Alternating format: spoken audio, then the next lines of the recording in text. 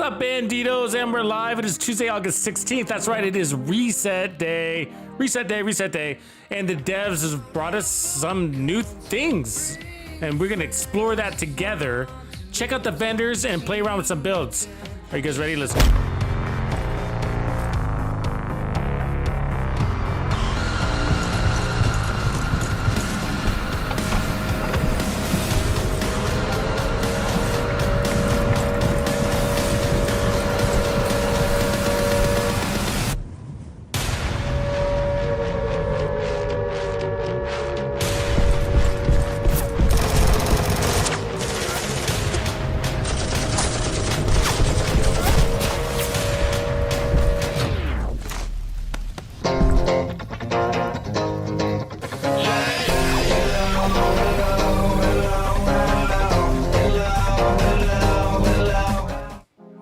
What's going on, Bandidos? Happy Tuesday, happy reset day, happy almost hump day, happy almost end of the summer day, happy in between global events week. So the global event ended early yesterday sometime. So hopefully you got your red stars all spent up and purchased your named item caches or exotics or whatever you were aiming for. And hopefully you got lucky. So we had the reset last night, right? And so those of you who joined in on the stream and had a good time with me, I appreciate that. But it turns out the devs have delivered us some new things. A couple of things though, before we get into that, is that the global event, right, is ended. And now, if you didn't claim anything that was, I can't show you now, but anything that was on the rewards track, okay, it would have pushed those items into your mailbox, and you showed new deliveries. So these came from the rewards track from Golden Bullet. Now, hopefully you caught that live stream where I was telling you not to claim these and let them go into your mailbox, because for these last two events, and reanimated especially, I'm going to be actually sitting on all of these things. I'm saving them for season 10. So now's the time to start stockpiling for season 10. Stockpile for season 10. And because we're going to get new exotics in season 10, new gear, new named items, all that kind of stuff. So if you want to get, like, you know, god rolls sooner than later when that season starts, then you want to have stockpiles kind of waiting for you. And that's how we got all of ours. So like the blue screen and all that stuff, like we ended up getting the Dread Edict and the blue screen from named or from exotic caches instead of having to farm through the rewards track like most people do, right? Or like you usually have to. So you have this rewards track up here, and so you usually have to farm in. The exotics are usually halfway, and one's at halfway point and the other one's towards the end. And so with this last event, we had the named item caches, we were able to open those. So anyways, so we got a week off. So next Tuesday is going to start this reanimated event here. And so we can get ready for that. We'll also work on some legendary builds this week. But the idea is to be ready when these global events that are really good kick off, like Golden Bullet and reanimated, so that you can farm the hell out of these events for those red stars. And we talked about this the other night in the live stream and we get that question a lot. Actually, we get the same question over and over again, like, how do I rank up my expertise really fast? How do I get to expertise 20? How do I get past 15? How do I get more exotics so I can do this stuff? And that's basically what it comes down to. It comes down to resources. And so you know, you really want to, like, plan out these really good global events and kind of set aside some time, some playing time, but most importantly, have your builds ready so that when these events kick off, that you could just farm the hell out of them. So that's what we're going to be working on this week, because reanimated allows you to basically play into a bunch of headshot builds, and those are some of my favorite builds in the game, right? So you're talking like Mantis, Dread Edict, Nemesis, Diamondback, White Death, these kind of things. Even the assault rifles like Bighorn. What's the other one? I always forget the name of it because I never use it. the Eagle Bearer.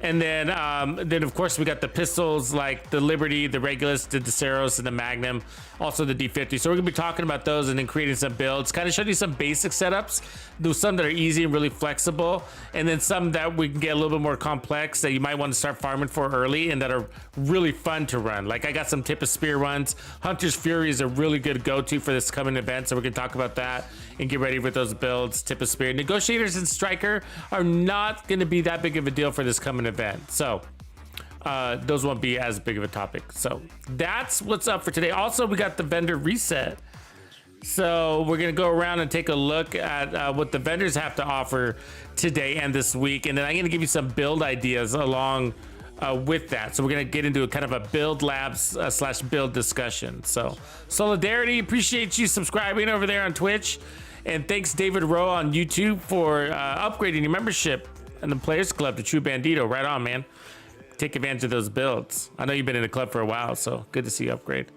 So okay, let's talk about the apparel. So the devs have delivered, basically they patched it. So remember we were talking about the apparel event, and when you go into outfits, you can see that the LED outfit, there's this, is not the LED, it's the, yeah, it is the LED.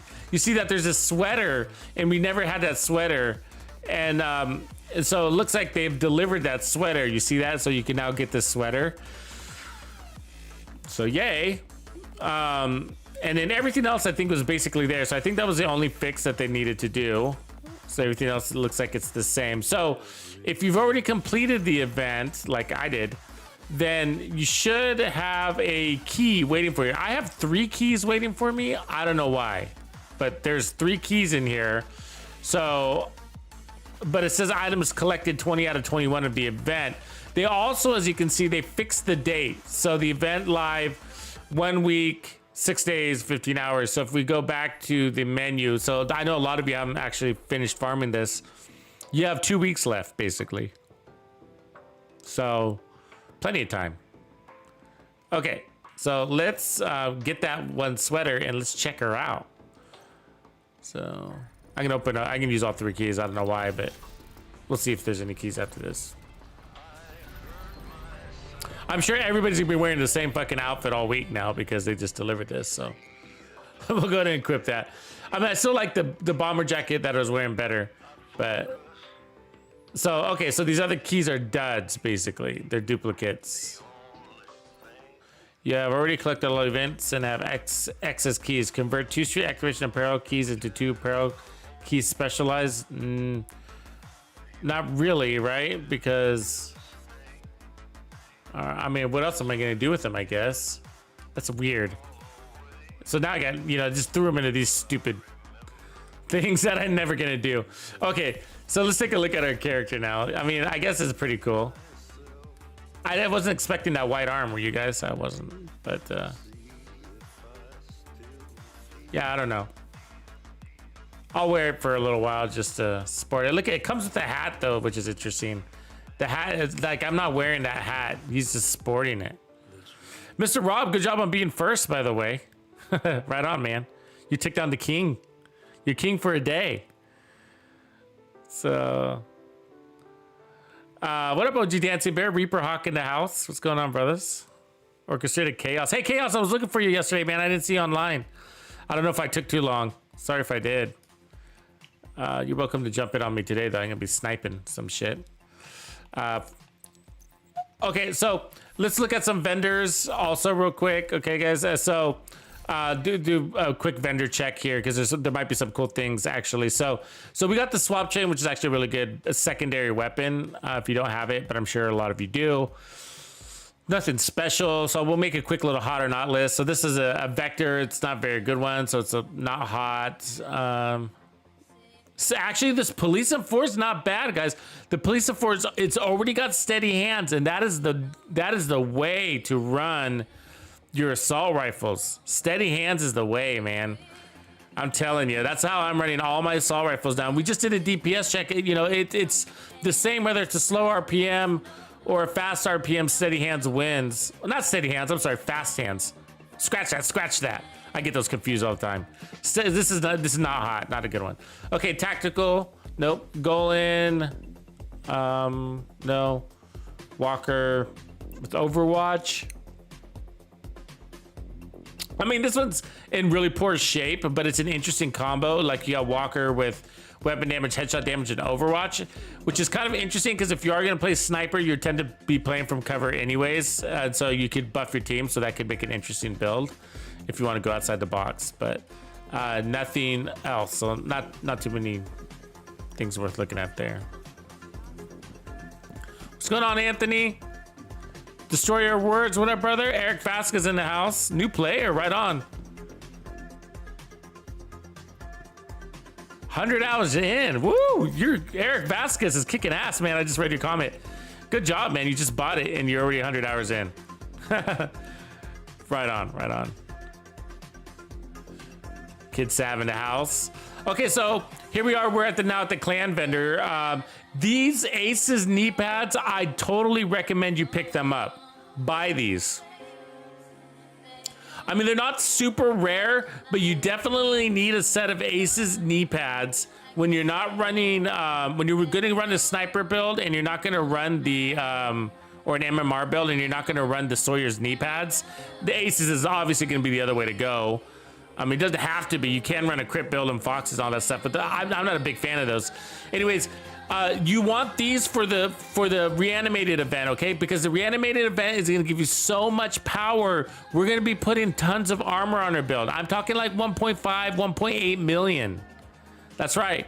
We're going to be running 1.8 million tip of spear builds, 1.5, 1.6, 1.3 million Aces builds.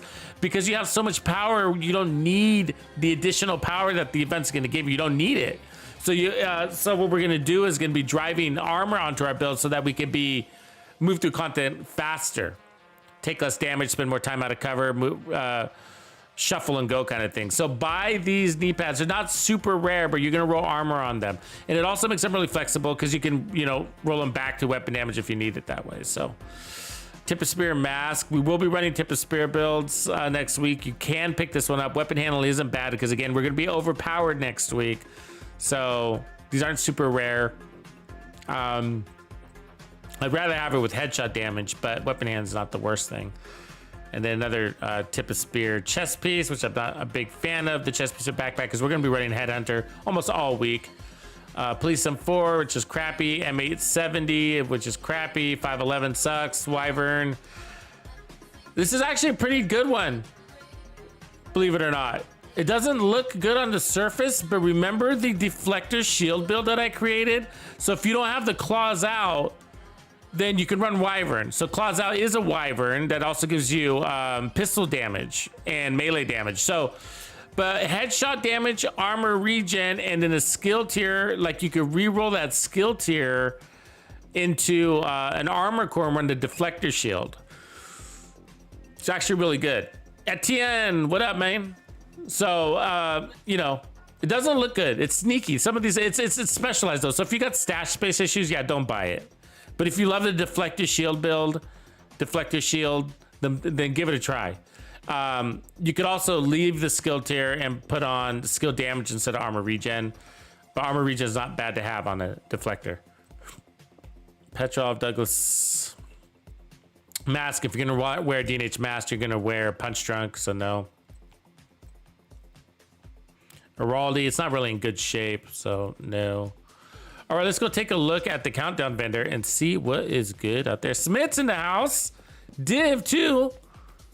I know. OG, are you gonna be back on soon, man? What's going on, man? I'm having like OG Dancing Bear cravings. Or withdrawals, or whatever you're supposed to call it. It's cravings. That sounds kind of nasty, huh? Hey, okay, so boomstick shitty. Does anybody have a good boomstick build? I want to know about it if you do. The pristine example here, this one is actually really good. Buy this. If you do not have a critted out pristine example, here you go. This is the one. It's a really important piece. I use it on my assault rifles. See that? We were using this. I use it on my assault rifles. I use it on my LMGs. I use it on my SVDs. It's amazing. Rifles, obviously, as well. This is like a staple. This is probably one of the most important chess pieces in your arsenal. And I have a lot of them. Look at all of them. These are all in my backpack that I'm running with, right? I have one with I'm gonna turn that one to armor. I'm gonna put armor on that one. And then this one's for headshots, weapon handling. So this one could be for an SVD. This one's weapon handling, crit damage with armor. So I got a variety of them because they're really important. Really important. So if you don't have a good one, this one's in really good shape. It's close enough to optimize it. And then you roll out that skill damage for crit chance. So perfect focus is clutch. Then there's a commando here. I kind of have mixed feelings about it. I mean, for the most part, I think the commando sucks. But, you know, with SVDs kind of rising to the surface here in the game, I'm wondering, you know, can we make something out of perfectly naked? There sure is, like in legendary, if you think about it, it's going to give you 50% of headshot damage. And in legendary content, there's a lot of red guys, you know, non-armor plated dudes running around. Bunch of naked guys running around. Legendary, you didn't know? So anyway, so yeah, that's gonna give you 50% headshot damage. I'm wondering, like, damn, can we just hit a red guy and then crack a chunk of skull open right after? Can it be that good? Does anybody know? Jayco's in the house. We got one of the PlayStation commanders has joined us today. He has blessed us. I am doing this stream so that I can catch you European time zones. So I'm glad to see I caught at least one of them. Okay, so the Carnage, it's a good one, but I mean, it's a good variant, but this is a crappy version, so I wouldn't get it. The G28, not a big fan. I did try it. The G28 is basically like an SVD, right? So on paper, it looks better than SVD, just so you know. But the shot, how do you say, the shot pattern, the cadence is not for me. But you know, I do recommend you try it so you can figure it out for yourself. L86 is I think it's the second strongest LMG in the game. It's got all the right rolls, but it's very far away from being good. DNH mask, Cheska. That's actually a good Cheska right there. Weapon handling, headshot damage, and you could roll that into an armor. It doesn't look that great, but if you don't have anything for your holster for next week, this could be good for an 1886 or Virginian build. Because the Virginian has perfect boomerang, and so it has to have max crit chance. But you can run the Headhunter chest talent, which means you're going to need 150% headshot damage, and that weapon also needs weapon handling. So this is it's got everything you need there, and you can even run armor. So if you don't have anything like that, you know, it's a cheap buy, very cheap, very affordable. If you don't have enough change, I'll loan you some money. You know, I should start fucking hawking my gear in like one of these back alleys in Federal Triangle. That's what I'm gonna do, man. I'm gonna do that one of these days. That would be so fucking funny, man. I'm talking like literally set up in an alley and just like pretend to be like the gun runner. Be like a gun runner for a day, and then you guys can like join up on me. I'll open up my game. You can join up on me and come over so I can creep you out in some weird creepy alley. The gun runner. Okay, so here we are. What is this one? This is the theater. Yeah, that's right. So we're at the theater. Let's see what they got. The Tsunami, which is actually a pretty fun shotgun to run. It's not my favorite in the game. See, let's talk about the Tsunami for a second, because I think it's got some misconceptions. A lot of people are like, oh yeah, it's the best in the game. The 612 is actually better. You know, the variant, is it the 612? Is that what it's called? Anyways, like the mop is what I'm talking about. Like, it's actually got higher base weapon damage than this. And so this has got 7 rounds, and it's got perfect pummel, which seems nice. But as you can see, it's got a pretty decent reload. I mean, that's like a Police M4 reload right there. So I like running mine actually with the Optimist. My Tsunami shotgun. I mean, you can run perfect pummel on it, but I'd rather have perfect pummel on one of the stronger shotguns. It's sort of not super strong, but But you can make it strong. I mean, you run it with the Hunter's Fury and whatever. But if you're gonna do that, like, I don't know. My feelings are like, you might as well just run the M870 or the 612 or the Scorpio or something like that. The Tsunami's not horrible. It's not bad. It's just one of those shotguns that kind of plays in the middle, and so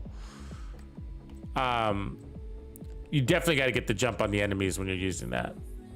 But it's worth the shot though. It's fun. I do have a Tsunami build. I put Hunter's Fury with a bunch of repair skills and the reason why I did that is that I wanted to give you some heals so that you can take damage on approach and then get your armor on kill. So that's kind of the point of it. Okay, it's Tactical Super 90. It actually was one of my original favorite shotguns. It's not a good one.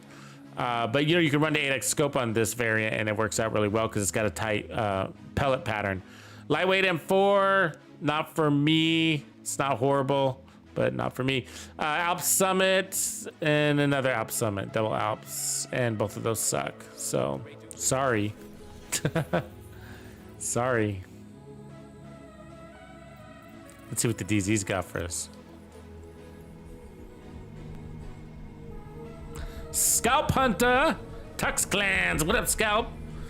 Carl Robinson in the house. What's going on? Hey, Reaper Hawk, you like that wheelchair that I sent you? I posted one on, I don't know if you guys saw that post. I posted one on YouTube, a wheelchair that has a Gatling gun attached to it. I don't know if you saw that. It was really funny. A really funny picture. Armored up. It's what you deserve, man. You deserve a nice armored up wheelchair, man, while you're in recovery. Okay, so this is how the DZ works, right? So when we go to these DZ vendors, what we're hoping for are some Dark Zone exclusive items that you can't get elsewhere unless you're farming named item caches, right? And so in order to buy things here, you got to have DZ credits that you can only get from the Dark Zone. You have to go in there to get those DZ credits. So, if you hate the Dark Zone, you still have to go in there and make sure you stock up on DZ credits from time to time, And if you really want to avoid a fight for some reason, that's cool, man. I get it. Then go there when the servers are dead, which is like fucking all the time because nobody plays PvP. So, okay. So Firm Handshake, you got are not Dark Zone exclusive items. So you're not going to spend your valuable DZ resources on these. Got double barrel shotgun, LVOAC, blah, blah. This is all crap. You're not going to, unless it's like really fucking rare, or you really need it, you're not going to buy anything from here unless it's a Dark Zone exclusive that you must have. So this is a crap setup right here. This is a crap vendor. I mean, we should pop a shot in this fucker just for trying to sell his shit. You know what I mean? So don't waste your credits on that stuff. Now, if you do play DZ a lot, if you're always in the Dark Zone, then you probably have more credits than you can actually use, and they sit there and collect dust. So yeah, okay. Then you got an excuse. You see something interesting, buy it. Yeah, Mints 96. I am wearing the new LED. They fixed the LED. They gave us a sweater basically. So if you finish your event, you should have a key waiting for you. If not, then you got to keep farming. For the final key. Didn't I click on? Oh, I thought it fucking went to I do that all the time. Just fast traveling around, just checking out the scenery. It's okay. It actually looks better in the picture. I'm not a big fan of the white arm. I'll show it to you in a second. It's got a white arm, but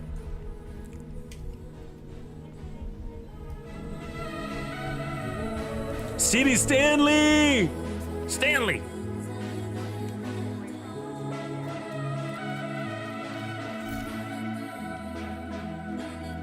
So as you can see, here it is. The sweater's cool. I like the hoodie. Here's a couple things I don't like about it. One, it comes with that red hat, and I don't like that red hat. So it makes your head look really tall, which maybe means that you're gonna take more headshots. I don't know. But otherwise, the sweater, the blue side's cool. I don't like the white arm. Not a big fan of that. So, but that is officially the sweater that was locked, that they didn't deliver to us, and so now we have it. But it's all right. It's not ugly. It's just that, I'm still liking, I still have a preference for the bomber jacket. That thing is fucking sick. I'd wear it in real life. The one I've been wearing all week. Okay, the orbit. Everybody needs an orbit. You get an orbit, you get an orbit, you get an orbit. Very important weapon that I never use. So, but you gotta get one. Cause A, it's fucking cool looking. Do I have it on me? No, I don't. But the orbit, it's a magnum, and it's a really important because it's got perfect finisher, which is a really easy way, especially if you're on PC, to pull in extra crit damage. Just you know, weaken somebody, switch to your pistol, stick a bullet in them, switch back to your primate. Now, see, I don't use it a lot because I use a controller. I'm on the Xbox, and it's sort of clunky to constantly rotate into your pistol. So a pistol as a primary is easy, but to constantly rotate into a pistol is kind of clunky. You over rotate and under rotate sometimes. So, but this is a very important weapon. You have to have at least one. So, and it's good. You know, it's got damage to armor and pistol damage. So, you know, you re-roll one of those, optimize the other one, and you're ready to go. 152 DZ credits, get yours now. So the Vector, we're not gonna really be interested in any of these others, but that's a snub-nosed Deseros. It's the smallest gun in the game. I got a couple of them, I love it. I call it the Noisy Cricket. I got a build for it. I run it with all directives, 10 directives in the Summit, very fun. Eclipse Protocol, Rigor, 511 Gila. It's good. Don't let the size deceive you. It's a really good pistol. All right, let's head over to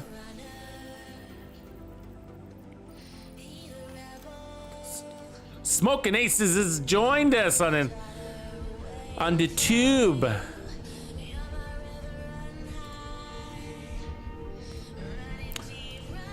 Which reminds me, you are listening to the new Gamer Music Playlist Volume 6. It is fresh, it's fresh. It's all done, it's uploading, so it will be available today, but not until after the stream.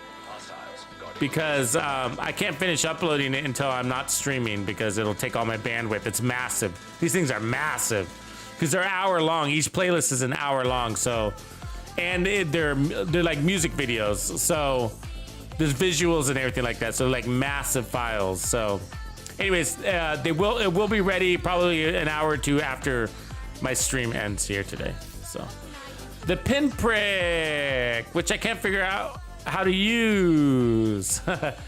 So this was, at one point, this was probably a really good gun because it comes with perfect first blood, which if scoped, your first 2 shots fired from combat act basically as like their headshots, even if you hit them in the ankle. The problem is that we don't care about body shots. So we want headshots because we're usually running headhunter with our build. So, you know, it's you know, it's not helpful. And there's other talents that we're gonna talk about this today, but there's other talents on our sniper rifles or MMRs that are better. So I mean, if you don't have one and you want to tinker with it, here's your chance to get it. It actually doesn't pop up too often.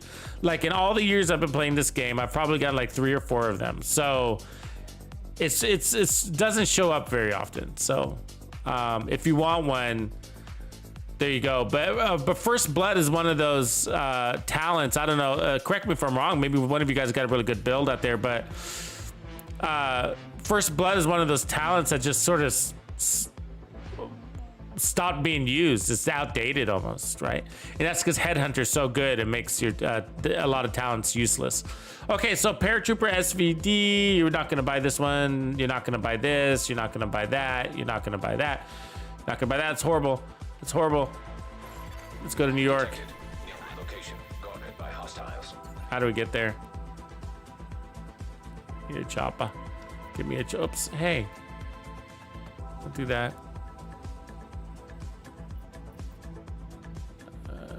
New York City map. This is how often I go to New York. I forget how to fucking get there. That's bad, huh? I'm bad. I know sometimes I get a comment, you guys, I get a comment from 1 or 2 of you guys, usually the same dude. And it's always like, hey man, switch it up, head over to New York and fight. It's like, yeah, but I fucking hate New York. I hate all the missions.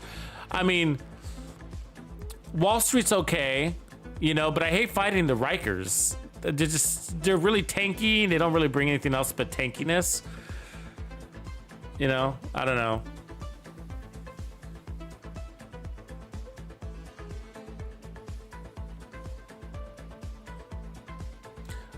Yeah, Latina has blessed us with her presence. She's on both sides. Latina is everywhere. She's on Twitch and YouTube. Right on, Latina. Ultra Mega Man. All right, 2:30 a.m. there in Sydney, Australia. Safe area detected. Who else did I say? So somebody had a question. Jacob Stark, yo, my brother, what's the best way to farm expertise? Please, I'm expecting another Bandito. Oh, right on, Jacob. Right on. Events. We just talked about this a couple of nights ago. Events. Global events is the #1 way to farm expertise. Okay, so that's why you want to do global events. And if you really want to get past, so getting to 10 is easy, okay? Getting to 15 isn't that hard either. Getting beyond 15 is going to be the biggest challenge. And so what you want to do is you want to farm these global events, and you want to go into floor 10 and farm the fuck out of the summit floor 10 and get as many red stars. I'm talking hundreds upon hundreds, basically like get as close to 1,000 red stars as possible. So yeah, you're gonna be spending like 3 or 4 hours a day if that's your ambition to get that, to get all those exotics. But if you're just trying to get to level 10, it's really easy, man. Just standard resources, man. So, you know, just this junk, right? That's all you need. SHD calibrations. These are coming to play too, but that's all this stuff is just SHD points. So the same thing, go into the summit, turn on the global event, turn on all directives, farm floor 10. So you can use the buddy system. Don't do it alone. It goes faster with the buddy. So farm these events and just get hundreds of red stars. You can get named items also if you want to, or you can buy optimization caches if you're still trying to get to level 10 and you're running out of resources. Otherwise, every time you level up your watch, you're gonna level up. You're able to buy those resources that you need, and you can stock up on this, right? So right now I can buy 408 SHD collaborations if I want to, which I'm not going to. On this character, you need multiple characters. You need 4 characters. So if you don't have multiple characters, spend all week getting more characters, and then farm floor 10 again, and every time one character levels up, the other 3 are going to level up too. So those are, if you haven't gotten the multiple characters yet, that should be top priority, like right there. I don't care if you started the game yesterday. You now need, the day you start this game, you need 2 characters, because every time you level up, your other character levels up, and resources and stash space are really important more than anything. So, and just like Reaper says, that's 55 exotic components per item. One thing you're gonna, so in order to push this to level 20, I need 55 exotic components. This dealio here. To go from experience level 10 to 20. Reaper knows, he's already there at 20. It's very expensive, very time consuming. I'll be lucky if I get 2 or 3 things to level 20 before I retire this game. I'm serious. That's not a joke. That's not a joke. Look at how many, unless you're gonna spend like 4-hour days every day in the summit, which I'm not. Look at, I got 127 exotic components, so I can maybe do 2 things right now, and it's taken a long time to get those 127 things. And I got where's the stash around here? I got a stash around here somewhere, right? I'm lost. I never go to New York. It's embarrassing. I'm embarrassed. There it is. These guys are hiding it. Okay, so in my mailbox, I got exotics in here too, but not very many. You know what I mean? And I don't do all my projects. I do the legendaries usually, but I don't go into the summit very often. So I got like 4 exotics here. So, but I'm stockpiling these things, you know. Anyways, so I mean, it's gonna be tough. It's gonna be tough to get all your things to level 20. I mean, oh my God, whoever gets all 300 and something things to level 20 deserves a fucking award. I swear to Jesus H, because that's crazy. I mean, that's crazy how much farming they'll have to do. But for me, you know, I'm probably gonna pick like with 2 or top 3 favorite weapons. It'd probably like the Regulus, probably be like maybe probably the Mantis, because I really like that too. Maybe the White Death and the Police M4, and that's probably gonna be it. Everything else is like, I'm rotating builds too often to get anything else to level 20. So, and then the Memento would be the other thing outside of that. So who knows? Who knows? But I got that buyer hesitation thing. So, okay, so we got the custom P416G3 with rate of fire and Ranger. Oh, that's kind of really interesting. So I have a P416 with rate of fire, and it's actually really good. The rolls on this one aren't that great, but it's got the right setup. Ranger, this doesn't do that good at Ranger. It's got too much burst. SR1, nope. SOCOM, no. Not a good one. Tactical, no. No. Sokolo, no. Walker, no. Yeah, it's all crap. Let's go check out Benitez. See if he's selling puppies. Hey, boy. Hey, hey. What's going on, buddy? Hey, buddy. Hey, hey, buddy. All right. Let me go now. Let me go now. All right. All right, so Benitez, FAMAS. Okay, we've been working with the FAMAS lately. Nope, it's no good though. RPK with steady hands, that's actually a nice talent on it. The rolls aren't awesome, but the steady hands on the RPK would actually be pretty good. No, no. Walker backpack with opportunistic and headshot damage that's got the right setup for like an SVD or even a shotgun. It's actually kind of not that bad. International with sniper rolls, consistent. Probably no good though. Yeah, it's all junk from there, ladies and gents.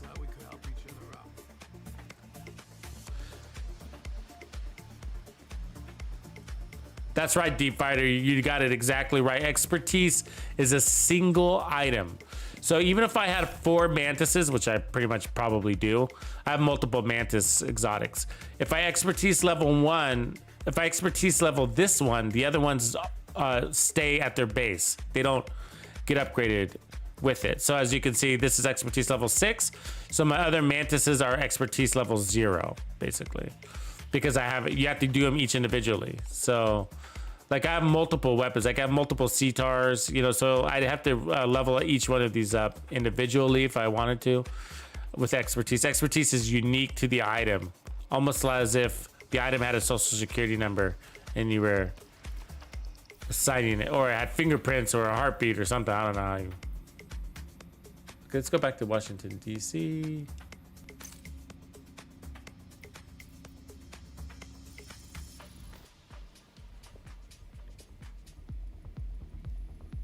Wellington, what's up, man?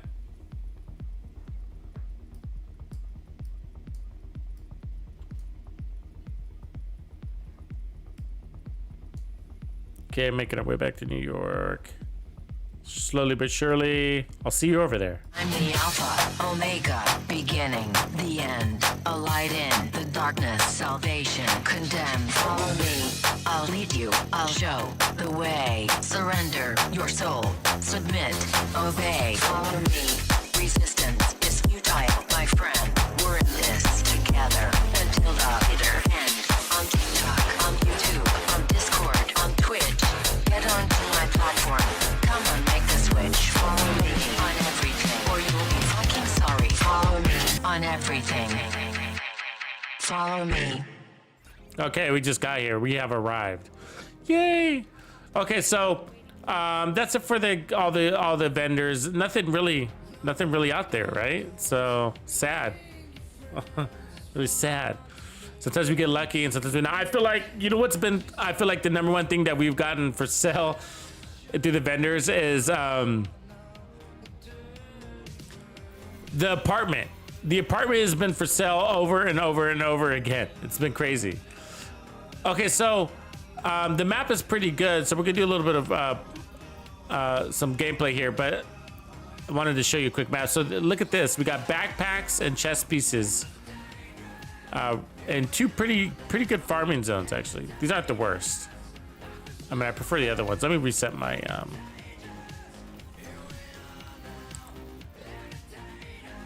I'm gonna walk you through this build. Really easy. I run it all the time. You probably have one just like it.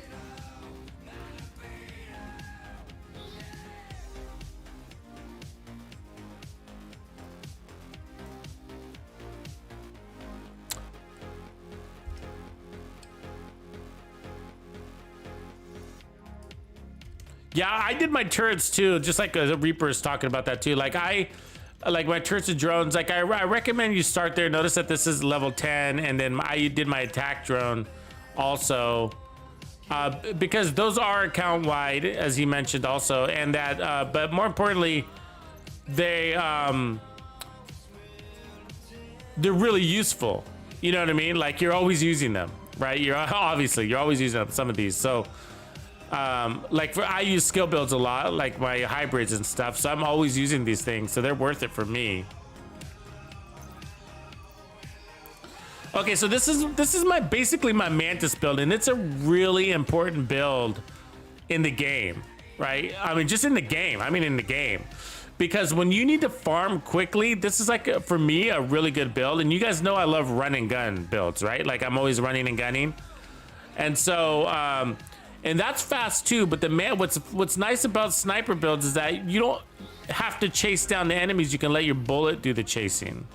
And so, you know, it's good to get good with these things because you can pull tons of XP and get lots of whatever you call it, red stars and whatever you got to do. So my Mantis here is level 6, so I haven't used it in a while. So let's rank it up. So if you haven't upgraded anything, it's just as easy. That's what I'm saying. So like, as you can see, when you're working your way up to 10, it's pretty basic resources that you're consuming here. I'm almost to level 11.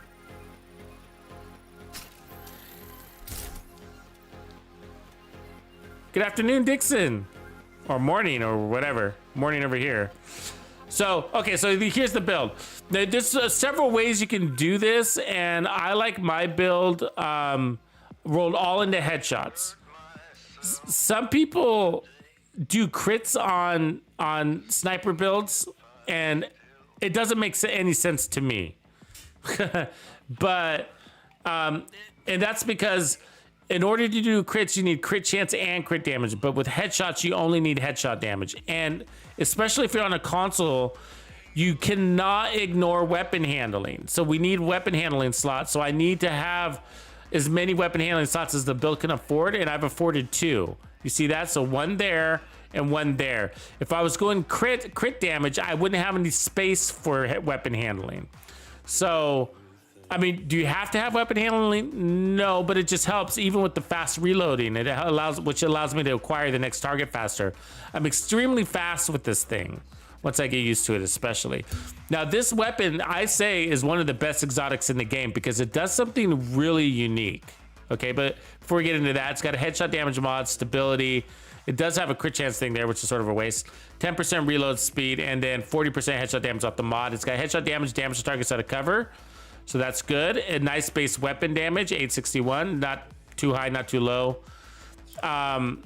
And then in plain sight, basically one of the things that's really unique about this weapon is it highlights enemies' heads and enemy weak points, which means you can see them in the dark and they cannot see you. You can see them in the fog, they cannot see you.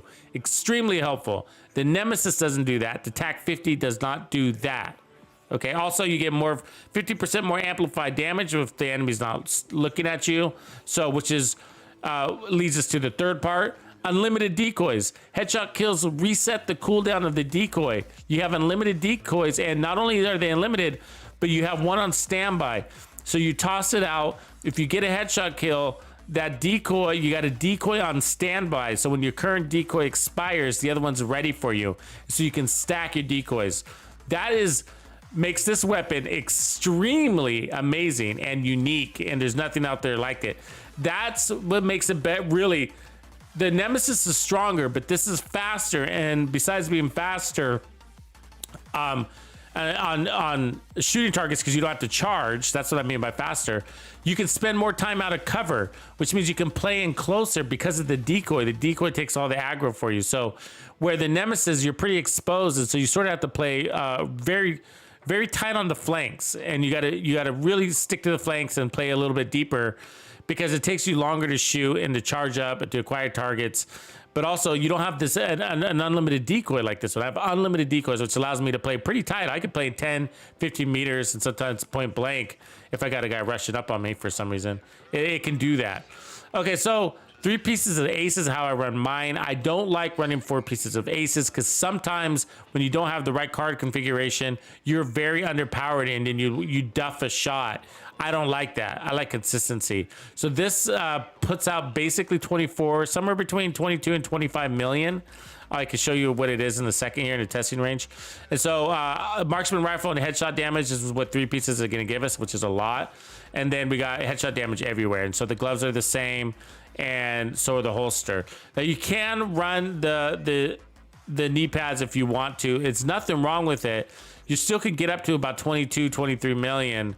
But these knee pads give me more damage as long as I'm standing still. And even if I'm not standing still, I was sort of playing into the averages, right? They give you up to 30% weapon damage. And so, you know, on average, they're going to give me 15%. I do move. I try to, but in heroic content, I can stay still a while. But for legendary content, I got to move because there's grenades coming my way.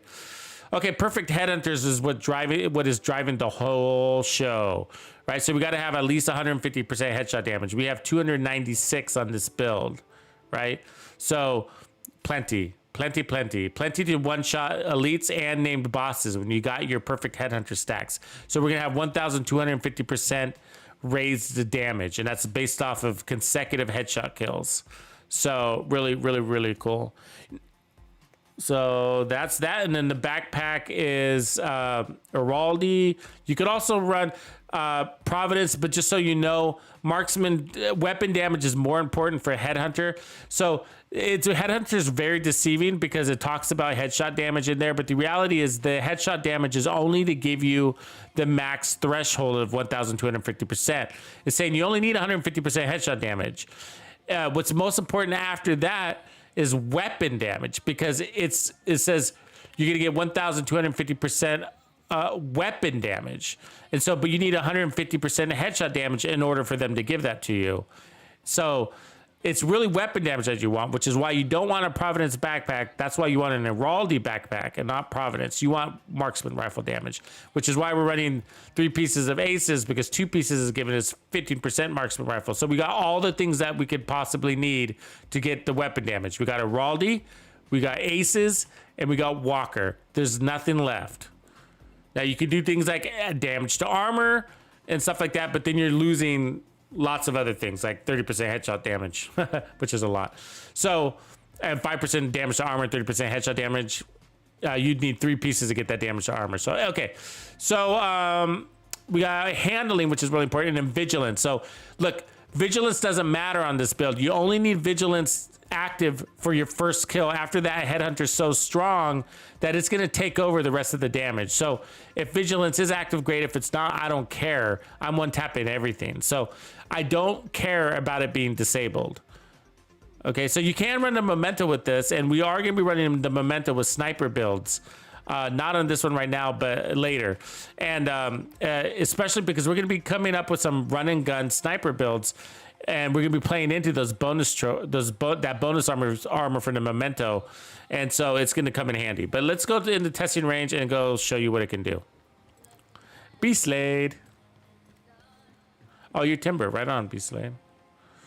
I guess we could just go here. AG, what's up? JD and Gunsmoke.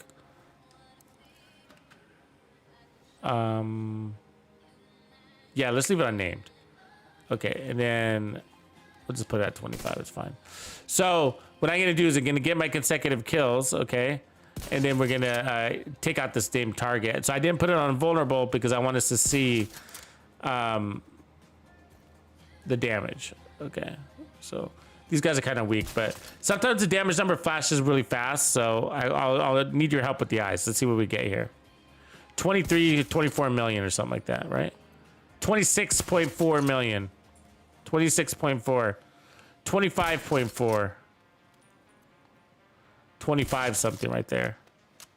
So I know those numbers are flashing up fast. Sorry, that's all I can do. 25.4. So 25.4 is the number. Okay, so 26.4 on crit, but it's not a crit build. So let's call it 25.4. 26 is its 0.4 is going to be its absolute max when it crits, but we're not really critting. So 25.4 is enough to basically take out any named boss, any heroic named boss. Right? You don't need anything else. So if we put on the Ace's knee pads, let me show you what that does, okay? Because I know you're curious, and I get it. So one is you don't have to stand still to get your max damage, so that's good. But what you do have to do is get these card thingies to match up, whatever. And so like I don't even pay attention to those things when I get them, but it's gonna give you amp damage when you got it. There you go. So the next shot is gonna be amp, right? So let's see what we got. 25 something. 24 less is a little less. 24.1. That's going a little too fast. Hold on. 29 maybe. I couldn't see that. Fuck. Like we need like slow mo, right? 24. That was on crit, and we're not running a crit build, so 24. 25 point something. So it's basically the same.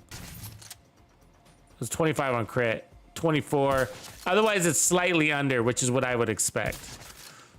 Aces is slightly under. It's close, but slightly under. Okay, and then anybody see that? 24. It's basically 24. Okay, here we go. Fully procced. 24. So. Okay, we got a full house, so next shot's gonna be amped, and then I can see the number, but it's all gonna be the same. Anyways, so okay, here it is again. Let's see if we can see that number. Okay, somebody tell me this number, what this number is. 24. Yeah, so 24 with the amp damage, right? So, and it can break higher on a crit. Okay, it can break higher on a crit, like, but there, as you can see, we're chain killing named bosses, and it's really rare to see a bigger number. So is it possible to get a bigger number?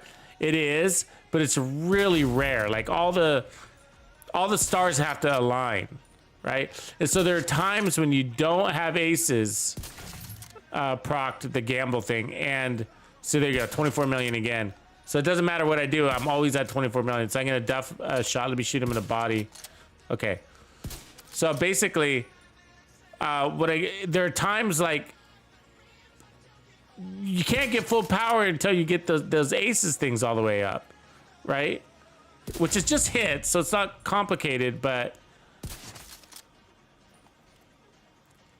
I feel like it seems to be for me more suitable for 4 pieces aces. For me is more suitable on a like an SVD build where you're putting out a lot of shots.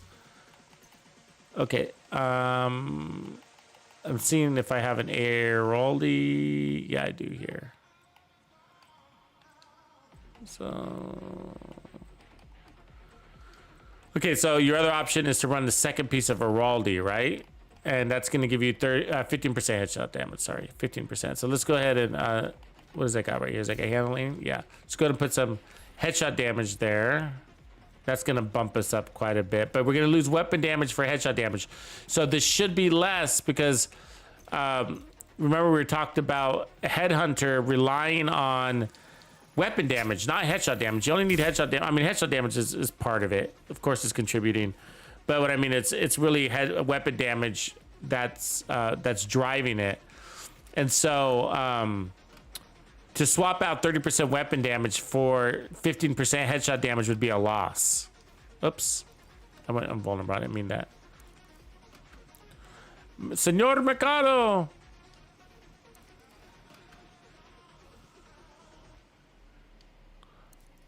Okay, I'm gonna try to stay scoped in. Okay. Okay, so this should be less, but let's just throw it up there. Okay, so we got to kill a couple of these guys. So we're ramping up.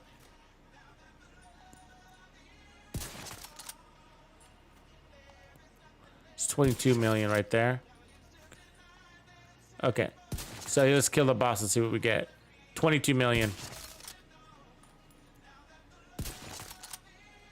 22 million. So yeah, we lost at least 2 million, and then as much as like 4 million on crit. But 2 million loss right there. There's 2 million loss. So 23 million on crit. So as you can see, we can do that all day. It's not going to change.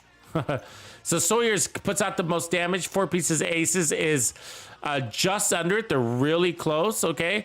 It's just that Sawyer's is more consistent if you're standing still. Where aces, you got to have that Dead Man's Hand procced. But it doesn't matter. Once you have, it doesn't even matter. You can move, guys. Once you have a Headhunter procced, run and gun if you want to. Do whatever you want to do. Once this thing is going, it doesn't matter. You don't have to stand still. You don't have to have vigilance anymore. You are loaded, locked and loaded. Comprende? All right, let's go. Prime time in the house. What up, Prime?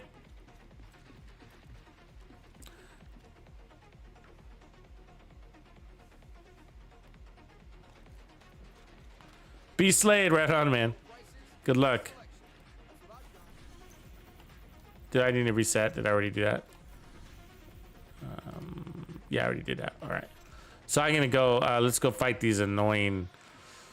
So, okay, here's the deal. You want if you're gonna farm the open world next week or on any Headhunter build, basically. Okay, if you're gonna fight, you could choose your factions wisely. All right.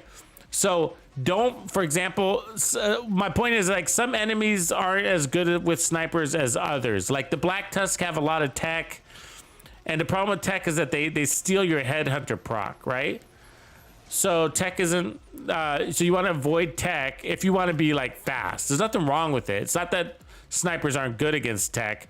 Actually, they're pretty good because you can take out Warhound weak points with a single shot, but they consume your Headhunter stack. So the next shot after you shoot that Warhound, then you're not going to be able to one shot the next guy. You're gonna have to build up your stacks again. So Black Tusk, avoid Black Tusk if you're looking for a lot of red stars. Also, hyenas. Hyenas, they will send you a lot of rushes, but a lot of the hyena enemies have helmets or that big shield. And so they're annoying, and they're but mostly it's the rushers. They're always sending those rushers at you, and those rushers have helmets, and so they can consume your Headhunter stack, and then you end up having to rebuild it.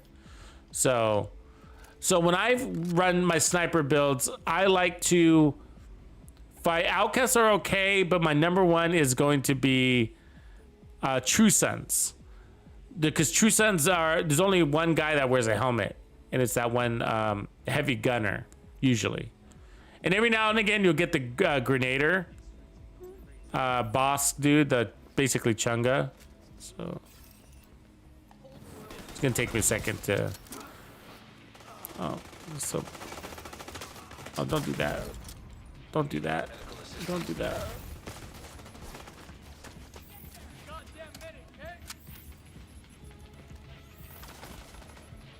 It's gonna take me a second to get used to being a sniper. I haven't used it. So one shot at his ass. Purple point blank.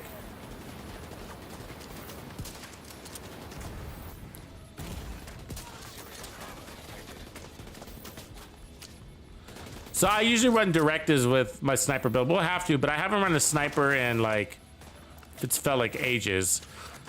And which is probably be like a month. But so once I get kind of my aim in check, then I'll go and add it, the directives. But that's one of the perks of running these builds. God damn it! I keep see all the decoys we can throw out. It's really nice.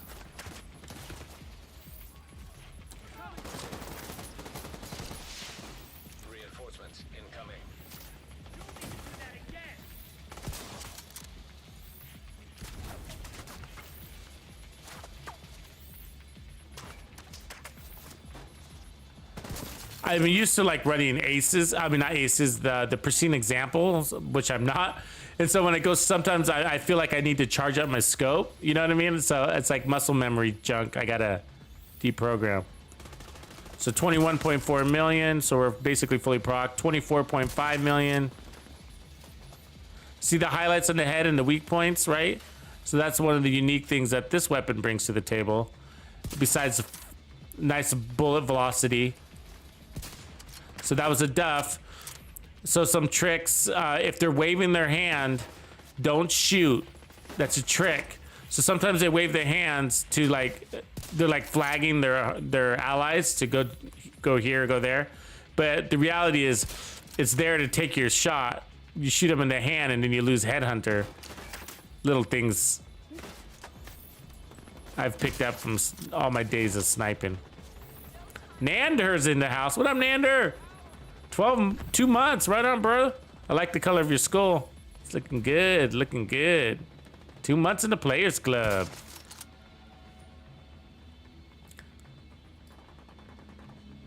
Okay, so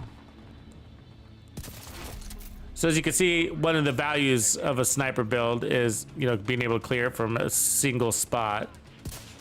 So that was a duff.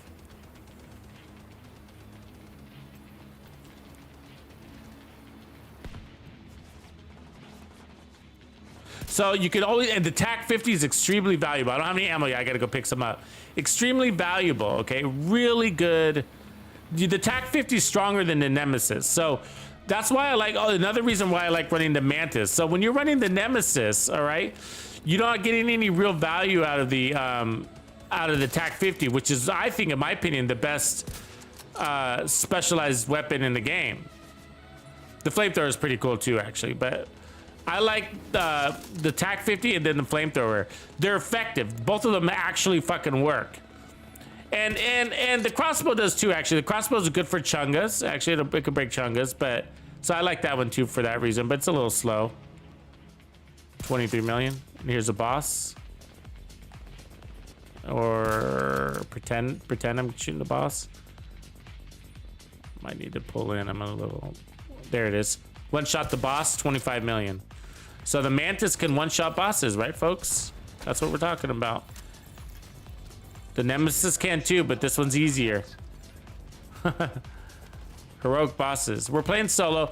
Now, just so you know, when you start adding teammates, it does become difficult to one-shot bosses. The Nemesis even has a hard time one-shotting bosses with a 4-man squad because the enemies get so tanky. So, yeah, everything's got to be. You can do it. Everything's just got to be in order. You just got to have all your ducks in a row.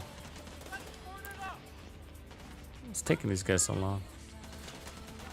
Somebody here?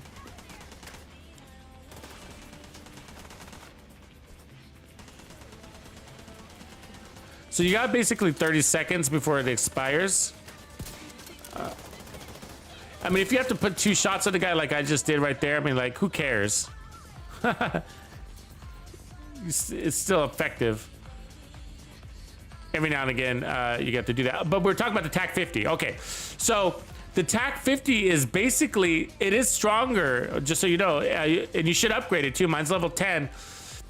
It's stronger than the Nemesis, 2.4 million. It also gives you more headshot damage than the Nemesis. All right? It's got more headshot damage on its attributes, which I think basically comes in the form of a mod. Where are these guys? What's going on? Why aren't they fucking fighting? Oh my god.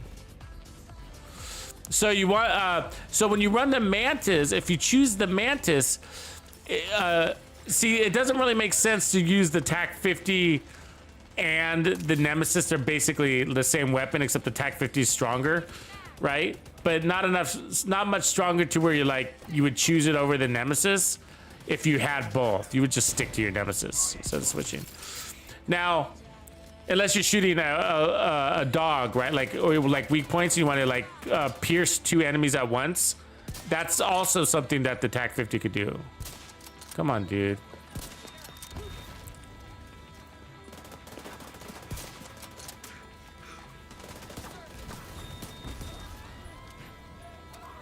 So, but the TAC 50 can charge up your headhunter with a single shot. See that? So watch, we'll switch. Now my headhunter is fully charged. You see the little meter? So that's why you want the TAC 50. That's its trick. It's a shortcut. Instead of getting 2 or 3 kills to charge up your headhunter, you can do it with this single kill. And I'm telling you right now, guys, it's all, you get always look at one shot at the boss, 24 million off of 1 kill stack. You see that, boss? Dead, boss. Boss no mo. And that's attack 50. And I'm telling you, you get, look at all the ammo. There's ammo right there. Look at attack 50 ammo. There's, you get it. You always get ammo. Just don't abuse it. Okay, now I'm out. I abused it. No, we're not fully loaded. We're just getting started. So once you get your 6 or 8 rounds, whatever it is, you'll it's hard to run out. I use it like basically once or twice per control point, per checkpoint, I guess. The front half. Look at there's 2 rounds right there, right?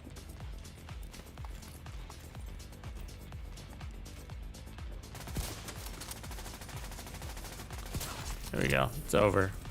Game over.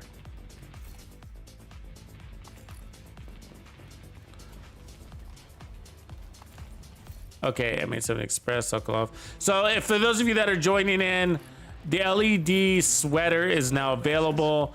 Go into your area. Oops. Yeah, you can get higher woofer headshot damage if you want to. But weapon damage is more important than headshot damage, so keep that in mind, right? So make sure you're running your Raldi and your Walker with your aces. But if you really want more headshot damage, you can go to the White Death. It's also got a higher base weapon damage, but this is going to give you more headshot damage. Let's switch to it. Watch.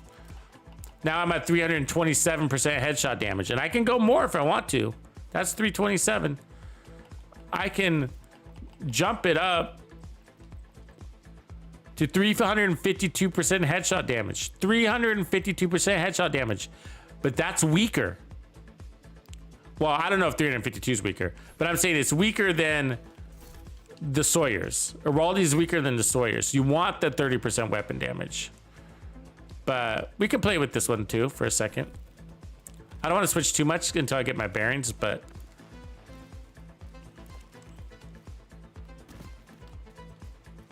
yeah, you have to be over 150% to get your to basically peak out your damage. So that's it. So you really only need 150% headshot damage, and then you're good. From there, I mean, you did the thing. The reason why I go headshot damage is for efficiency's sake, because I don't want to go crits on this build. I don't want to go crits, and that's because I'm playing on Xbox, so I need some sort of weapon handling. As you can see, I got 2 weapon handling mods. And I can play without weapon handling, but I prefer weapon handling, if that makes sense. And then I can go to put back on Sawyer's. You can't. And so that is one benefit. I should have said that. If you struggle landing your shots, then go ahead and run the weaker set, which is the Raldi. Okay, because now you're getting an extra weapon handling mod, right? And so we're at 352, and then we got 3 mods. So that's look at that, 50% stability. 24% weapon handling, but so that's one way. But you can take away some of this headshot damage. It is, sniper builds are overpowered. They're overpowered. You don't need all this power. It's ridiculous. It is. I mean, we're one shot. You guys see how easy it is to one shot a named boss. You know what I mean? An elite heroic boss. It's just like shooting anybody. It's like shooting a red guy. You know, if you have your procs, right? If you have your stacks. And so all it takes is a little, with these sniper builds, it's just a little pre-planning that's involved, right? So when you see the boss, you're like, okay, the boss is here. Let me shoot this guy, that guy, and then I'm gonna take out the boss. And that's how it's played. That's how they do it, and that's how they take out aggro with one shot, right? It's all a little bit of planning. You're like, aggro's gonna jump down in a minute, so let me shoot this guy, that guy, this guy, get my headhunter proc. He jumps down, and then they one tap aggro District Union Arena legendary boss with a single bullet. It all takes planning. And so it doesn't change when you're playing in the open world on heroic and a named boss comes out. Don't expect to whip out your Nemesis and just kill, or even your Mantis or your White Death. It's not going to happen. You got to have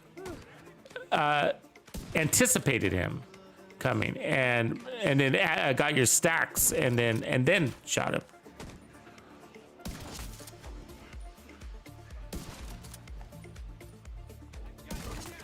So this is the White Death here. I actually really like the White Death. So this is what's cool about the White Death, okay? I'm running mine with preservation. This is why I love the White Death. Beautiful skin, by the way. That's the White Jade. And then 45% headshot damage scope. I love this scope. It's a really good scope. It's better than the Nemesis scope. Better than the TAC 50 scope. That's a great scope. And then I'm running accuracy down here. And then reload speed. But damage to targets out of cover is how I roll mine. You can also run armor. That's fine. Preservation. 20% armor on kill when you get headshots over 5 seconds. Right? And that's why I use my main reason why I use the White Death. I usually run the White Death without scope. But the other reason why you want it is if you're gonna go for extremely long shots, it's got the best damage drop off. Look at the damage drop off compared to the Nemesis. Whoa, that might be an eye opener for you. Look at the Nemesis, doesn't even reach 100 meters. Right? The Mantis does.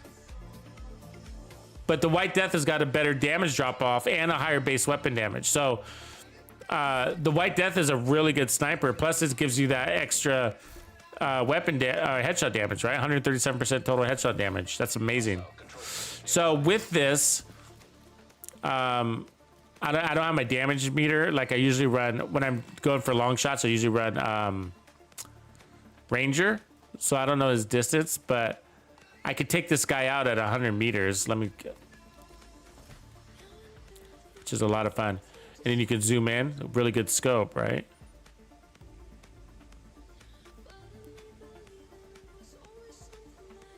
So he's an elite. Normally we'd have to stack our head under, so let's see if it works. Yeah, this is gonna take more than one shot.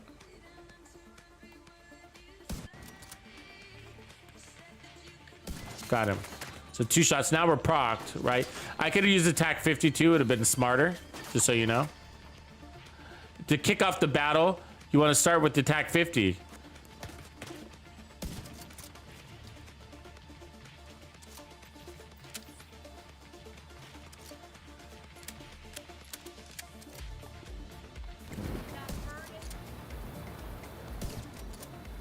Okay, fuck you.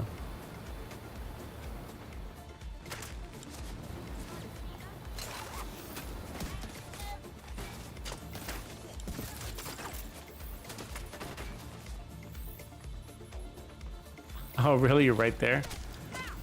Yeah, it's gonna get me killed.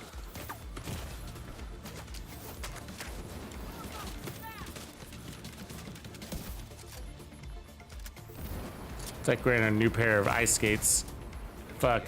Yeah, switching weapons, it's kind of hard sometimes. Snipers are sensitive. They feel a little bit different. You know what I mean? Like you gotta get used to its handling a little bit.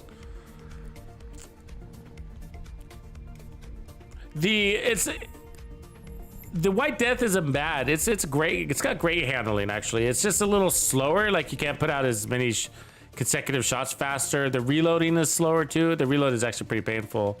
2.9 seconds. That's with 20% reload speed. But what's really cool is you can single reload. That's kind of nice. Let's see which way do we gotta go to get back over there. Which door? Door number 2. Blue Jedi, what up? Good to see you back, Blue.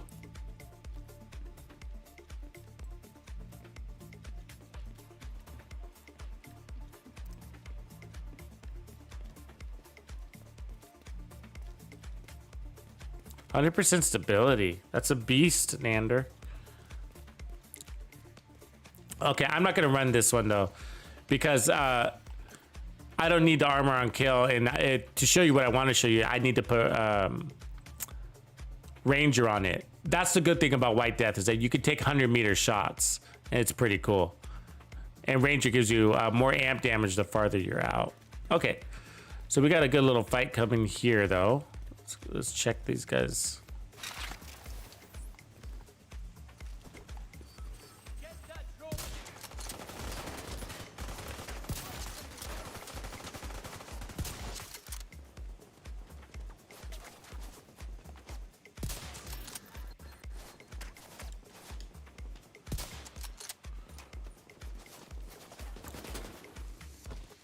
So I got another decoy on standby.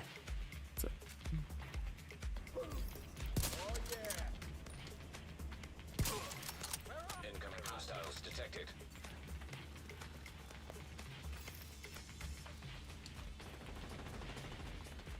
Coming from behind us.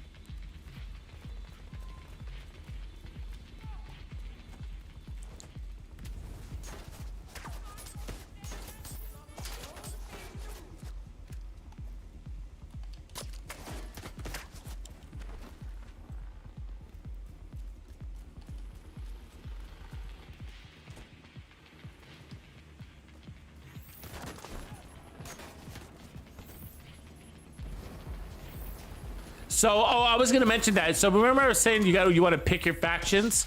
The outcast can kind of be a pain in the ass because when you get hit with a status effect like fire, you lose your aim, right? You can't shoot. You can't go and scope. The other thing is they send those little stupid 20 million on that guy. They send those stupid little lawnmowers at you. Those are a pain in the ass. A big pain in the arse.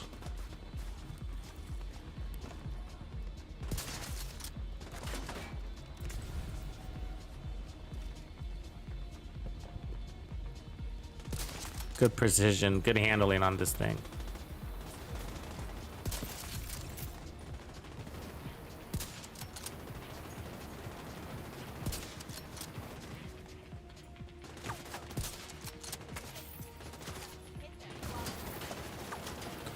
So you don't want them to be looking at you. You really want to use that decoy. So even if you think you have it, get that decoy out there. You're wasting them. If not, you get, because every headshot kill gives you a new decoy. So just use it.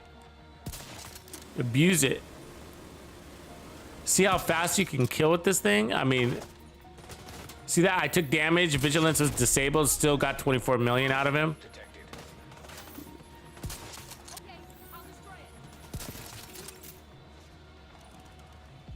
On the go, 25.3.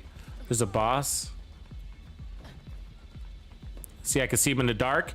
22.9 million. So that's what I'm saying right there. That was the value. You can't do that with the Nemesis. I basically shot him in the blind, right? I saw a halo and I took the halo shot, right? Couldn't see his actual head. And I do like the Nemesis. It's not my favorite, but I do like it. It's a challenge to use. It's a little slower. Definitely hits harder. It does have value because, you know, you could, if you lose your headhunter buff, you can pick it up pretty easily again with that weapon. So there's value there. Obviously, it's strong enough to one shot named bosses.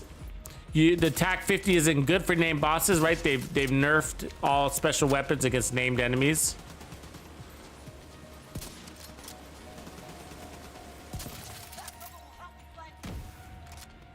But these headshots are giving me extra XP, right? Extra kill XP, and then I'm getting extra.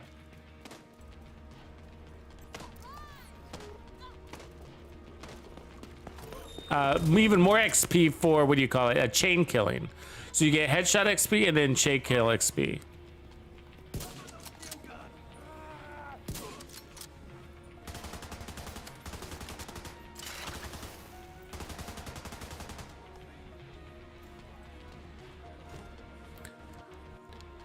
The one, so each weapon, I gotta say, has its merits, right? Because when I'm running the White Death, the cool thing about the White Death is that you could still run the Nemesis if you want to, right? You could run the White Death and the Nemesis. Or more importantly, you can run the Regulus as a backup pistol, right? Because now you have space for an exotic. Friendly combatants detected.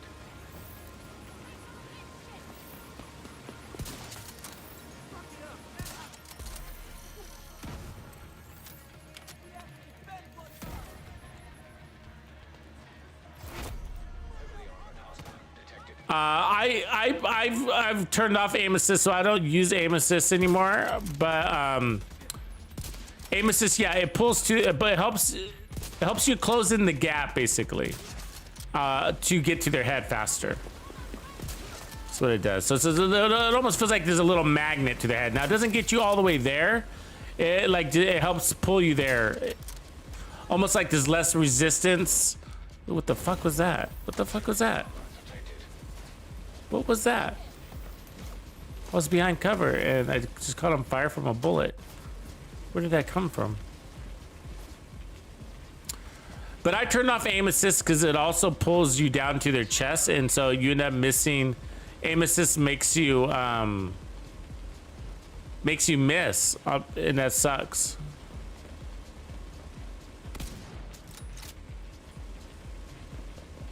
What's this guy doing? What's he doing? So weird.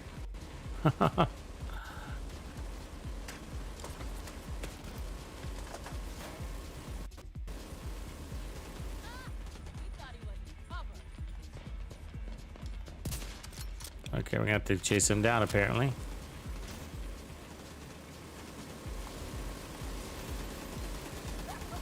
So yeah, I turned aim assist. I like it better, but you know. So 2 shots on the named boss without any procs. Agent in need of backup. And that's with me moving too, right? Like I didn't even have my old knee pads. But like the Nemesis does also work better against rogues, for example. I mean, like I could take out a rogue with a single shot with the Mantis if I have other NPCs running around to build stacks on. Where the Nemesis, you can take out a rogue, one of the rogues with a couple of shots. It won't be one shot, it'll take a couple, and then you can one tap the other. Basically, they both do the same thing, but the Nemesis is faster at killing rogues.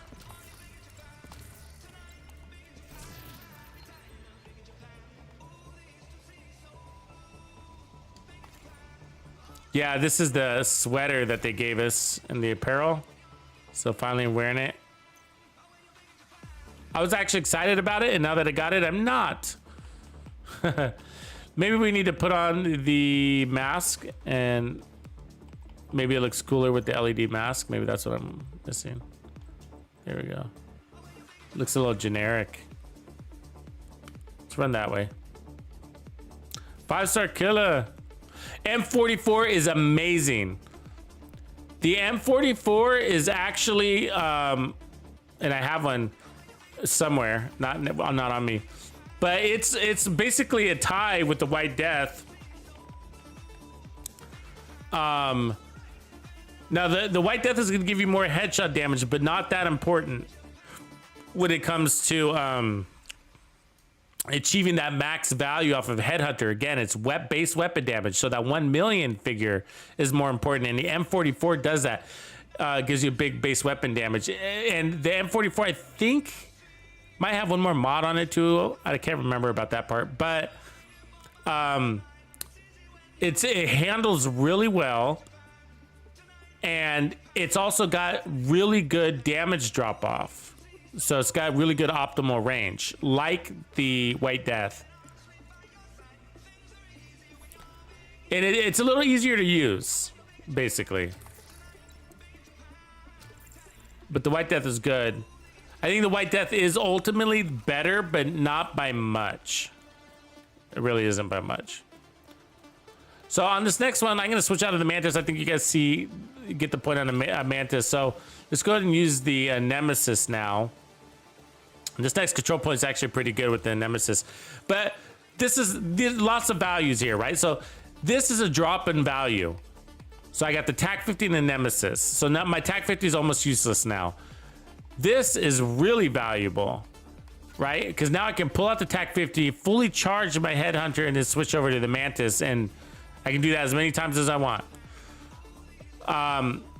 This, I gotta say, is one of the most valuable setups. If I run the White Death, I can also run the Regulus. And so when somebody, if I decide I want to go spawn kill, I could go and blow a bunch of people up with a single bullet, right? So that's really valuable.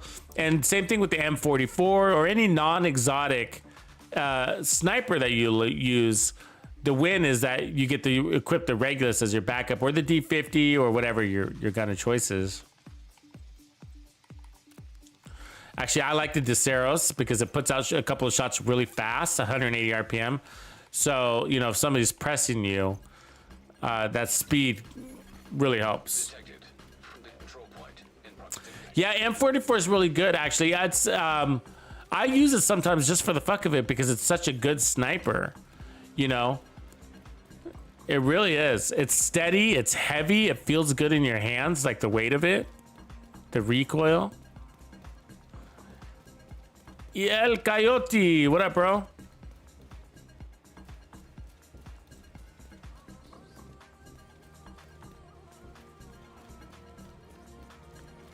Okay, so with the Nemesis again, we're not one of the drawbacks also is that we don't have unlimited decoys. So what you want to do is take out a key target, which is going to be this guy on this turret. And so the good news is, like, when I'm fully charged, which I'm waiting to do here. So this, ooh, I accidentally killed him. Sorry about that. So I was waiting for my knee pads to get fully charged, but we killed him anyways. So you can still kill really quickly with this. It's just not as fast as the, oops. One gun. And then you have to stay in scope like this, which that alone could get you killed. So 14 million. You can get crazy numbers with this thing. Crazy. I think this is a 45 million headshot build solo without the Achilles pulse. 45 million solo, maybe 60 million without the Achilles. I can't remember exactly, so we'll have to track it. 56 million, yeah, so it's 60 million. That was 56 million solo. So when I mean solo, it's like no team buffs, right?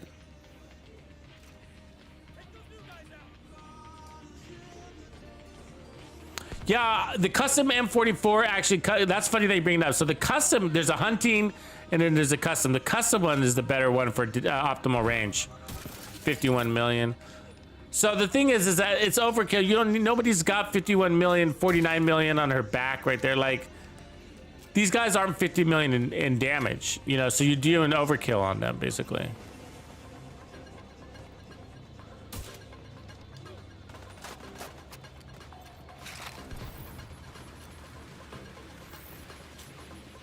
So that's why the Nemesis is more of a specialty sniper, in my opinion. You can use it for everything, but it's more of a specialty sniper. You want to take out a special boss, you know, like aggro at the end of District Union Arena. That's what I think this gun is really for. That kind of stuff, you know. A little harder to use. It's just not as practical, right? You don't have to fully charge it either, by the way. You don't have to. I mean, when you're getting that first shot, maybe, but like from there, you could go a little faster. It's 30 million. Okay, let's see this boss. Here's a boss. Gonna land it. 58 million on the boss. So, but we killed that same boss with the Mantis, right? So we don't need 50 million to kill him. It's overkill. 60 million, 60.5. There it is, top of the day. 60.5 million. See if we can do it higher.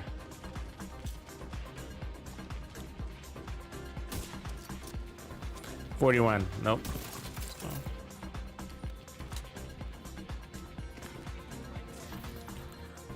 So, you know, so it's fun. I like using it just because it, you know, it's kind of more of a challenge weapon because it's kind of slower and harder to land your shots because you have to do that charging up thing, which exposes you more to potential incoming damage. But you know, it's kind of fun to get those big numbers. 56 million on that red guy. Do you think that red guy had 56 million in armor health? No. Absolutely not. What's going on there?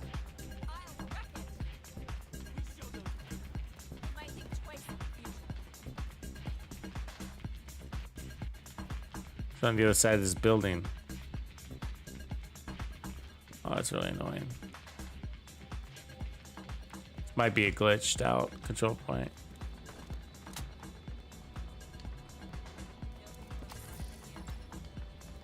I'm gonna have to go around. So yeah, I spent a couple of weeks practicing with the Nemesis to try to get better at it because it's, I wanted to give it a fair assessment, a fair shot. And so in order to do that, it was important I got good at it. You know what I mean? There's a guy. Because I was pretty solid that the Nemesis is the better gun. And then so after putting a couple weeks into it and getting really good at it, where I could take out targets quickly and consistently on demand and all that shit, then and I was like, yeah, okay, this gun's pretty cool. It's pretty fun, you know? And then I'd put on the Mantis. So I'm like, oh my God, it's so much faster than Mantis. It's just faster. You could take out 10 targets in the same time. You can get a few out of this gun. So, oh, there's still one more? Come on.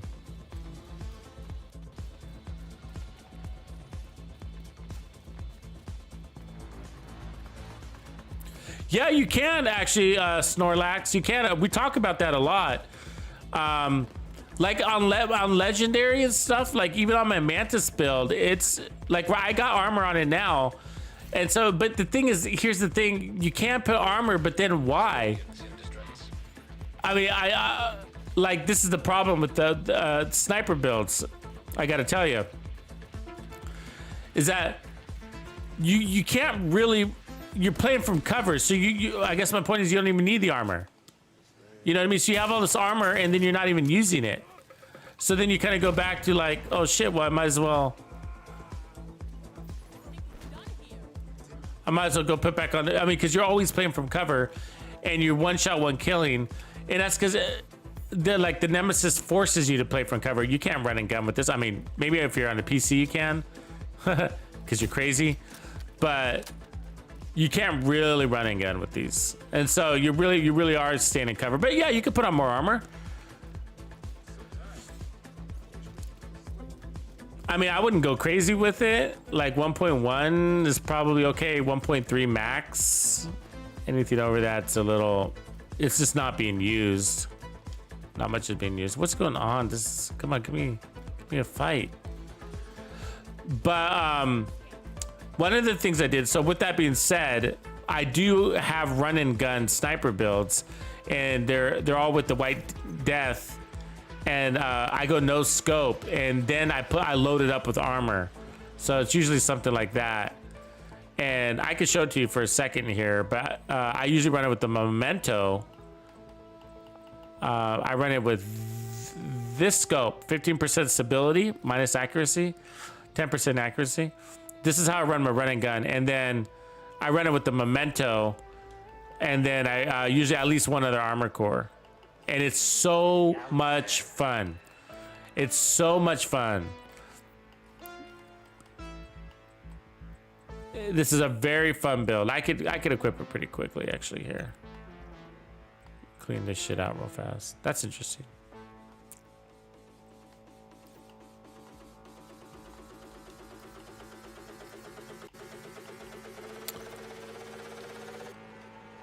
I'd usually wear Fox's knee pads. It's got crit chance on it. That's okay, I guess. I run it differently when I wear this. So let me see if I have the other one. I run a the Araldi version of the chest, or Providence.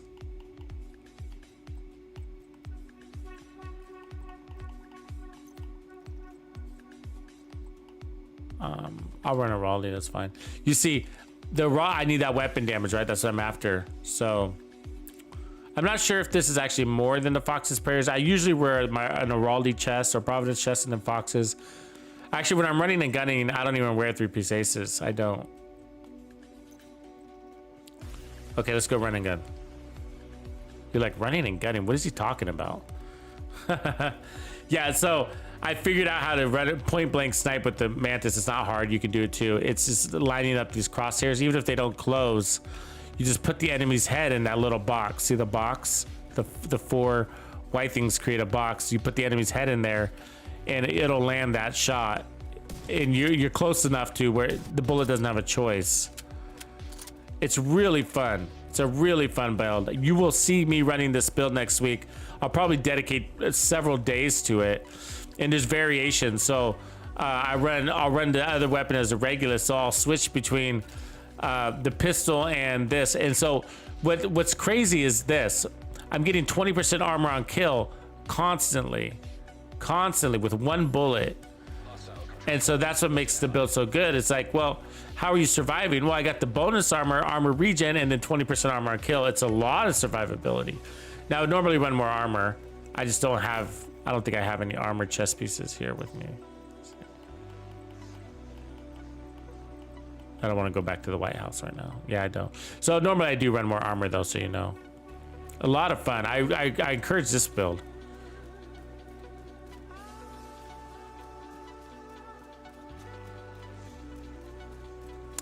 I've tried. Yeah, I'm not sure what the red core. See, that's the thing about the Nemesis. Like, if what I would probably peel back is the headshot damage, but I would try to keep all the weapon damage cores because of the way Headhunter works. It's the weapon damage isn't really what you want to sacrifice. It's more the headshot damage. I mean, try it both ways. You might be able to like run like 1 or 2 cores, yellow cores. So I'm gonna start with okay, so that kicks off Headhunter, right? It just blasted that fucking thing.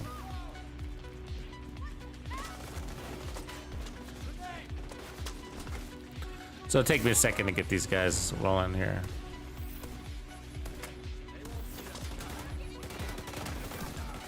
This guy's pounding on me from above. Come on.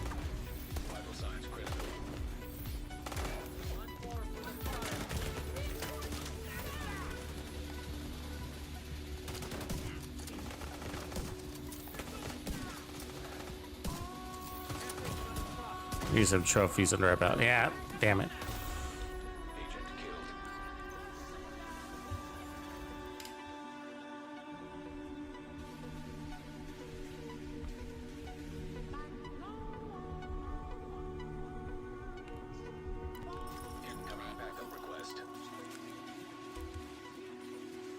Like with when you're running a sniper build with the memento, I find like it's probably about like 5 or 6 mementos when you feel like you got the power that you're supposed to have.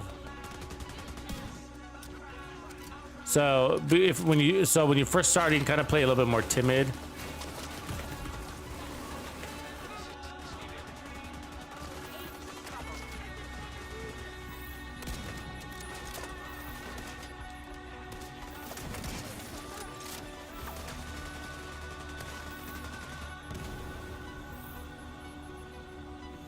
Target.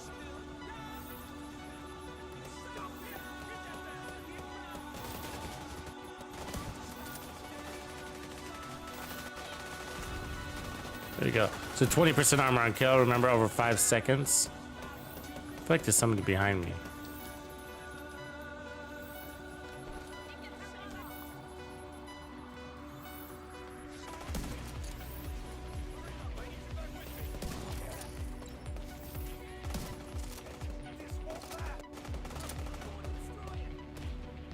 I'm a little slow right now.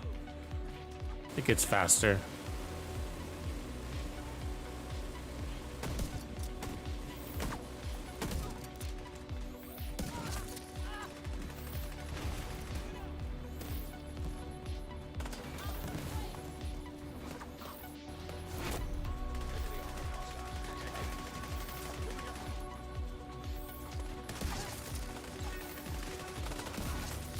Boss.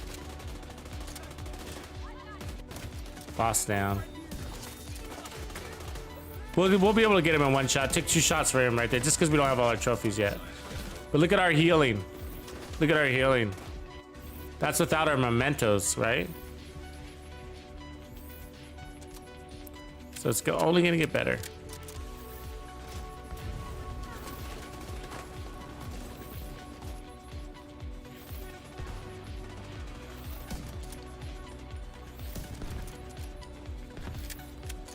Thank you. Okay, let's get out there. Let's get ambitious. I'm feeling ambitious. Actually, you gotta warm up. Like, I don't recommend like you doing it like unless you're like really like I'm experienced with all these weapons more than you could imagine. But switching back and forth to them is a challenge. You see that? So that's what I mean that you can run and gun with this. It takes a little getting used to. But it's not that hard. It's just I'm eyeballing the pick your shot. One of those you got to pick your shots, but got him. And every time I land that headshot, it's 20% armor on kill, and it's definitely worth it. But what I was gonna say is like you don't want to switch sniper rifles over and over. Like. You don't. Like, you're just going to get frustrated. And so you can still take them out of range, right? So that's what makes this really cool is that you got the range, but when you take off your scope, you can also play in tight and pull them out point blank like this, right? And then you pick up some trophies, you get some bonus armor.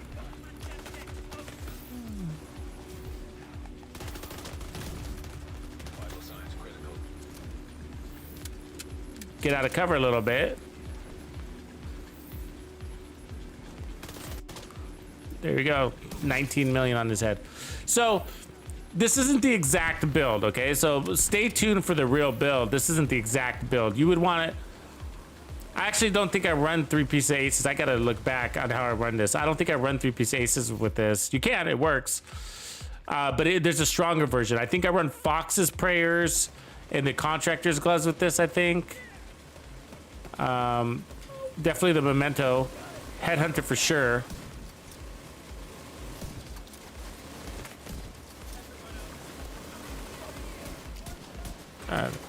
Hold still.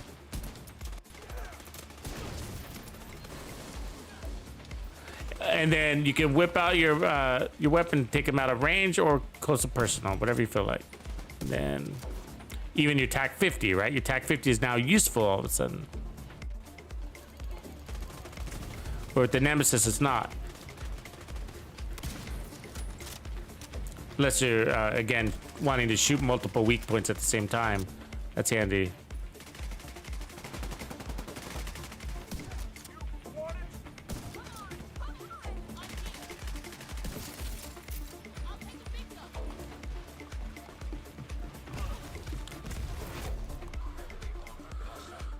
So when you need a scope, that's when the TAC 50 is also handy too. It's not just for damage, but since we took the scope off the I hate those guys. Get me out of here. You don't want to catch on fire. You don't want to catch on fire. Actually, hazard protection on the sniper build isn't bad either, because if you catch on fire, then you can't aim. So there's a lot of reasons why.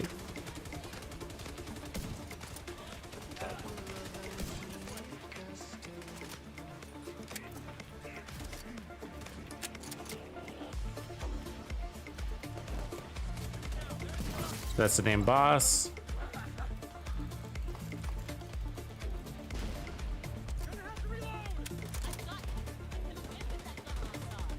So yeah, this is just a no scope demonstration, but yeah, I'm pretty sure we'd want a little bit of a stronger build.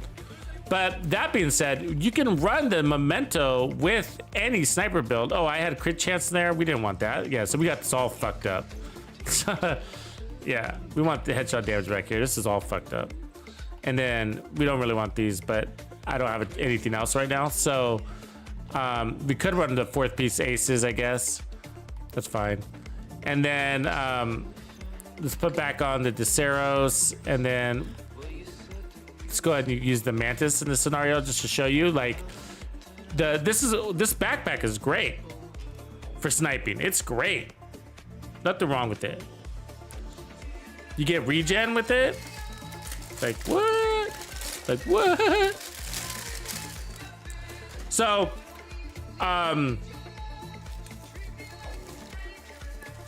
think I'm hoping that the big takeaway is that you need to make sure you have 3-piece aces, and I'd have some options if you can, so that you can put armor on them, because we will be running some armor builds. The other one's the tip of spear. Let's put that one on next. And so I'm trying to give you some farming ideas so that you can farm this week, because next week's a big week. Next week's gonna be a big week for playing this game and getting lots of red stars and having a lot of fun. And so you want to have your builds kind of ready to go.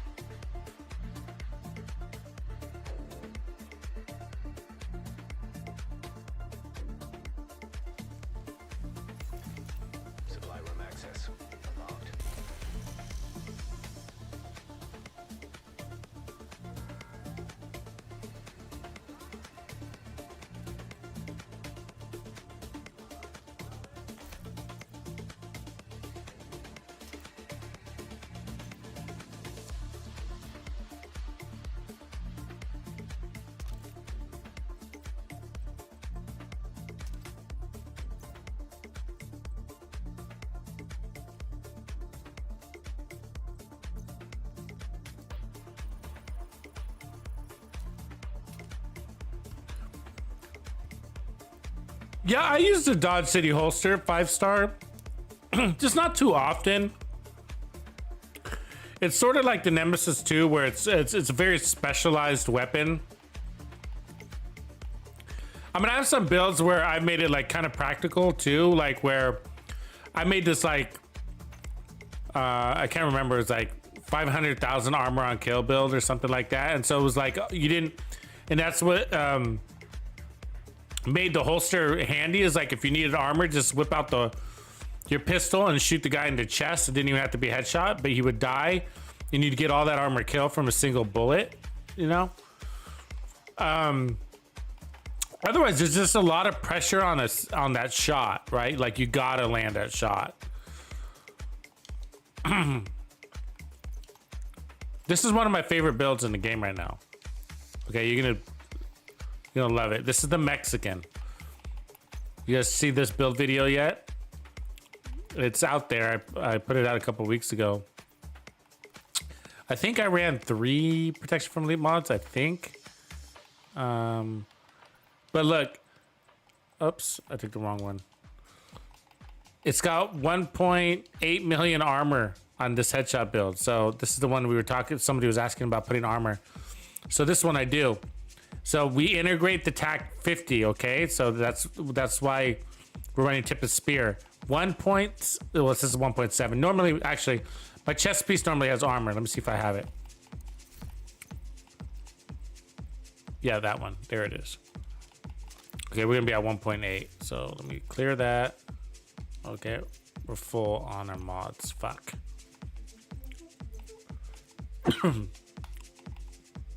Gotta delete stuff.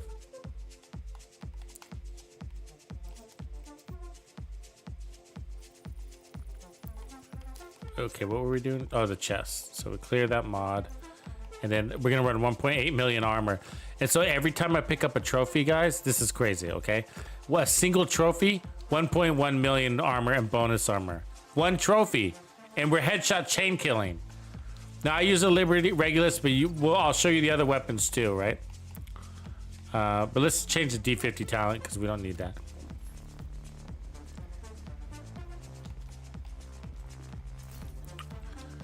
I don't use flatline. This must have been a test.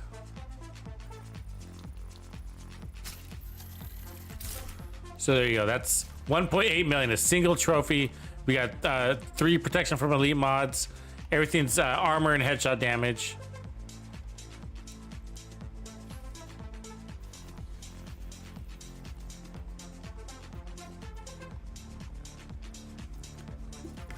Now we're gonna again. This is good. This is one of the builds where you need like 5 or 6 memento backpacks, memento trophies for your inside your backpack before you start feeling like you can run and gun. And once you do, you can start running around a bit.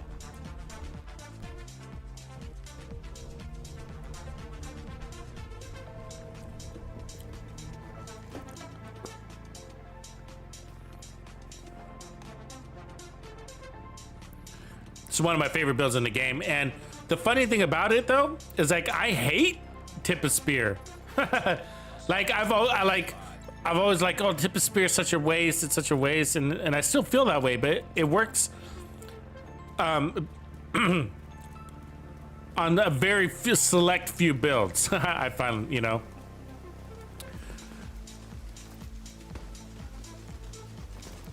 But you can run all directives with this too, which is kind of neat. And when we're running a special event, it's even more fun.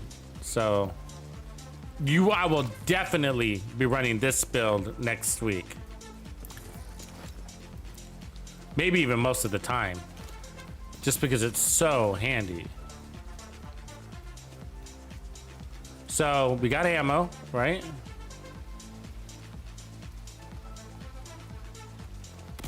So the first shot procs you need to take 2 shots, okay? The first shot bumps up the damage on your TAC 50. The second shot is full damage. Now we don't have all our mementos yet, so we're a little underpowered. So keep that in mind.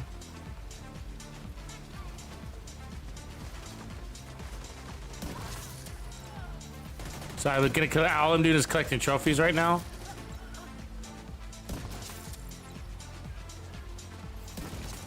That's no scope too, right? So we could hit stronger if we had the scope.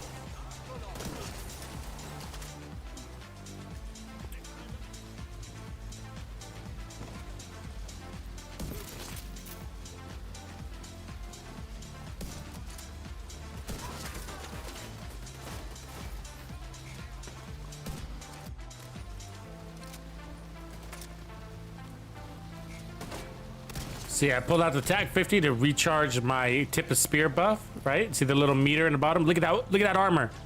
Look at that armor. Watch the armor. Watch the armor.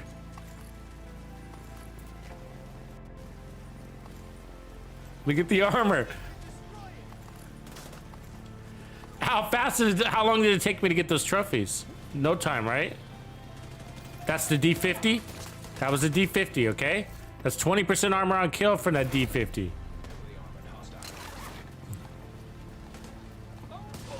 Ah. So I'm not only getting that bonus armor, but I'm also getting that armor on kill.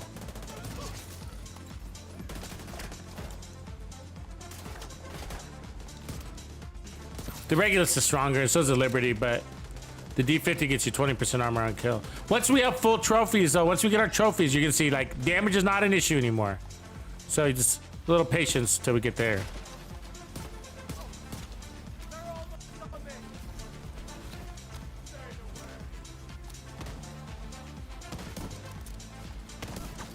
I don't know how you walked right through that bullet.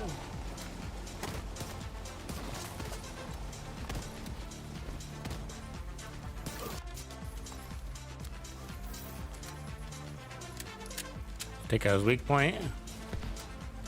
Weak point blown. Very handy build, right? Like, you're using your full arsenal, which is pretty cool.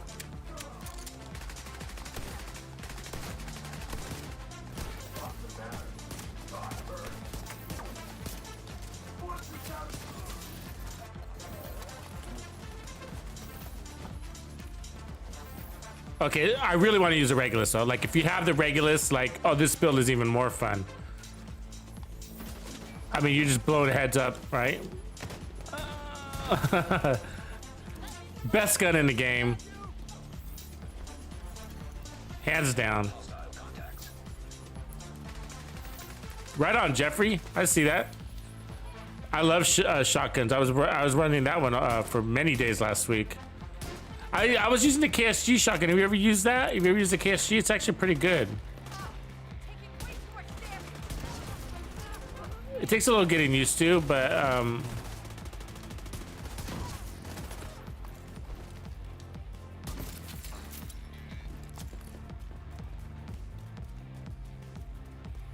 it's got 12 in a mag, and so I don't know if you're used to using like the powerful ones, like, oops. Like the M870 or whatever, but like those are really good shotguns. It takes some time to get used to. Like, I started with the Super 90 and I was like, oh, nothing's better than the Super 90. And then I used the M870. I got eventually up to the M870 and I was like, oh, this is the best gun in the game. And then I tried the KSG shotgun again, and I had tried it a long time ago. Oops. And then it had been at some time. I was like, but you know what? Now that I love the M870, let me try the KSG and see what I think about it. And it was amazing. Still think that. Come on, dude.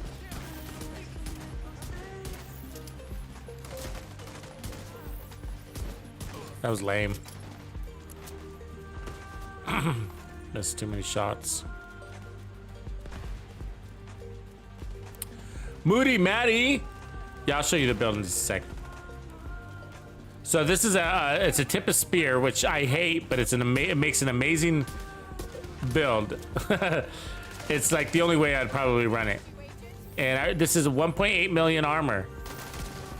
1.8 million armor, one-shot build, right? And so you need to use your TAC 50 every now and again to proc it. Come on, lady.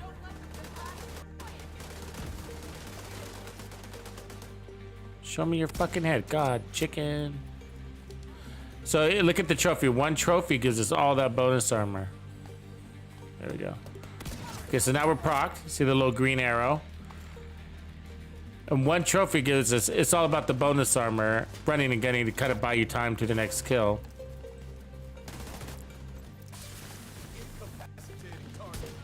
And then you're blowing them up. 2 trophies. Come on, buddy.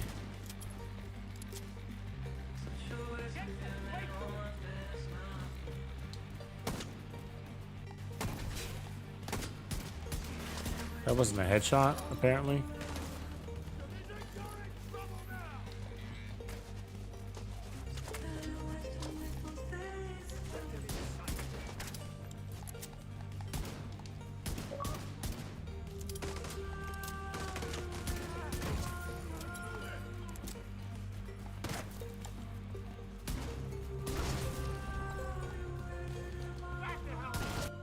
That armor. I don't even know how much armor that is. That must be like 4,000 maybe? Each trophy is at 1.1 million. right? Fuck, I missed all my shots. Goddamn foam.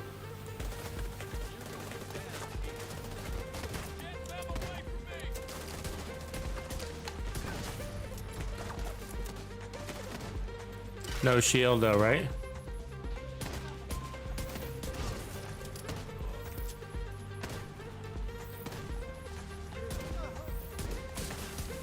I hate right foam. Right foam is my Achilles heel.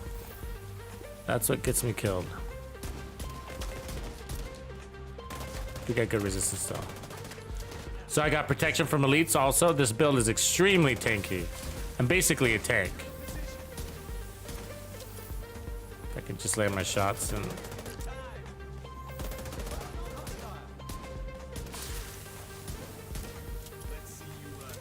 fucking hate this guy.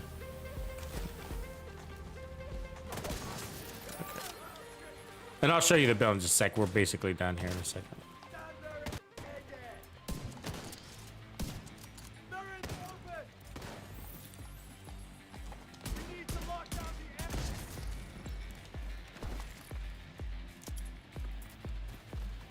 Ooh, there's a medic in here.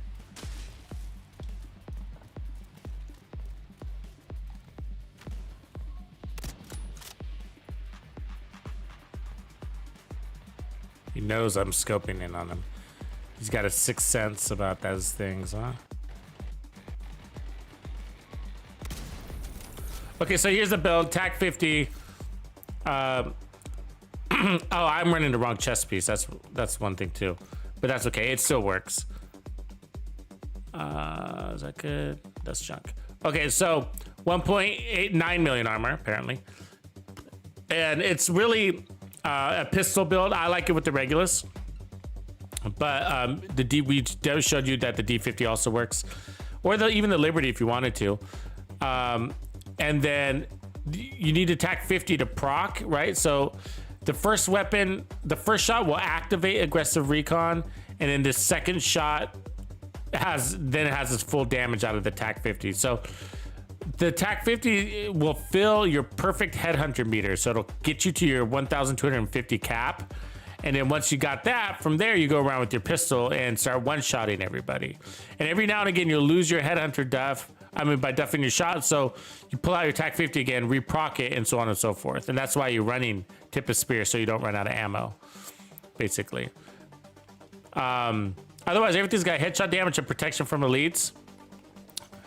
But I just now remembered, like, one way you want to run it actually is with the D&H chest piece, because that's 20% pistol damage, and you're using your pistol so much.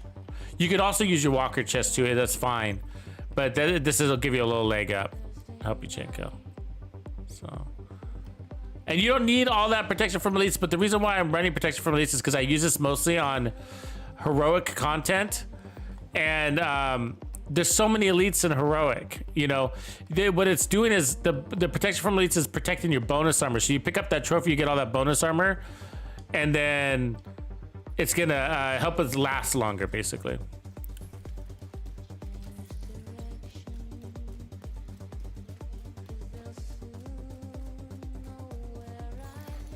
Supply room access unlocked.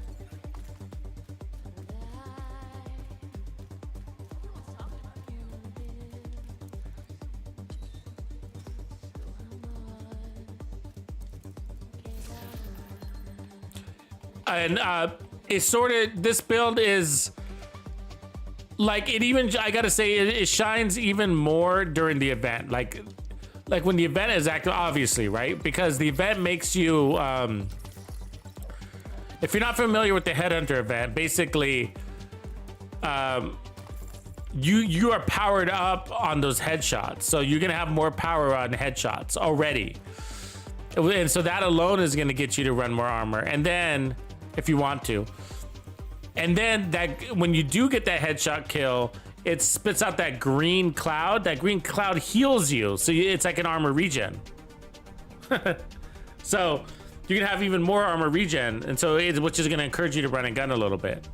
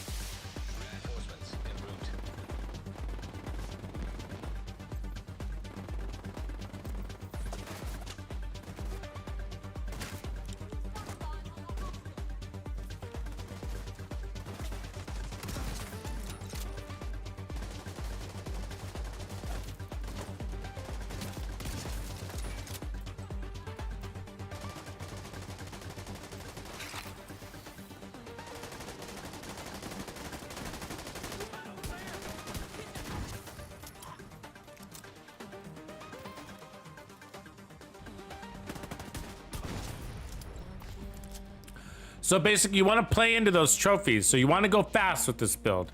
You got 10 seconds to get your next kill, basically. If you want to stay at full damage, right?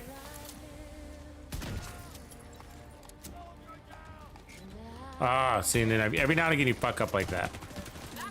And then you gotta recharge. It's gonna happen.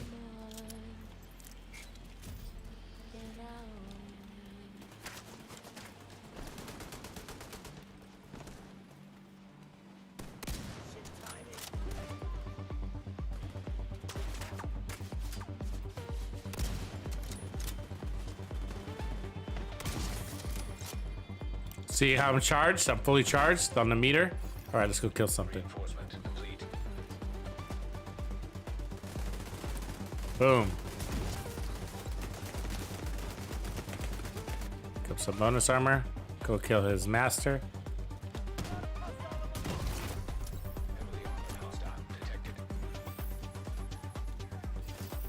Oh, he's a tanky fuck right there. I'm gonna save him for last.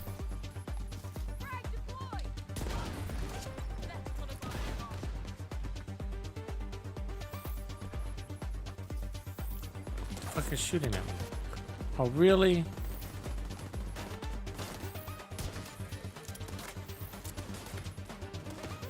These guys are like way out there.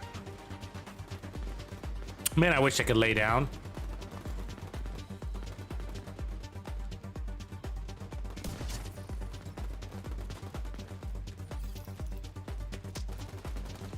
I mean, not in real life. I mean, in the game. Like, go prone. Just to be clear. Nerve! What's going on, Nerve? Nerve in the house. Tony Gunks. Tolly, thanks for the raid. Amanda! What's up?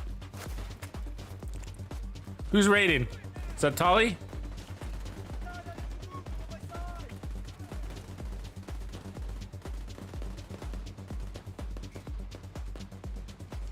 How's your stream? What's going on?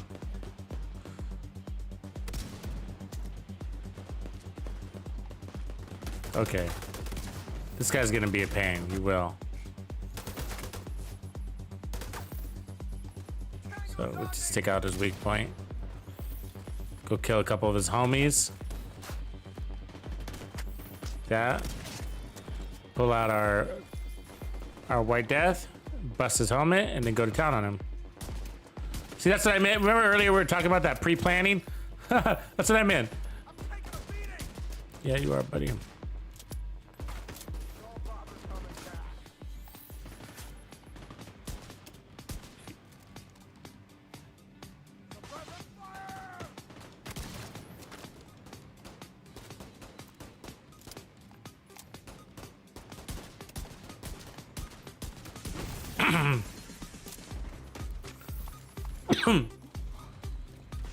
Dr. Reed, what's going on? MVD is blessed us. What's up, MVD? Glad to see you back from the Philippines. It's not every day we get somebody from the Philippines up in here. All right, guys, so yeah, that's 1.7 million armor. So I dropped the armor, and the only reason why is because I wanted to run this D&H chest piece. It's better because I'm wearing this. I'm using the pistol a lot, right?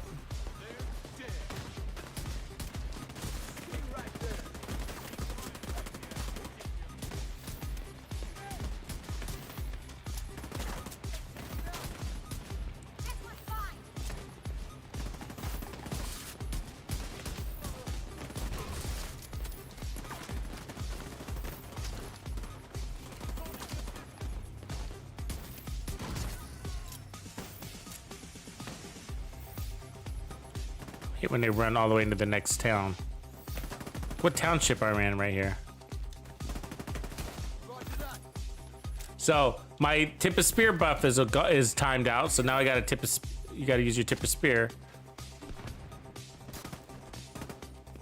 Come on, dude. He's good at walking sideways like a crab, huh? He's gonna use all my ammo. There we go.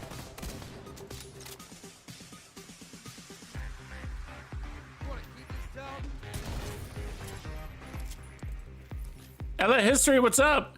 It's Sniper Day. Yeah, this is just an intro day. We're just doing an intro because part of what we kicked off the conversation with is like, hey, we got 1 week to get ready for the final global event, which to me, for me at least, it's my favorite one. It's the most important one of the season for me. Even more than Golden Bullet. And so when you don't really want to have to farm for your builds like during the week. You want to be able to like have all the pieces for your build. So this is just sort of an introduction to all the possibility of builds that we can run next week.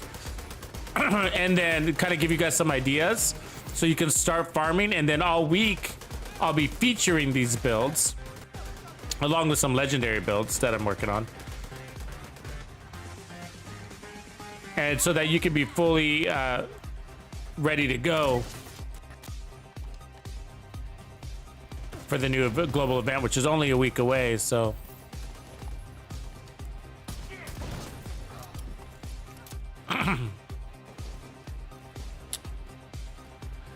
so the D&H chest piece is actually pretty important. It's even used on a headhunter. You can run, I mean, with a Hunter's Fury, you can also run the same build with the Hunter's Fury set. Basically the same thing, a little bit different. Oops, that was a bad shot. See, that's why tip of spear is important, because every now and again you're gonna fuck up your shot and hit somebody in the chest, and you need to reset with your TAC 50. The TAC 50 is proccing the headhunter for me. Otherwise, it takes too many bullets. I just one shotted that elite, right? Now, if you don't have the buff from the gear set, then you're not going to be able to do that. You can still kill him, but it's going to take more than one bullet. See that? One shot in the lead. So you need to clear 10 million basically to do that. And so that's the buff you're looking for. You need your build to clear 10 million and headshot damage off of your pistol. If you're playing a group, it's going to be a higher number. Basically, for every group member you add, take away an armor cord. So if you add one group number, run 5 armor cores. If you add 2, run 4 armor cores, give or take.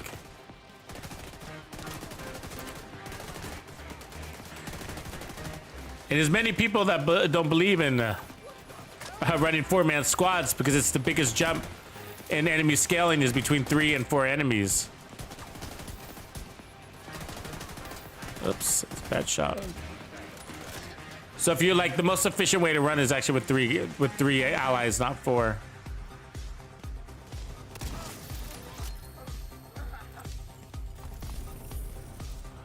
Yeah, so that's this build, guys. This one's okay. Imagine we're reanimated with this build, and all of what you saw would have been 10 times faster.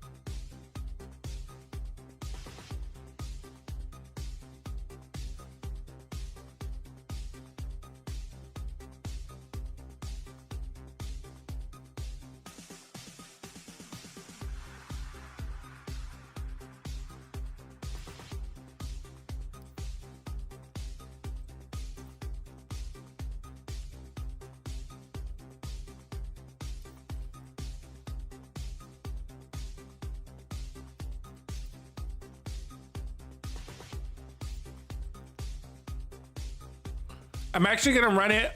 I'm gonna take off the Regulus. I know a lot of you don't have it, so we're gonna play around with these other pistols for a little bit. Let's go D50 next, and then the Liberty.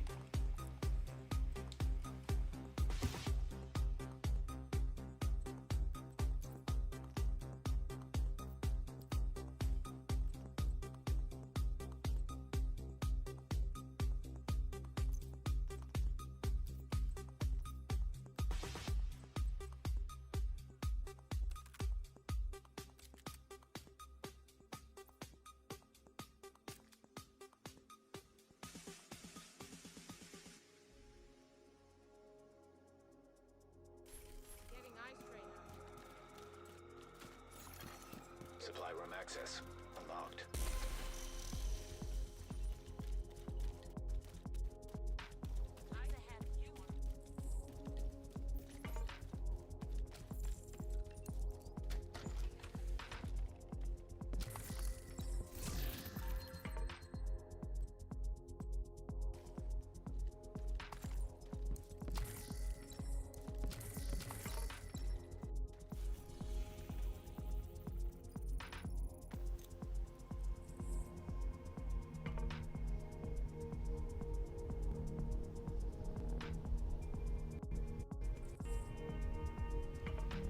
Ooh, good job, Nerve, giving somebody their Ravi.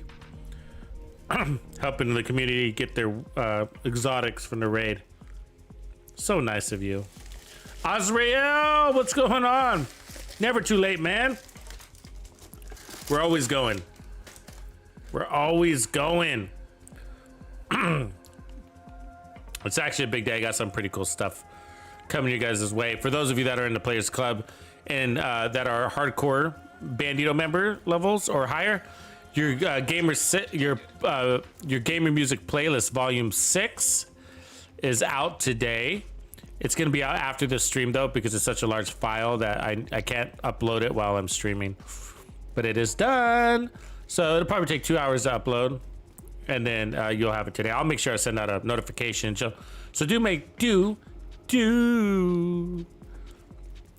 That's a David Hasselhoff song, in case you didn't know that. Make sure your notifications are turned on. Speaking of David Hasselhoff, any David Hasselhoff fans are here? So as you can see, we just one-shotted a veteran, so I'll show you that we can one-shot elites too in a minute. Just like get out of this trouble.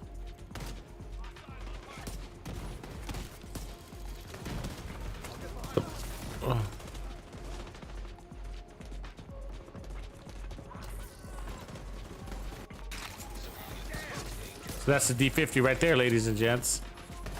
Man, I have aim assist turned off. I don't use aim assist. Not with especially with the D50. The D50 is one of the guns that the devs use aim assist against you. I don't know if you knew that, but they use aim assist against you with the D50. They make it pull down to the chest and crazy weird stuff like that, so that you miss your shot. They make it a body shot weapon, basically. So there you go. There's your elite. And he's actually right there on the tankier side. That guy, he's a grunt. And the grunt True Sons are actually pretty tanky. I mean, not tanky, but like, they're not light armor, let's just put it that way. They're hard to kill.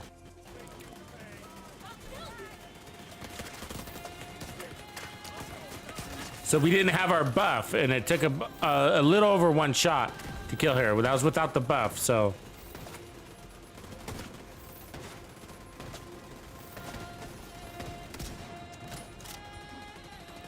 So remember with the TAC 50, it's always 2 shots when you gotta activate. The first shot activates the talent.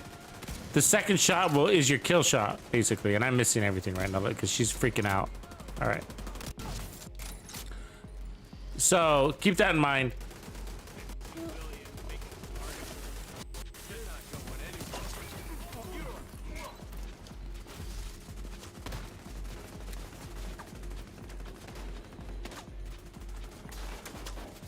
One shot right there.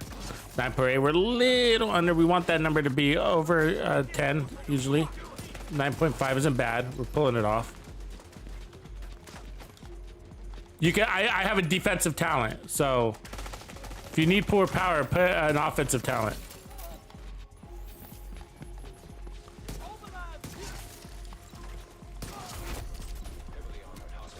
So boss.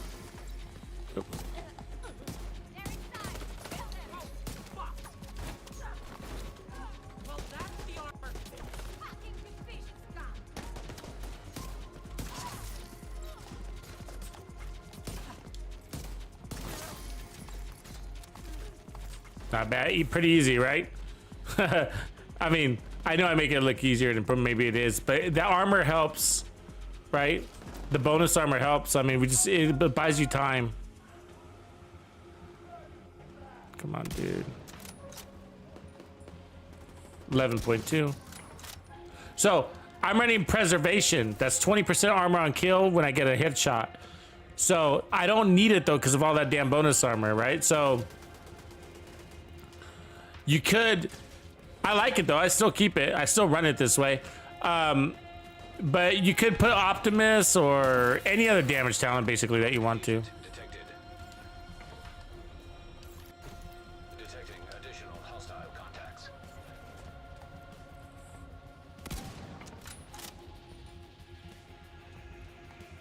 God damn it. I get a little too happy with my TAC 50 sometimes.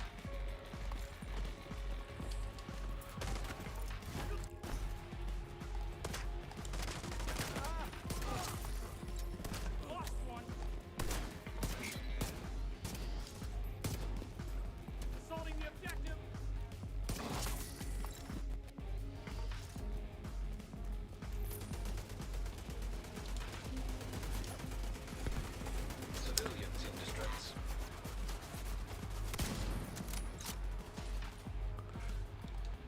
See, the TAC 50 is important. It gives you that full buff. See, look at my Headhunter stack.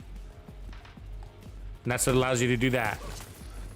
And then you pick up those trophies and get even a little bit more. You're not just getting defense from those trophies, you're getting offense.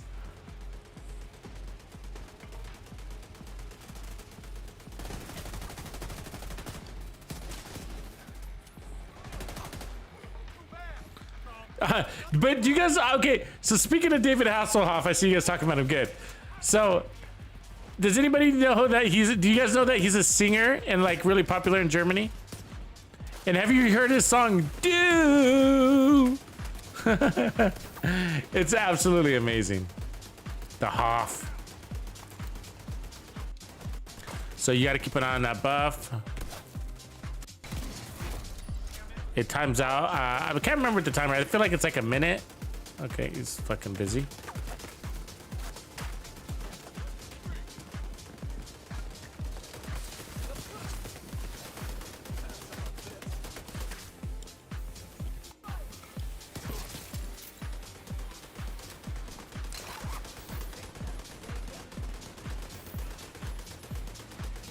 Sucker.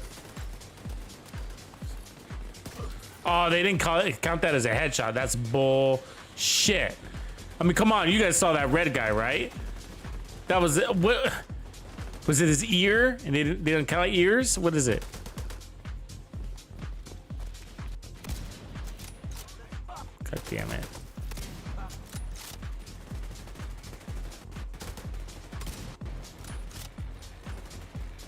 So I shoot weak points are really important on the named bosses because remember your specialized weapons are weaker on named enemies, so it's gonna take a lot of shots with this. Basically, use up all your ammo on a boss, so it's not really meant for the bosses.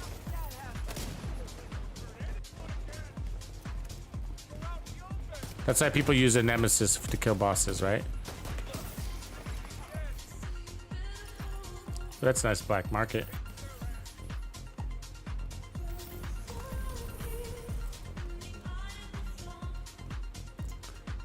Anybody from Germany in the house? Do we got any Germany? What up, Jay? Oh, Reaper, you're a Hoffman. I know you're a Hoffman. I didn't have to ask you. I'm sure you have the Hoff cologne and everything. The Hoff cologne. Smell like the Hoffer. The Hoffinator.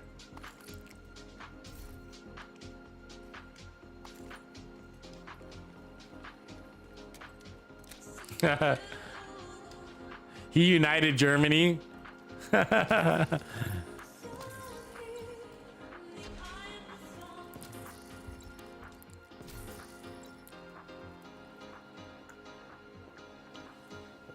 Is this aces down here? I'm seeing a lot of aces. It might be a good day for you guys to be farming aces. Yeah, it is. So if you need that aces with armor, if you don't have any aces with armor, but you need at least 3-piece aces, mask, gloves, holster. And then the fourth would be your knee, especially for the SVD builds. You got negotiators up here. Probably not gonna be using that this week. This coming week. But backpack and chest. this both. I mean, I'll tell you which ones you need that are important for so many builds. But one of them is a D&H. D&H is really important.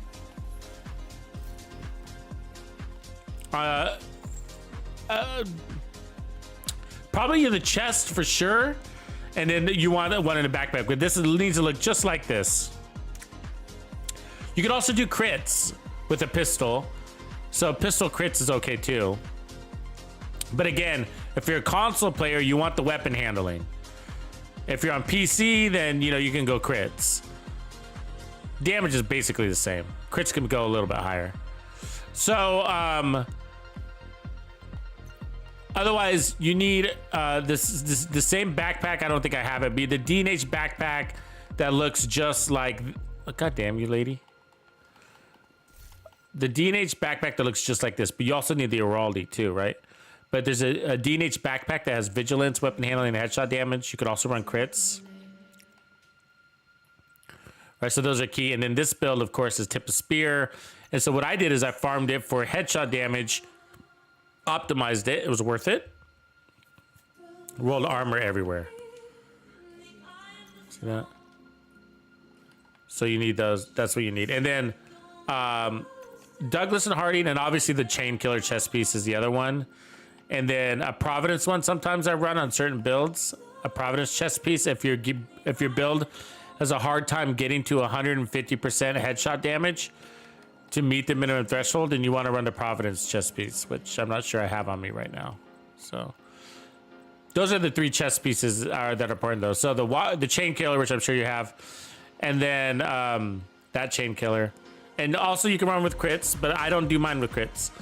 The D&H version, like I'm wearing today, and then the Providence version. For me, they all look the same, and I just go from one to the other depending on what weapons that I'm running and whether I need the crits or whatever. Scoggin is back. Base Connor's in the house. Base. Oh my God, dodgeball. We were talking about that too, and Chuck Norris, that he was in that.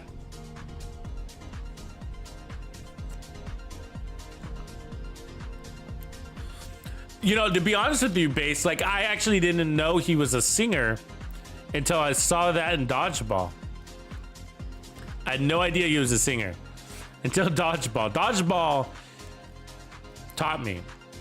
So, okay, so that's the D50. Let's go ahead and use the Liberty. So why do we want to use the Liberty? So the Liberty is more base damage. You see that? More importantly, the Liberty gives you 173 RPM. That RPM makes a lot of difference. It does. Don't be fooled. A little RPM on a pistol is a lot of RPM on a pistol. That's 20 RPM, 23 RPM. That's huge. The Deseros is 180. It's even faster. I love the Deseros.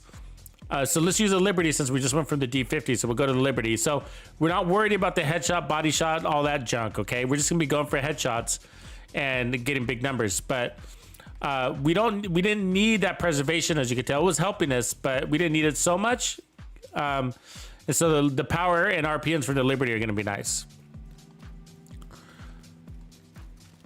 This is a really fun build. It's dynamic. That's why I like it. It's like the cowboy builds, right? Where you're using a pistol and a rifle and a sniper. I like switching to that, forcing me into the TAC 50. That's a good force for me.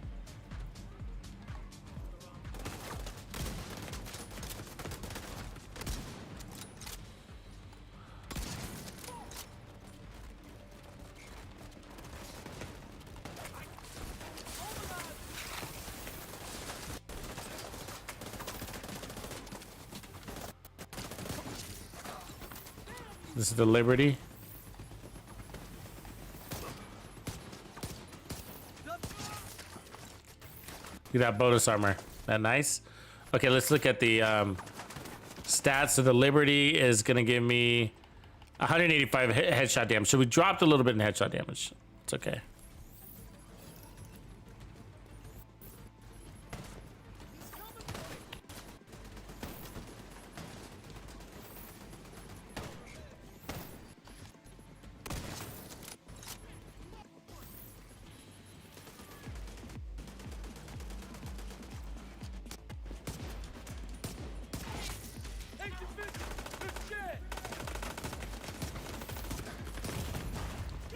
Oh, you fucking hit me.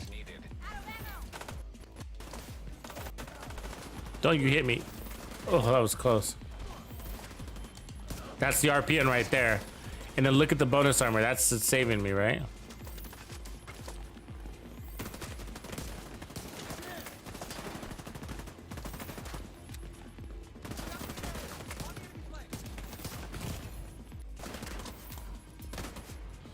Come on, lady. I need your head. Agent in need of backup. See, if we run the D50, we would have got 20% armor on kill there, right? But I'm playing a trophy to trophy now.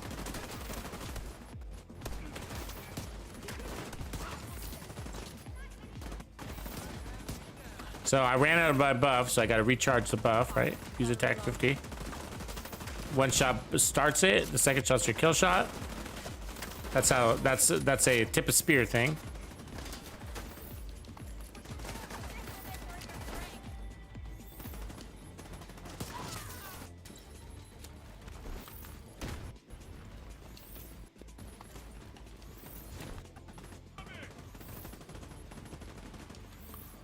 That wasn't a headshot, apparently. I'll get behind you.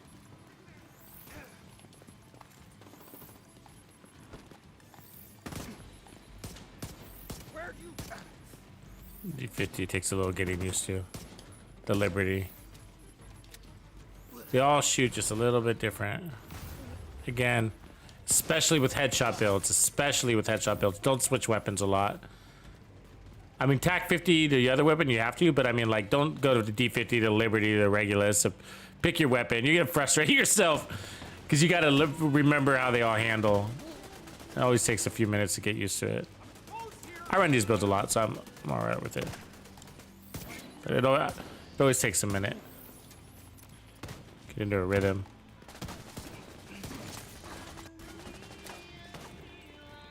So I lost my buff, so need to pick up that tack. Find me a target. There's one. Oh, never mind. They run away. They don't like me scopey. One charges it. Now he's dead. Take this other guy while I'm at it.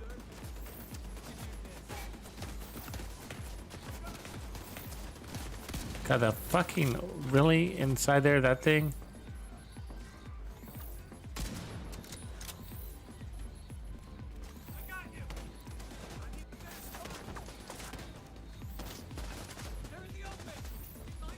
Where is everybody?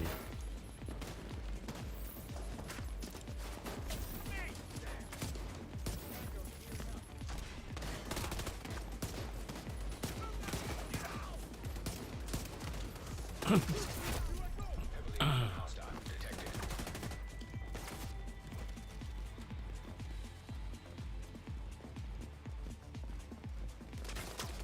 You don't want to do that.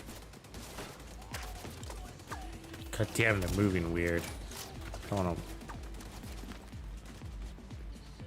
like, shaking their heads.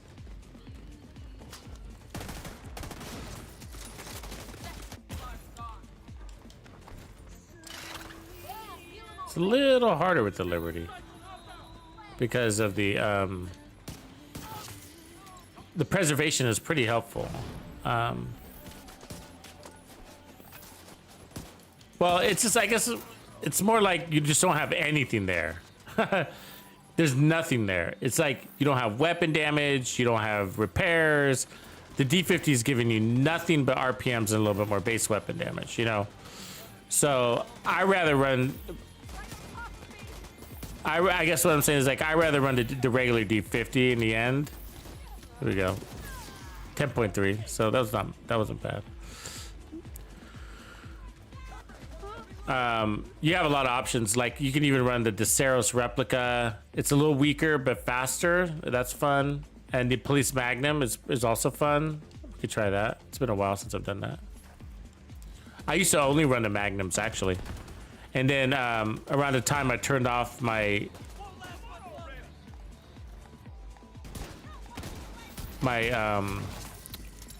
auto aim, I stopped using the revolvers and went to the D50.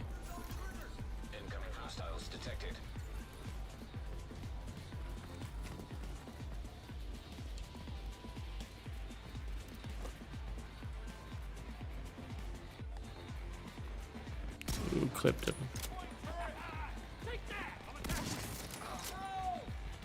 So here's the Magnum. Oh, let's not get foamed. Yeah, they're always gonna foam me, these fucking guys.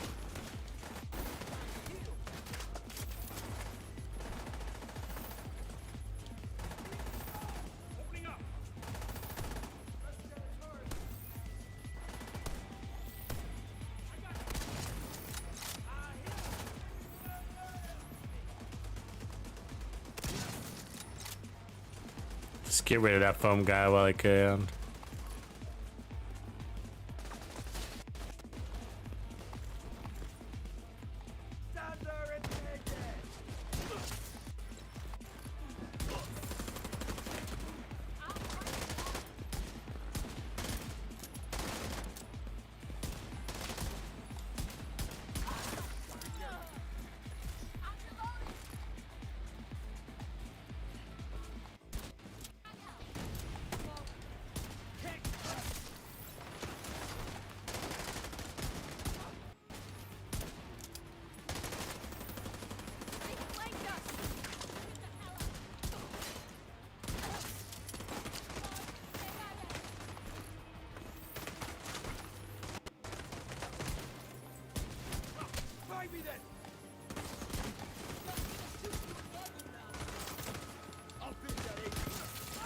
Okay, I'm out of buff, so I gotta recharge. Heavily armored hostile detected. Come on, dude, before I get surrounded.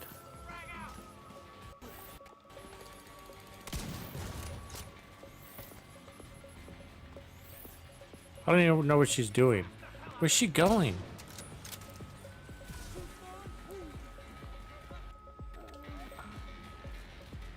They're so random, right? They're like pigeons. They're like random park pigeons. What the fuck? I'm over here, you know? Like the guy shooting at you with the fucking TAC 50, like, where's she going? I need her, right? Like, you know, you want to stack against the boss, so like you don't want to ignore these guys.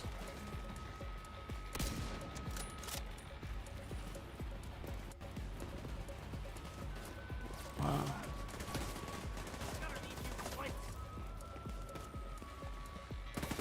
Oh, they're making me miss everything today. They're good at that.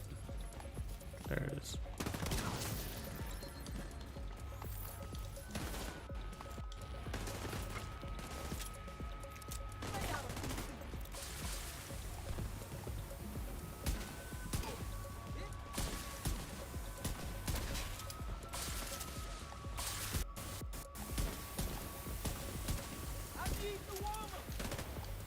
These rifle guys are the worst. I'd rather be on fire. Yeah,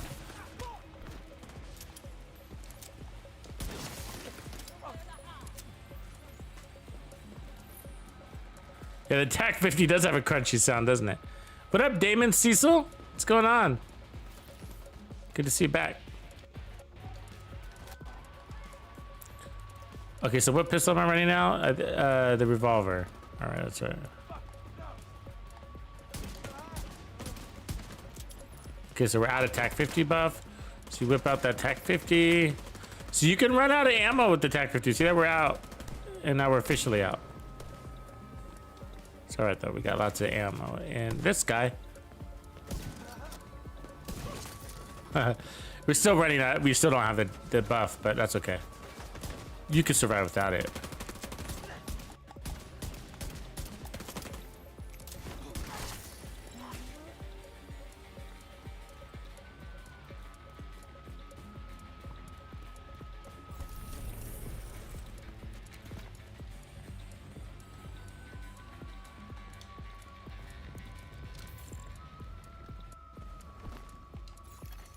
Supply room access unlocked.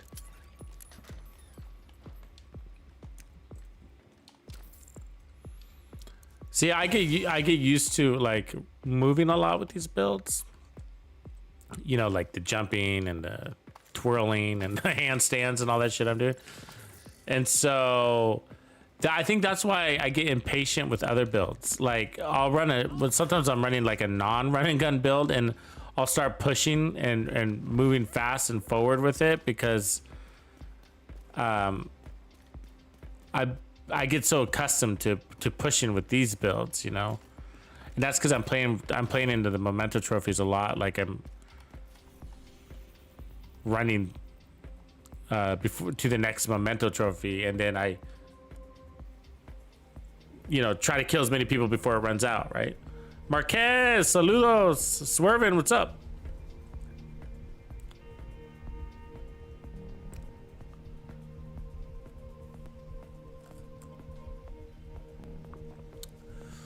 Damon, see, so they're setting up to do those raids, but it's probably a couple weeks out.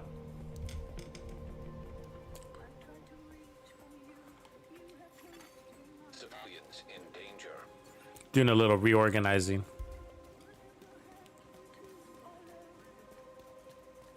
Dodge, duck, dip, dive, and dodge. If you can dodge a wrench, you can dodge a ball. If you can dodge a wrench, you can dodge anything.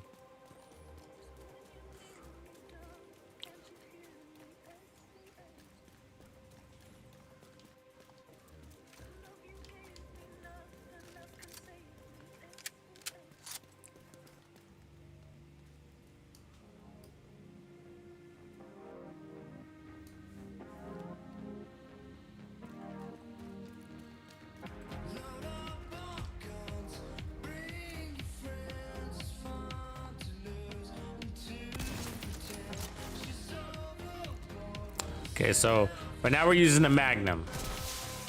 Reinforcements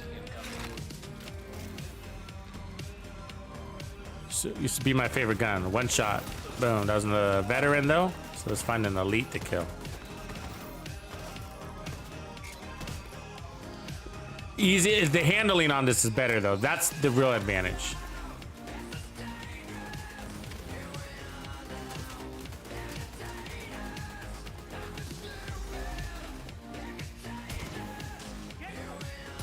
Fucking asshole.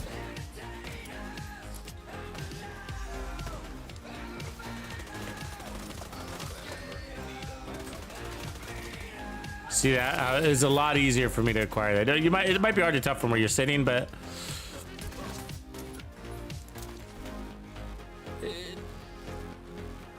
this gun, I guess, how would I describe it? It's lighter on its toes. Okay.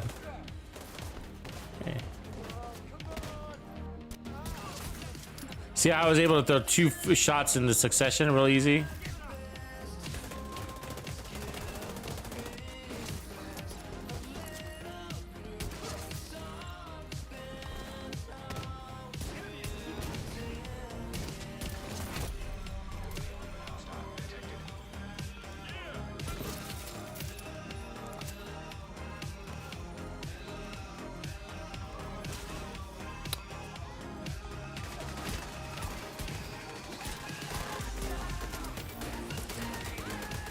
Come on, give me that back.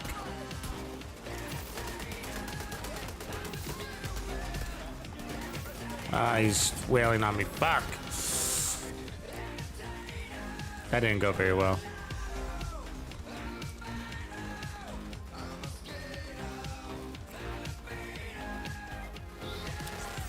The downside, like when you're taking hits, here's the trick. Like, I don't know if you're catching this, like with these builds, it is shoot first. It is like, you know, in the old Western days where you had the guys that would, you know, get up a high noon, the high noon quick draw, you know, they start off back to back and they walk 10 paces and then they kill each other.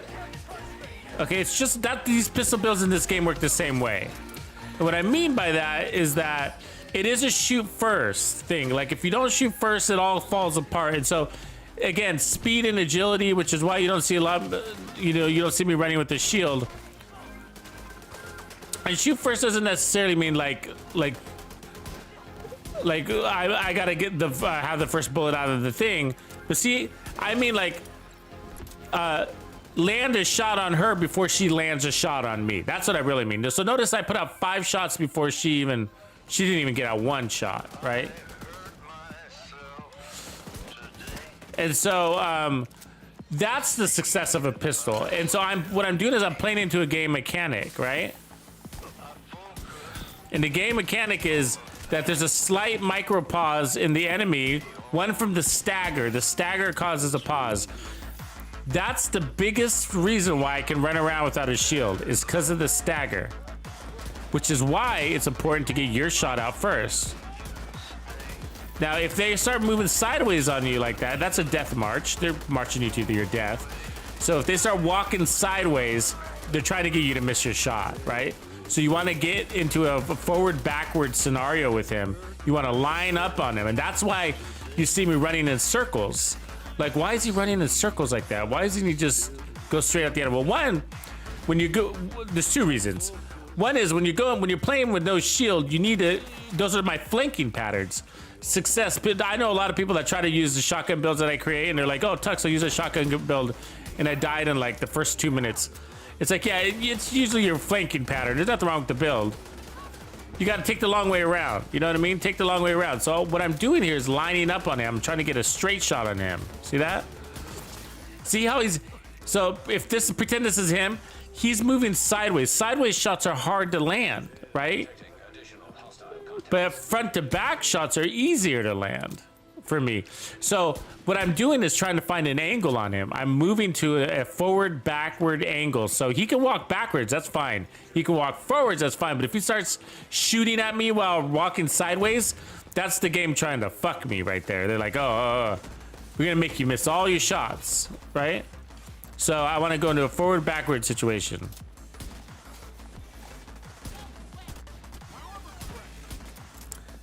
So he knows that. He knows what he's doing. He's no dummy. I know what he's doing. He knows what I do. We're both looking at each other's eyes. He's like, am I gonna make you miss? Am I gonna make you miss?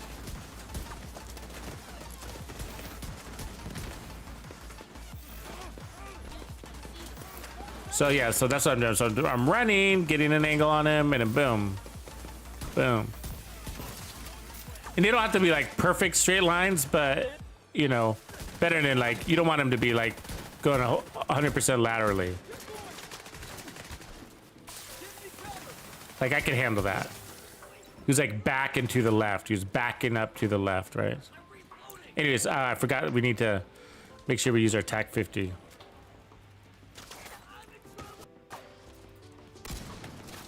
Who the hell? Shoot at me from the other side of the planet.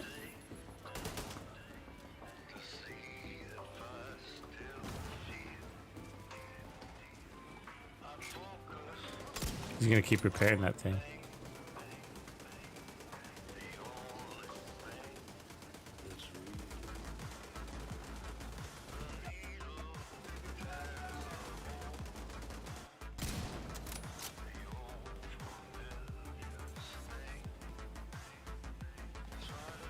Got him. It's actually a hard shot, so I estimated where his head was, because the backpack doesn't count, right?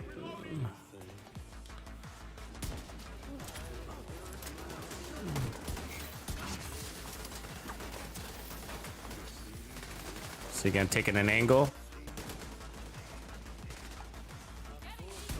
Oh no, he didn't die.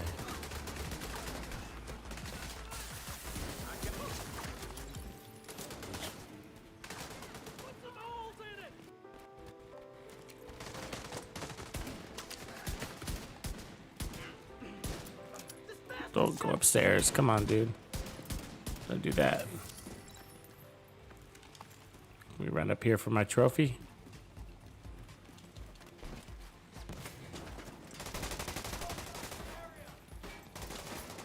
Get back! Putting up the turret. Hostile engaged. Okay, we're out of the buff. We gotta get the buff.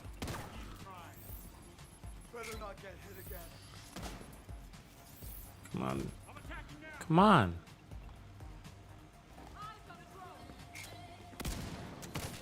Ah.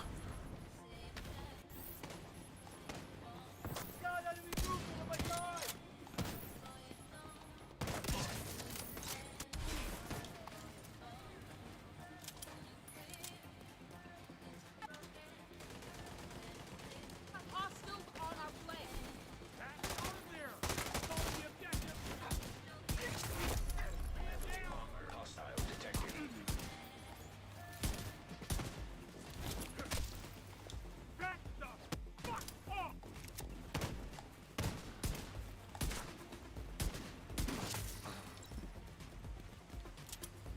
See, that's the 20% armor regen happening there. You seeing that? How we healed so fast? That's the preservation. It's nice. I really like preservation. I run it on my snipers and my pistols, and my 1886.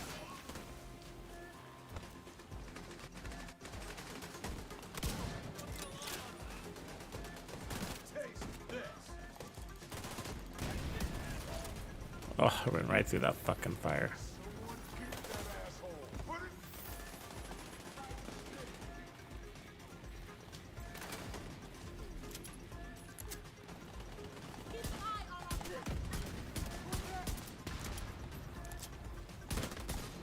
So this is the Magnum. I can't wait to show you the Desceros. Actually, I'm not sure I've run the Desceros on this build before. That was a headshot right there.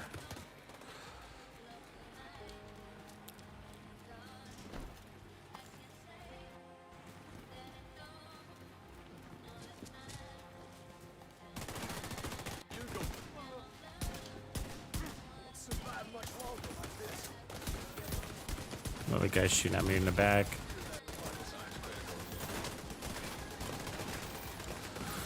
They stole my kill.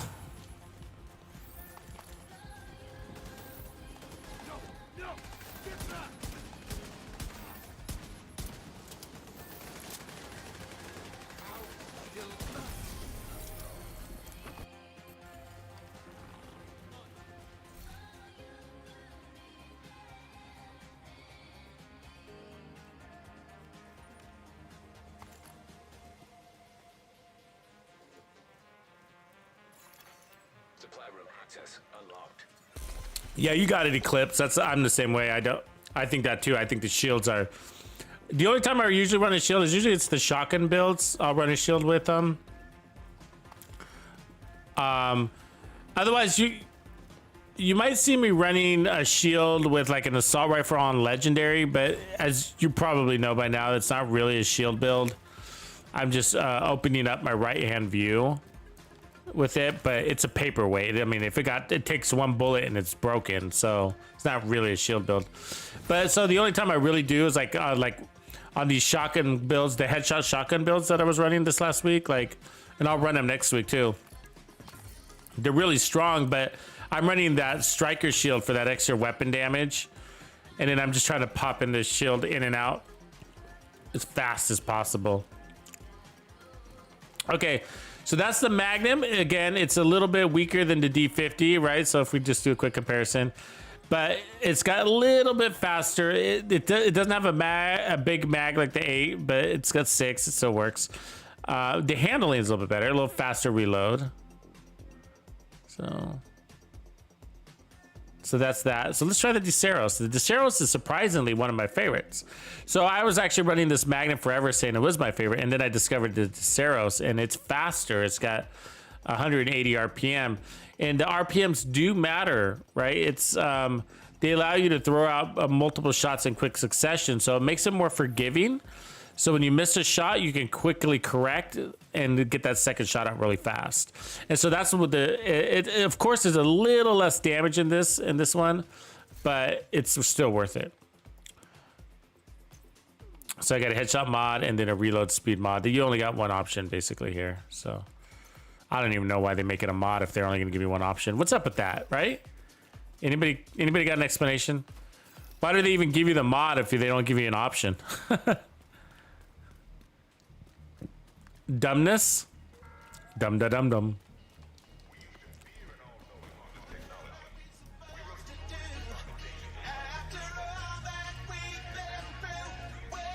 So yeah, now we're running the Desceros.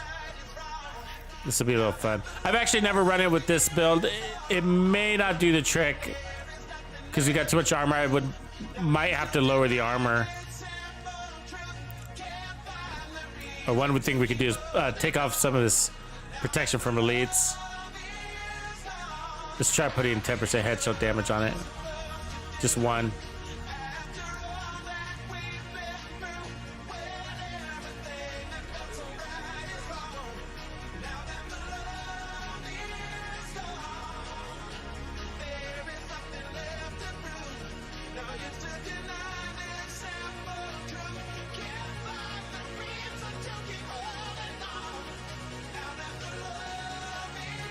Somebody's got to get their hands dirty, Eclipse.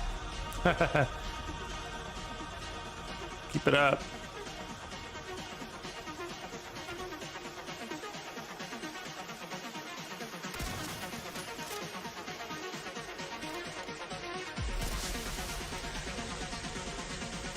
The salsa pistol dance of death.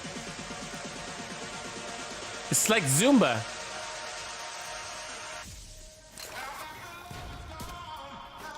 Okay, this is the Diceros, right? Come on, dude. Oh, come on, dude.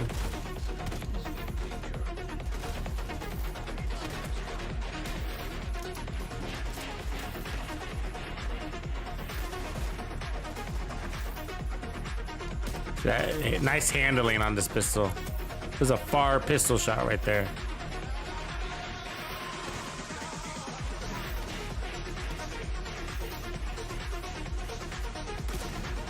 God, these guys are everywhere. Fuck.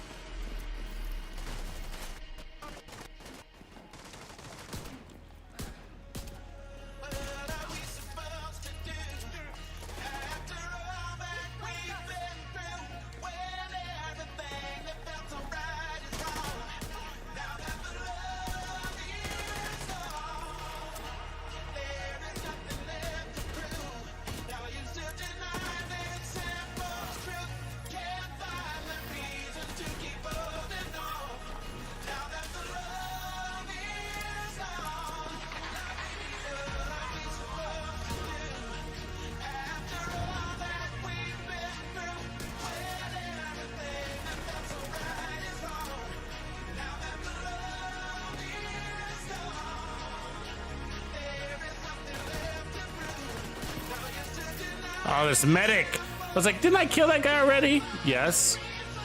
Get out of here, medic.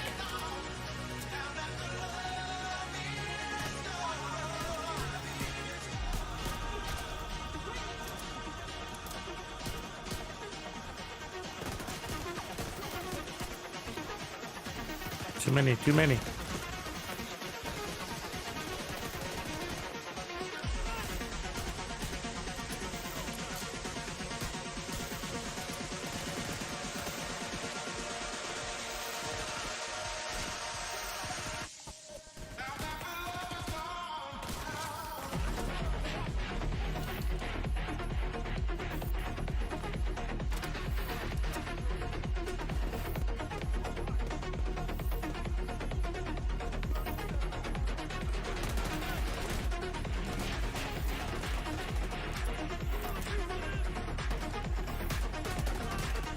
There's a Diceros right there. That was all Diceros. The extra bullet.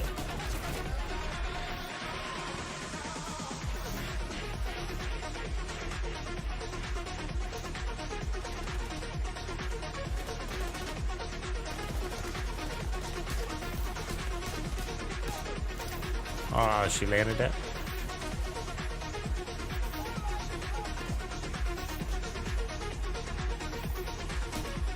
Why you keep punching me, dude? Healed.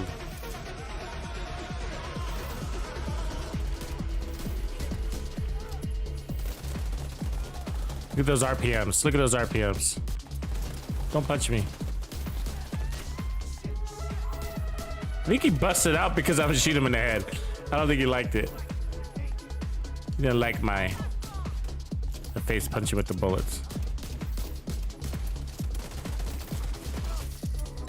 Yeah, you could probably drop an armor core for this pistol, get a kill a little bit faster.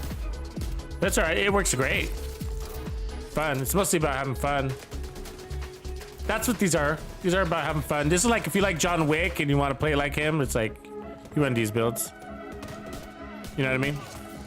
And then if you're really adamant about one-shotting, then you put on the Regulus. But I love the Diceros.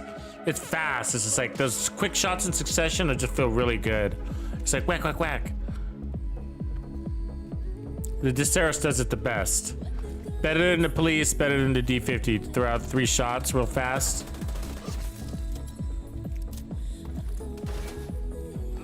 Great range too, so I can take the shots at range.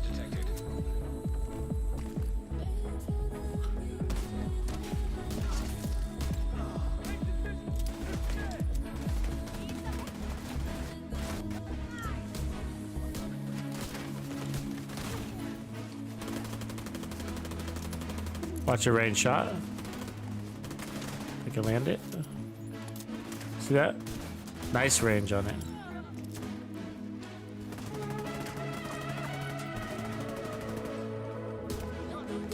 Steady.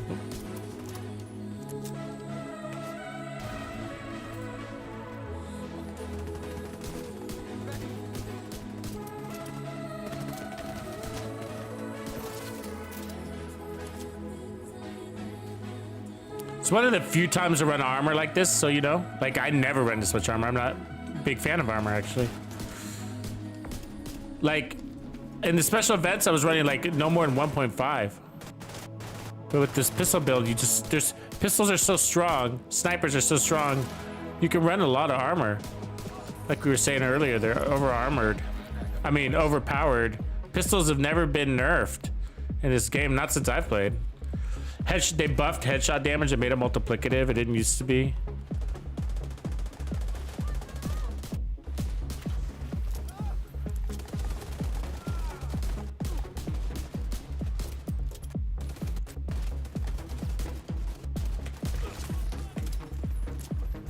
Oh, you know what I'm forgetting to do? I'm going too fast. I gotta stop and do this kind of shit. You're way stronger with the TAC 50. I forget that. I forget I'm running it sometimes. Happens to the best of us.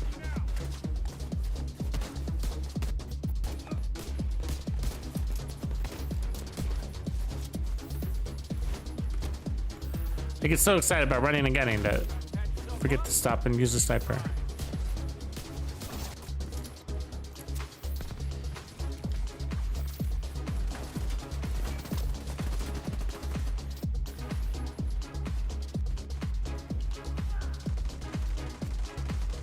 Oh, come on. You gotta do better than that.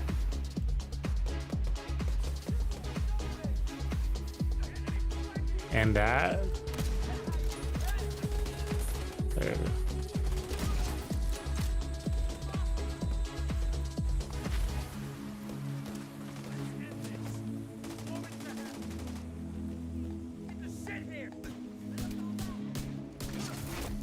Heavily armored hostile detected.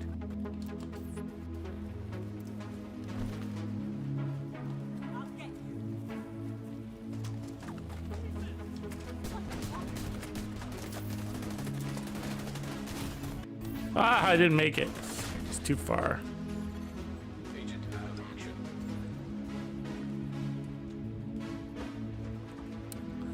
It's heresy? Come on, Destroyer, it's not heresy. Yeah, it is a little bit of heresy.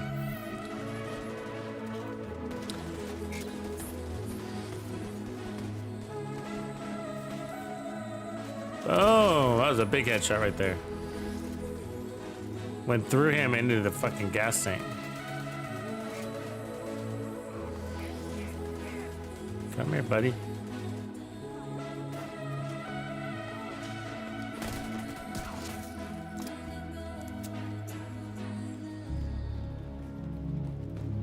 See, we're not even using a healer either. Could put on the deflector if you want to. I'd forget I have it though. That's the sideways walk of death I was talking about. You don't want them to do that? Ah, get in there. They're leading you. It's a death march. They start walking sideways on your ass.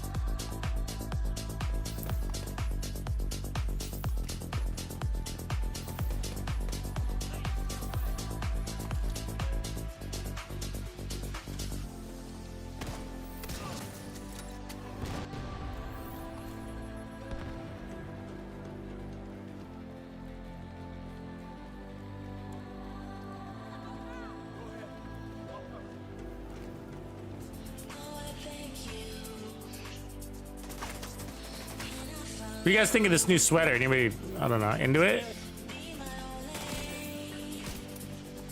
Do I look cool?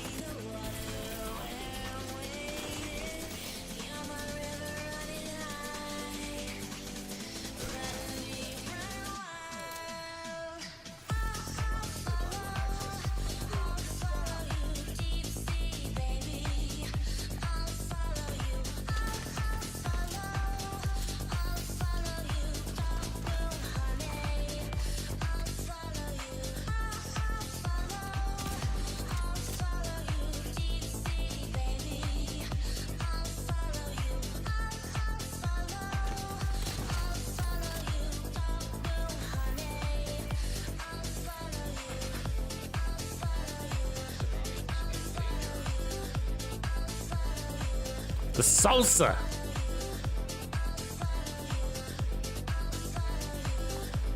Yeah, it doesn't allow you to have many options. So the Deseros is you got the reload speed. That's the only option they give me, you know. So you know it is what it is. But one thing that's cool, I'm using headshot damage here, and you do every little bit of power you need on this one because this is a little underpowered in exchange for the RPM, and I still like it. So if you're running a crit build, you have the 10% crit chance mod, which is actually nice, right? 10% crit chance mod, that's nice. Anyways, there's also the flashlight, which is cool. You can go around blinding people. Look at the light, it works. See that?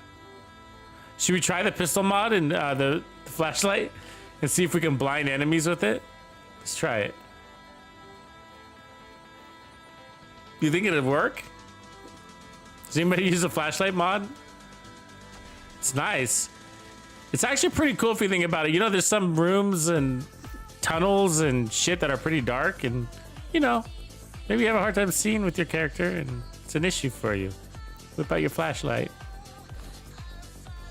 What else do we have a flashlight? I don't know.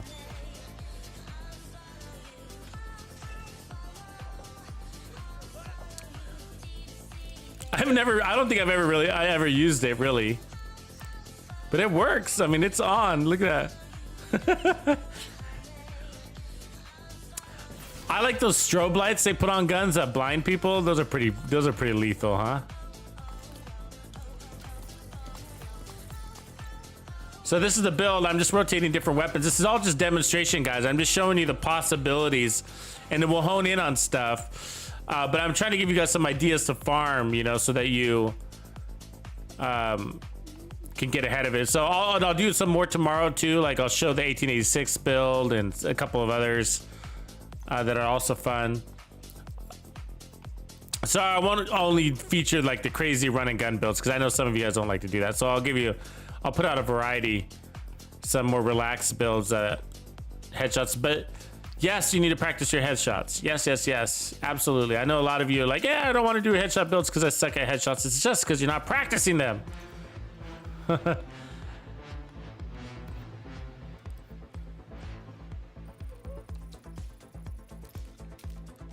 So let's see if I've moved up. I need to mark my leaderboard.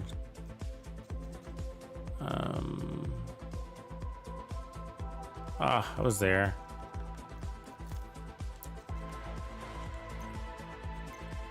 Trying to hit 104, so we moved up a slot. So 103, 018, so 018. So I need 58 kills, headshot kills.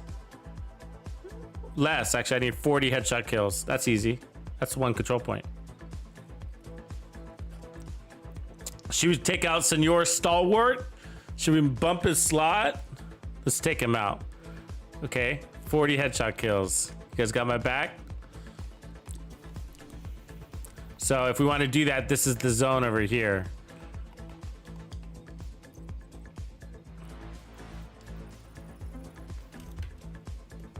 Yeah, that's what I'm talking about, Reaper. Reaper's stone cold. Reaper's going around blinding fools.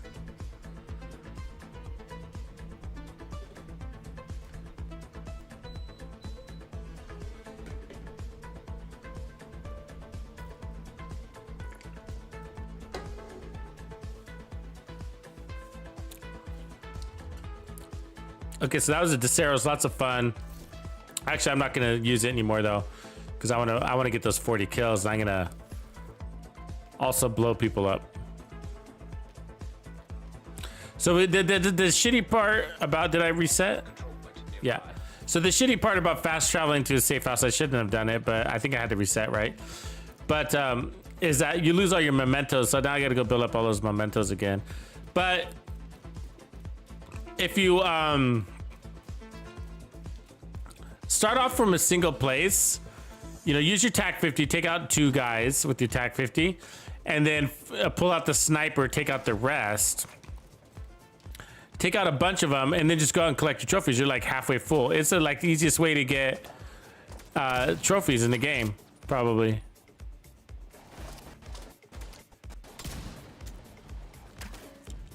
Okay, pussy.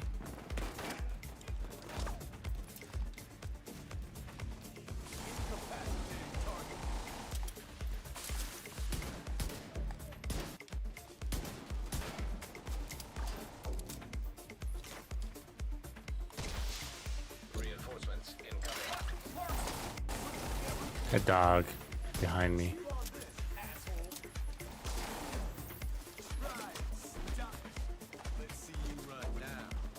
Okay, so let's clear out our key targets. Who's around? So we got a couple of grenadiers.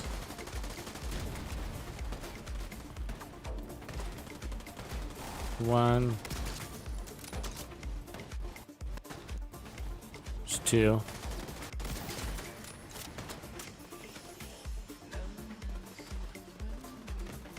Oh, there's a turret guy. Let's take him out. Ooh, miss. Oh, he disassembled his turret. That's interesting. Just...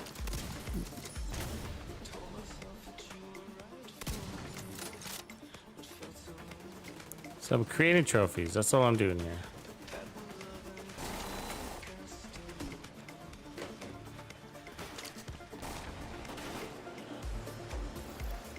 Reinforcements in place. Oh, how did I miss that?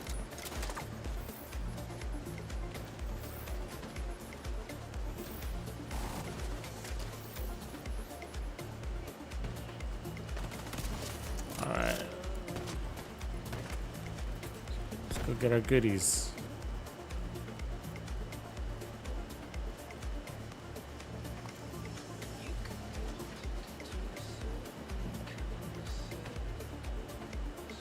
Really? See you later.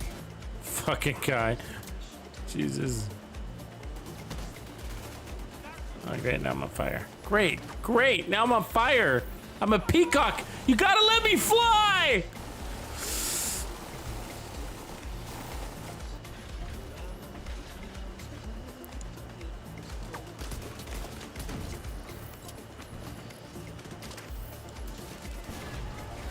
That Warhound has it out for just me, apparently.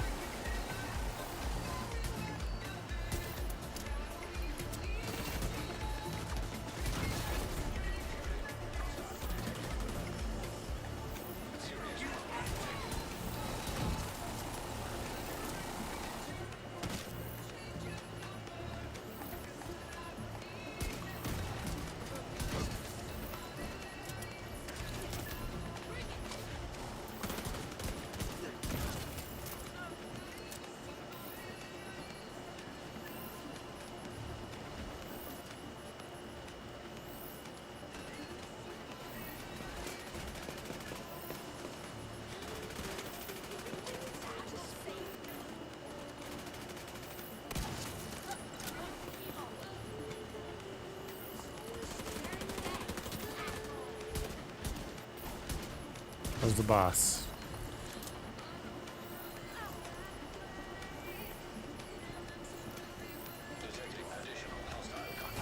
It's about halfway on our trophies.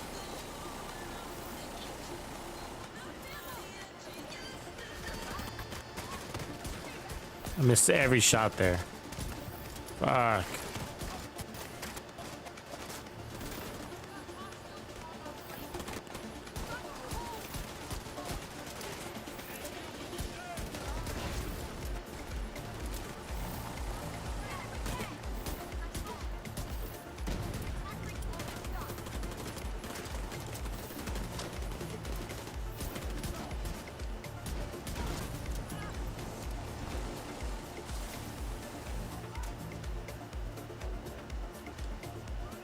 Fuck you, Tusk guys in back here. Tough Tusk guy.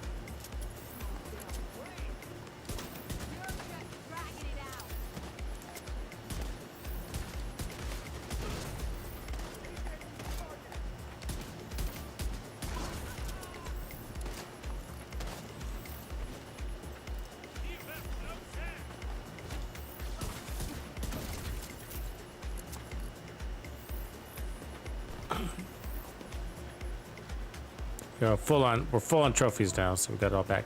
That was without the buff, by the way. We need our buff. Got it. Ooh, better heal. Medical assistance needed.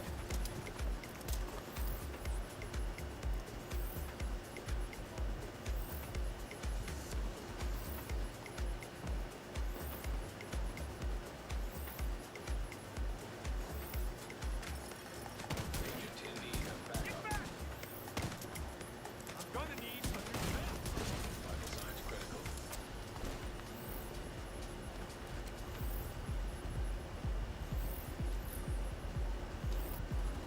So with the D50 or any of the pistols with the preservation, you're gonna heal faster. But this has got that fun boom.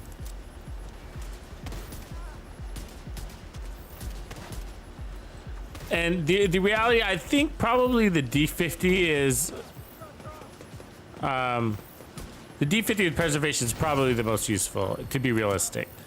And the reason why is because although I have explosion and taking out whole spawns with the Regulus, the reality is that most of the time you're not. Most of the time you're fighting like 2 or 3 guys at a time, you know.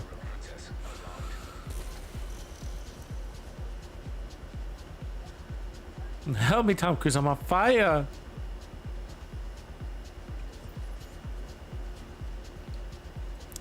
So I gotta keep reminding myself to use that. Okay, so what do we need? We needed 40, right? So let's see how many that was. That was should be close. Headshot kills. So we need 10, 17. Let's do it.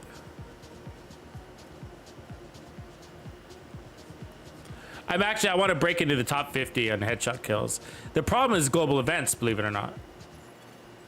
Friendly control point nearby. Well, there's 2 problems. One is global events, because I don't know if you knew this, but during global events, at least your headshot kill stats aren't affected. So if you turn on the global event and you go get 1,000,000 headshot kills, you won't get a single one of those showing up on the leaderboard, which sucks. So, and so when we have this whole week of like global event, and I was running that shotgun headshot build, right, with the KSG shotgun, none of those headshots counted towards my headshot kills. So.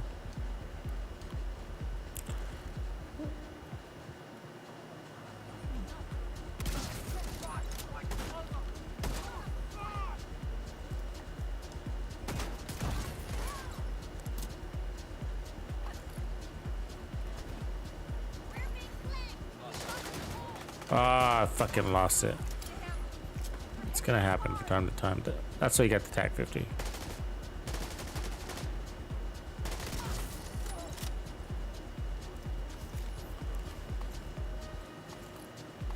The armor. It's nice. So there's 3 or 2 or 3. 3. Those 3 headshots. All right. So let's find a.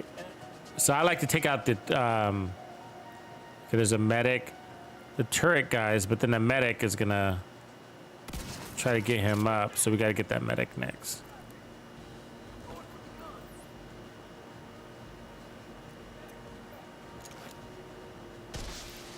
Reinforcements en route. One shot. So now that we got our trophies, we're one-shotting elites again. As long as we have that buff, right? Taking damage from the back, but I want to get that trophy. Not gonna happen.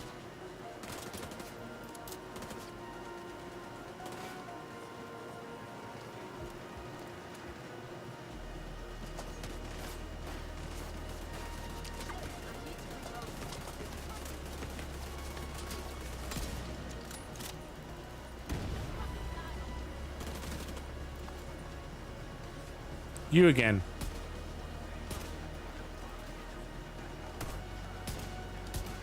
Oh, that didn't count as a headshot.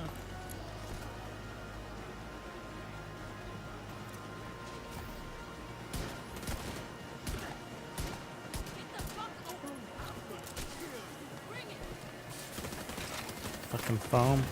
Get off me. Oh my god, they're everywhere.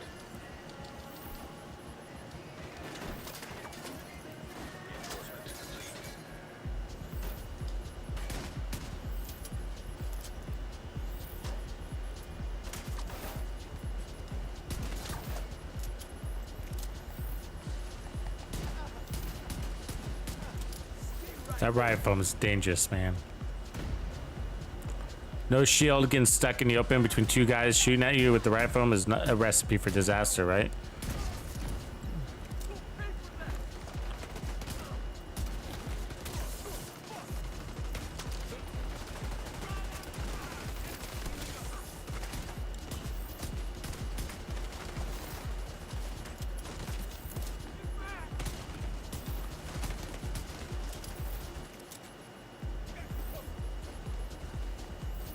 My god.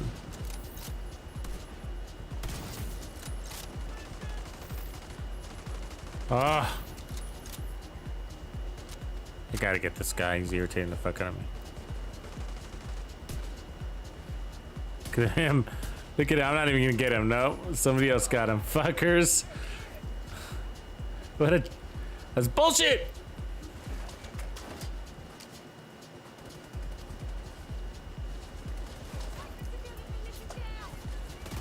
Anybody squeezing any last minute vacations before the summer ends? What are you up to? Anybody going anywhere? The beach? The lake? Camping? Paradise in your head?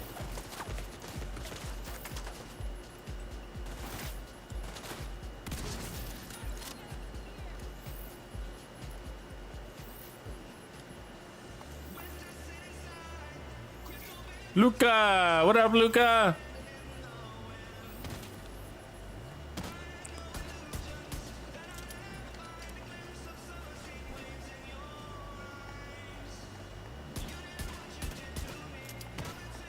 This guy in his big ass backpack.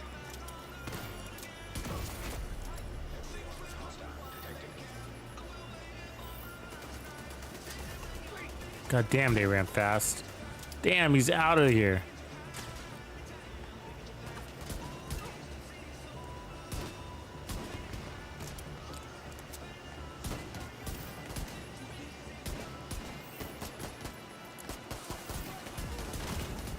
Whatever.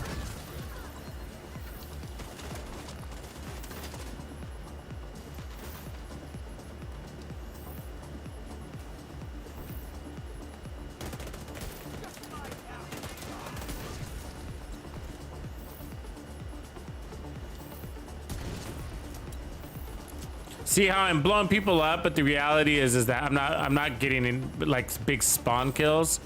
So the Regulus is a little overkill for this, for some of this times with this type of content.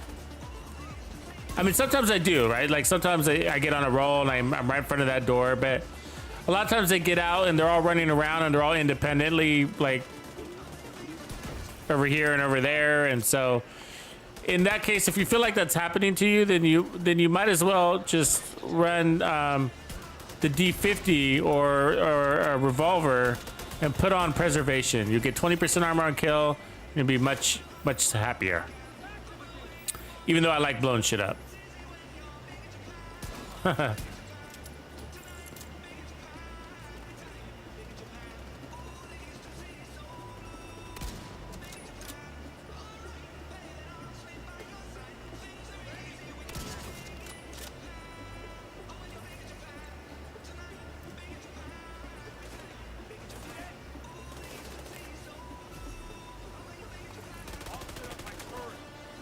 Boom. Big one.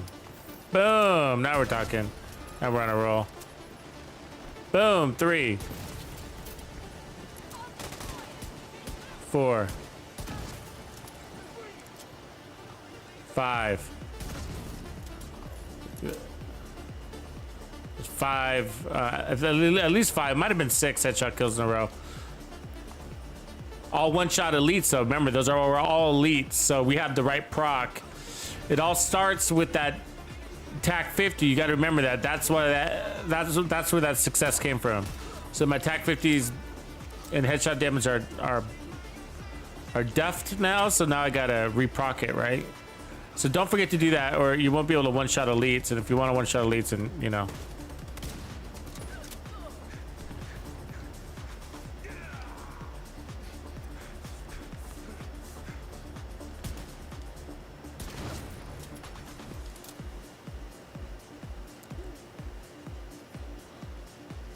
Hey, you. Yeah, you.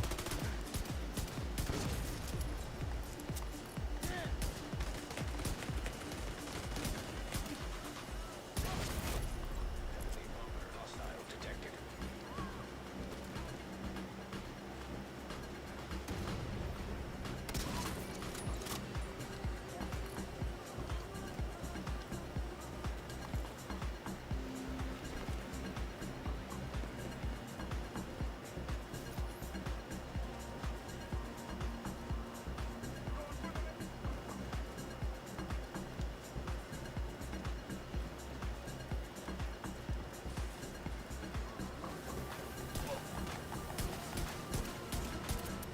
Not gonna like how this ends, buddy.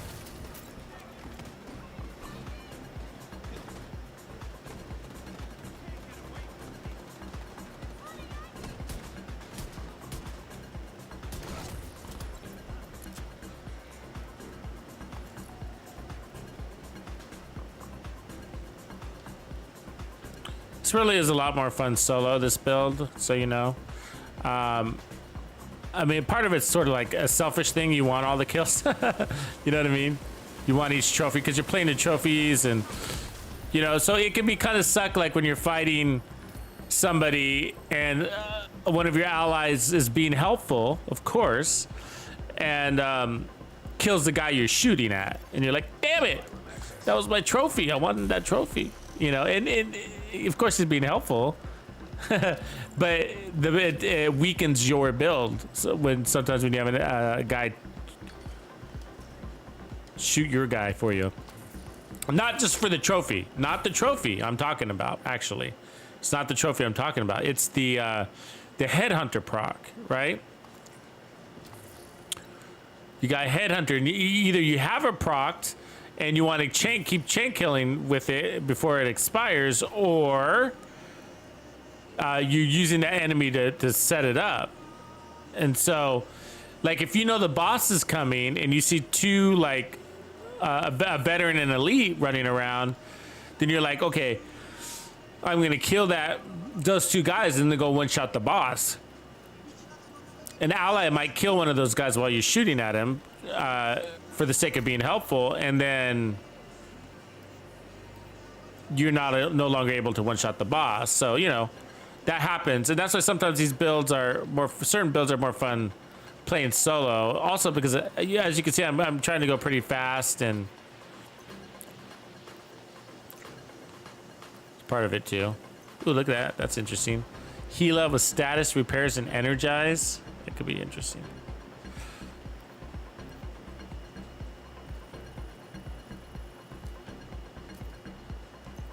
Okay, so let's see where we're at now. So we only needed, I think like 16 or something like that, right? So. Did we do it? We should have.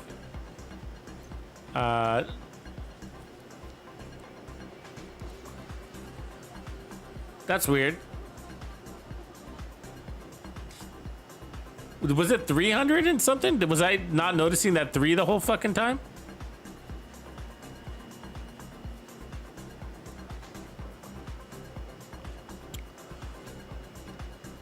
Yeah, I saw that too. They usually, but they were, just so you know, Destroyer Words, they were spending an hour on that guy. So, yeah, those 2 green guys shooting at the elite, they were actually, they started shooting at him 2 control points ago, and they were, and they followed him all the way over here. So you know, and then they finally killed him. So okay, here's the build again. So let me get up here where it's easier to see.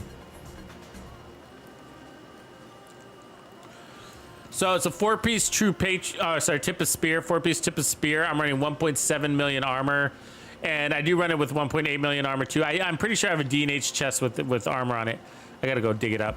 But it's primarily a pistol build, and then I'm using the TAC 50 to set up the pistol. That's all I'm doing. So you'll see a little tip of spear symbol. You need to make sure it's always green. All right, so use it basically once a minute. So automatically generates signature weapon ammo every 60 seconds. Dealing damage with signature weapon increases total weapon damage by 20% for 60 seconds. So yeah, 1 minute. Every minute you need to whip out your signature weapon. Now you need to take 2 shots to kill with your signature weapon, to kill an elite. 1 shot turns on the talent, and then the other shot is your kill shot when it comes to an elite. Okay, and then I'm running protection from elites mod on the backpack with the memento. Of course, we're playing into those trophies, so 1 trophy is probably about 900,000 in bonus armor or something. I can't remember exactly now. Now we took 1 armor core away, but when you run in all 8 or all 6 armor cores, it's 1.1 million. So anyways, headshot damage everywhere. I got weapon handling on the chest, on the D&H chest with headhunter, and then headshot damage everywhere, and then of course the backpack. And then I'm running this, and we did it all with it. Actually, this next one, I'm going to run the D50, because the D50 is a really good alternate. It really is. All of these are, really. But the D50 is nice. I think probably it's probably like D50 Regulus to Ceros is the order, which I think is my favorite here. So let's give this a cycle real quick. The D50 really is a good pistol. And I didn't use it for the longest time. I mean, I use it here and there on the special events because we'd get the weapon handling buff. But with aim assist, it was horrible. It would snap to the chest and force you into a body shot. And you don't want that with Headhunter.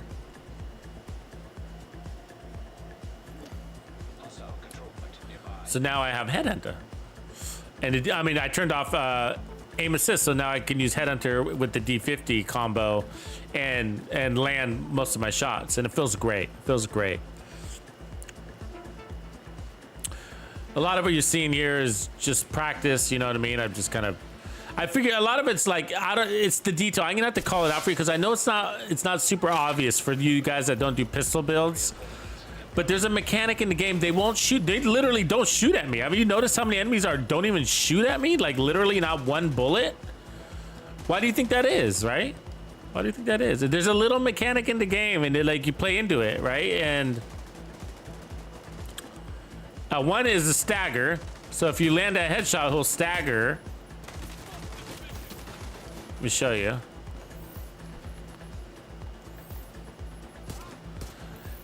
And then there's also a little bit of a pause in between when he starts shooting at you. I don't know why, but that's there. Let me heal up. Oh, let me heal up. Oh, I don't have any trophies.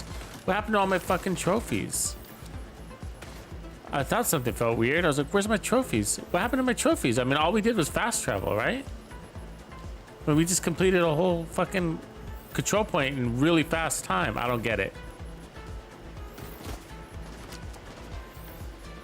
And now we gotta get all our trophies again, so well, bear with me. Sometimes the memento glitches out like that, and it's annoying. I mean, there's no way all 30 of my trophies fucking timed out at the same time, right? I mean, that's ridiculous.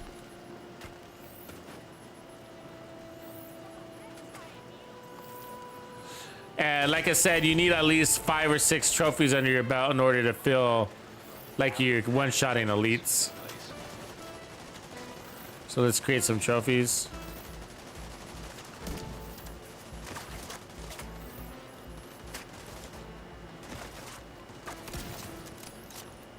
So that's how, so when I'm trophy farming, that's what I do with this build is I just quickly kill a bunch of guys with the snipers and even a pistol, but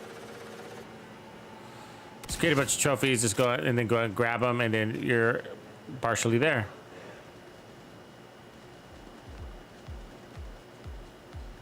Oh my god. I hesitated on all of that shit.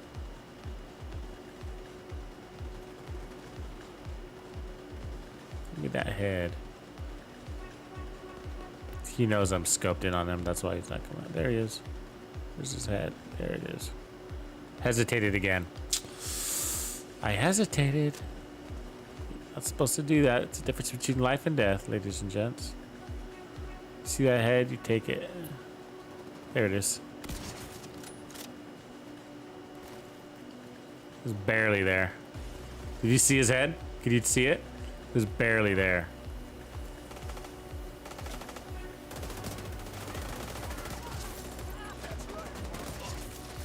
So now we're getting trophies, right?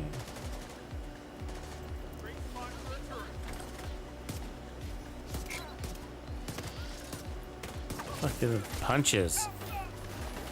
Get sick of being punched. It is a hazard with playing this close and personal though, right? Is close and personal available on pistols, by the way? I don't think it is it? Now that I think about it. I think I just not realized that. Because you're always close and personal, so maybe they don't give it to you. I don't think close and personal, if it is, that's the way to go, I think. You know what I mean? We're gonna have to double check that. Maybe I just don't have it on my tree.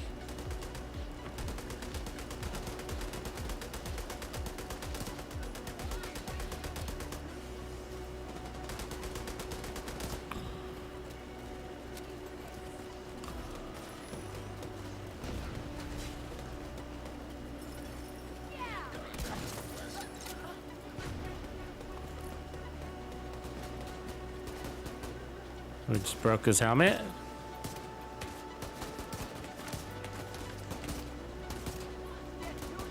See how he's walking sideways? You don't want to get into that fight. He'll win it 9 out of 10 times.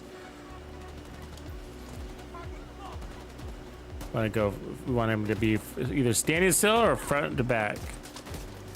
You don't. God damn! There's always something behind me. Like they always get that punch off. I'm like.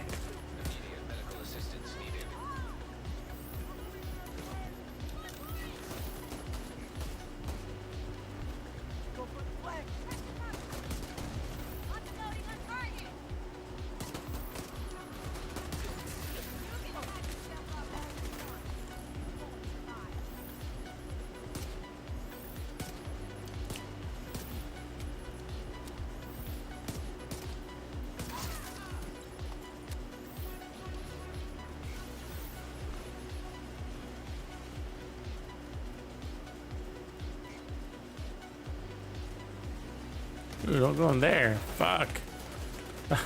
There's a dragon in that cave. There's a dragon in that dungeon. I like the apparel event, man. I mean, a lot of the stuff I probably won't wear. I'll wear like once and it'll be done. But you know, but I got my favorite outfit and I really like it. Like a lot. I'm not wearing it, but I'll show you in a minute. Like I really like. It was the one that I've been wearing this whole time. I like that bomber jacket. Is really badass. The hood on it is sick. Love the hood. And I know a lot of people are like, oh, I hate this apparel event. It's trash. I'm like, really? Fuck, I mean, have you seen any of the other ones? Because they were worse. You know what I mean? I think this is the best apparel event yet.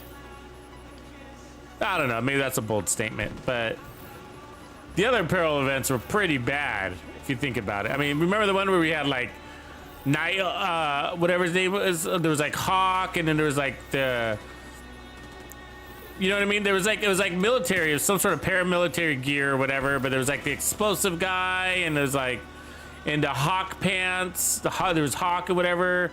I mean, at least they were tactical, but they're not that cool. They're not like, hey man, look at how cool my character looks. Not really.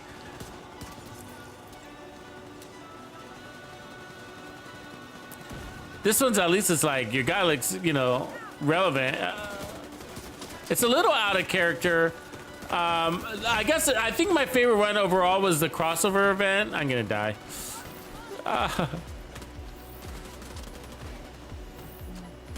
Yeah. The crossover event was pretty cool though, where they had it with Resident Evil. That was a good one. That was a really good one. I mean, even if you didn't know who Resident Evil was, like you got the police gear and that kind of stuff. It's pretty cool. Outguard, thank you, Reaper.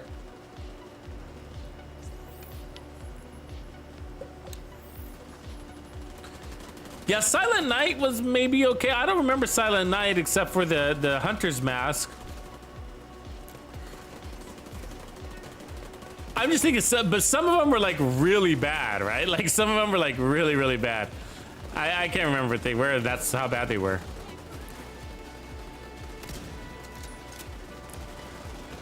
I mean, do you okay, here's one. Remember the Strikers one or the Rikers one? There's the Rikers one, right? Like, let me show you. Like, let's just go into apparel right now. Like this. Like, look at this thing, right? I mean, that one's not that bad, but where's that one? Where's the one that's like fucking ugly? Like, look at that. There's a hose and shit. Let me put these things on. Let me put these things on. I can't believe you guys think these are better. You know what I mean? Or there's the garbage bag. You guys like the garbage bags? Look at these pants. I mean, you guys like those pants? Really? This is an actual outfit. This is from an apparel event. And people are saying that this apparel event that we have today is worse than the shit that I'm wearing. I mean, look at this. Look at these orange fucking pants and the goddamn weird vacuum jacket I'm wearing. It's a vacuum cleaner jacket of some sort. How could that not be worse? I don't even know who would dress like that. Not even a warlord would dress like that. You know what I mean? Like I'm wearing like these fucking hockey pants, shingo. I don't even know what kind of clothes this is. It's just like.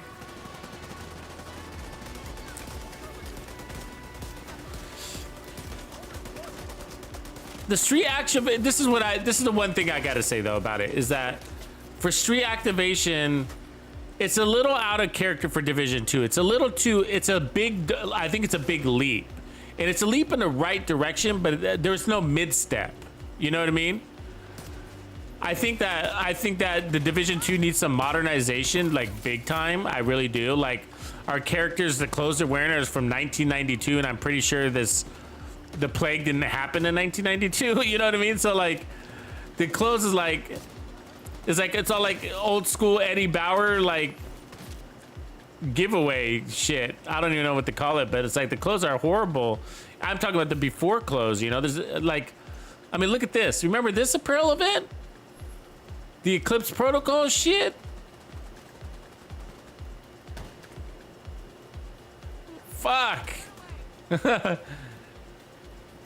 was a waste for me. I mean, I never wore this stuff. Let's put this stuff on.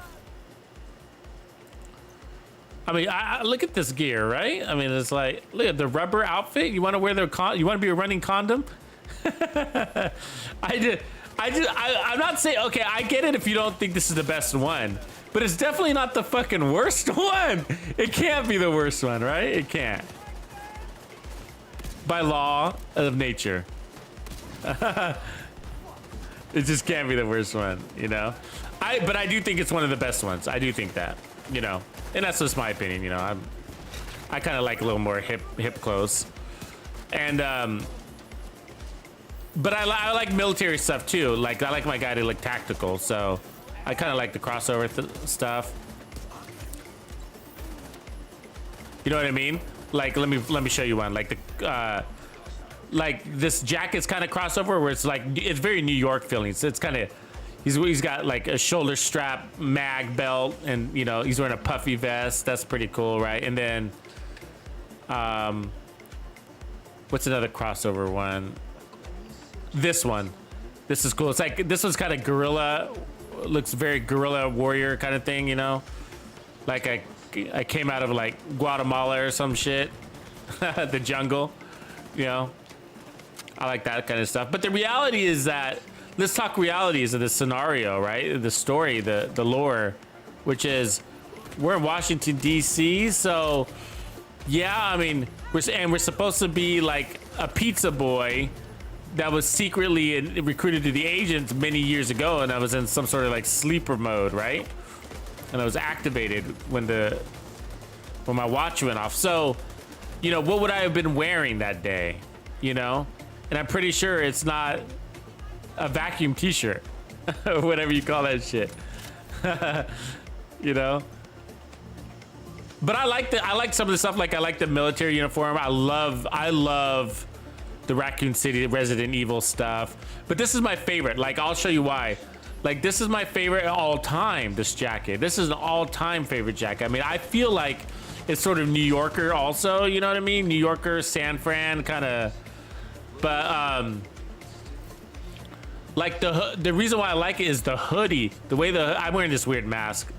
I'm not a big fan of that mask. I'm just doing it for fun. But let me put on my normal mask. My Bandito mask. Like, I actually like this one, too. I mean, it's kind of creepy. I mean, I wouldn't wear it on a normal basis, but it's kind of cool. It's not my favorite, but it's kind of cool. I mean, it's better than this fucking condom donut head. It's better than the sand people mask. I like this one, too, though. But like this one's one of them, but I'm not gonna walk around looking like Snake Eyes. You know what I mean? Not really. I mean, maybe for like a day, but that's, you know, Mongoose. That's right. Like this Mongoose stuff wasn't that cool. You know, nobody really wears it. Sometimes we wear the mask just to kind of feel good, but nobody really wears it. This one was cool. The hawk face mask. I like that. This one was cool. The Bastion. This was a cool mask, but he came with that weird orange pants.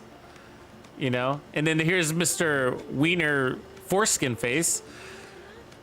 But Resident Evil was pretty badass. That was a crossover event. But where's my mask? Where's my mask? We need more hunter masks is what we need though, right? Let's just say what it is. Anyways, the way that hood drapes over my forehead is fucking awesome. I love that. You said you're just taking damage. Yeah, dude. So that's what I love. The way it sits on the character's forehead, like give it a lowbrow, but also the look of it. It's layered. It's a sweater and a jacket. It feels appropriate. You know what I mean? I like this jacket the most. The pants are okay. You know, the joggers, the joggers, you know, modern joggers or whatever. They're okay. I got tired of wearing the same old shit, so I'm also just excited to have something new. But foreskin face. Am I the only one that thought that about him? Am I the only weirdo?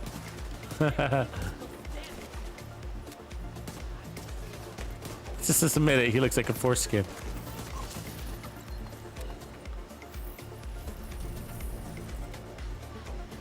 Okay, so now we can play. We had lost all our mementos for some reason, so now we got them back. Now let's go play. Yeah, the first responder stuff does make sense. I agree with that, Mike. I totally agree with that. My complaint about the first responder stuff is it looks like first responder stuff from 1992. And I think it's because the developers haven't traveled to America lately. And I think they haven't seen how our first responders dress now. They're more tactical military than anything. And like, if you look at our first responder stuff, like this jacket, like nobody dresses like that. Nobody does. Maybe in Jersey. Just kidding. But I like this some of the military stuff like that though. I do like that. Like, I like this leather jacket. That's cool, but it's really basic. There's nothing really special about that jacket. It's kind of basic. But this shit was ugly. Remember the like this first responder one isn't bad or whatever that is. That's a safety jacket. That came from Penco, right? That was a nightmare one. That was a horrible one. That's probably the worst one too. Like this jacket's not that cool. I don't really like that jacket, but I get it. This set here, the mechanic hoodie, like remember this whole set? It was all like cleaner stuff. Like I didn't think that was that cool, but at least it was on theme, so I get it. So at least, you know, we got cleaners. Let's get some cleaner outfits. But like this is cool. That sweater's cool. The smiley sweater. You shoot at me. Kind of. I can't stand still anywhere. Hostile control point detected.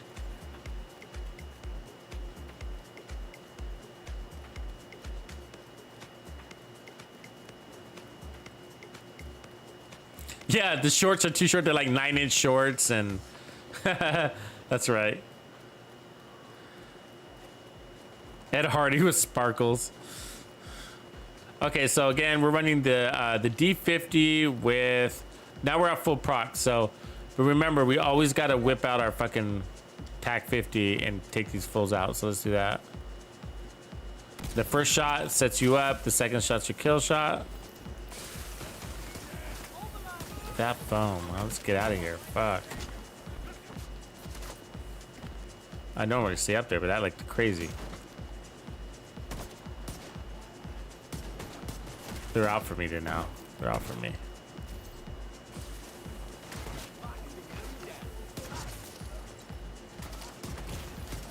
Oh, I'm taking damage from somewhere. Where is that? Way over there? Fuck. Gotta get this foam guy out of my way.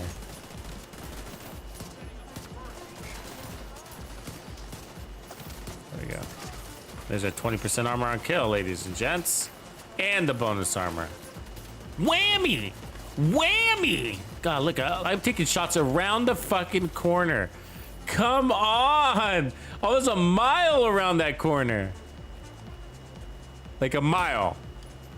There's no way whatever you're shooting at me had that angle. I promise you.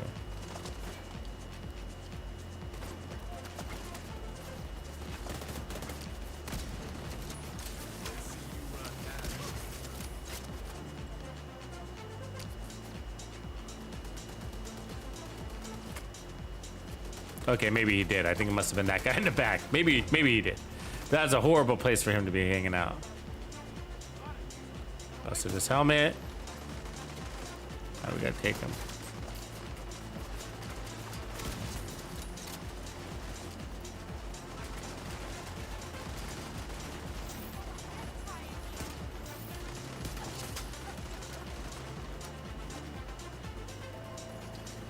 Civilians in distress. They really do. I do notice that, but they do. In that case, it was actually legit. There was a guy way back here, but man, sometimes they fucking. I'm like 5 minutes around the corner and they're still shooting at me. It's like, what the?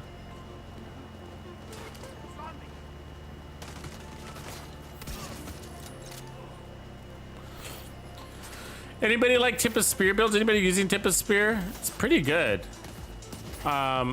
I mean, with the TAC 50 at least. Anybody use it with anything else?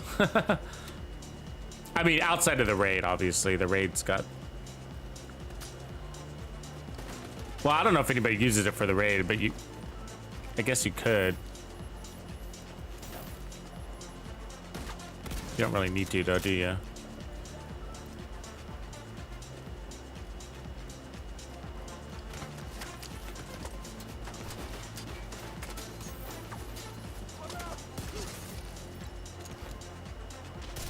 All right, let's go get some trophies.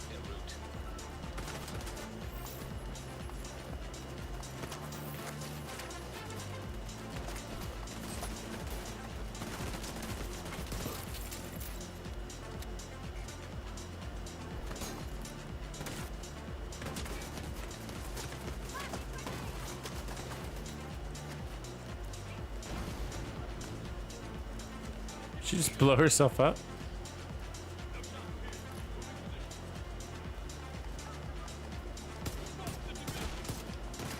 Okay, we got to proc our set. Got it. Now here comes the next wave. Let's go and get him.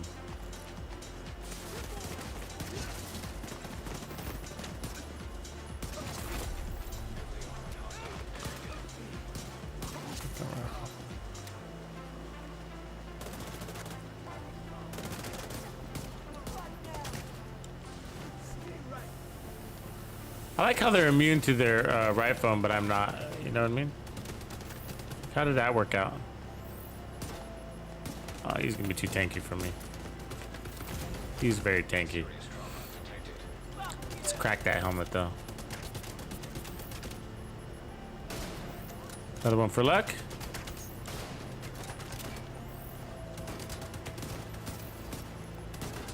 He doesn't like the D50 though. It's gonna hurt. Oh, is he immune? Come on, he's immune, right? Am I missing something here? There he is. He's not supposed to be immune. That's a golden bullet issue.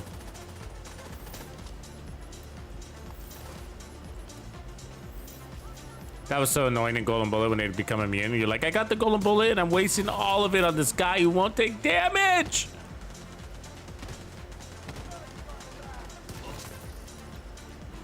So we're gonna pull out our TAC 50. Gonna have to charge it so they come out this door.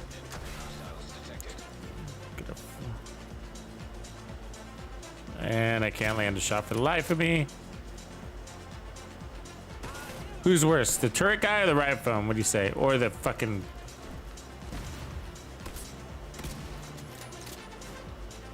Oh, there it is.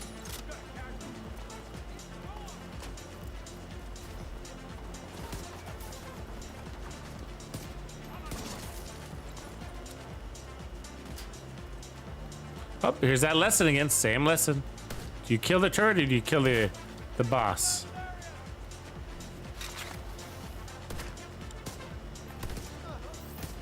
Or neither. Because you can't land a shot. So you see, I gotta straighten him out. I gotta get to a front to back situation. Don't want him to run sideways. So that's why I did that tuck and roll. It's because he started walking sideways and we couldn't have that bullshit. Oh my god.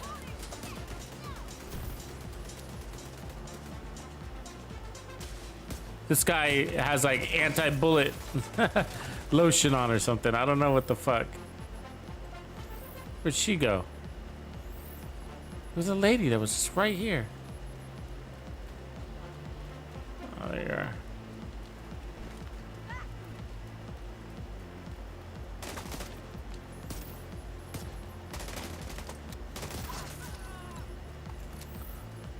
Okay.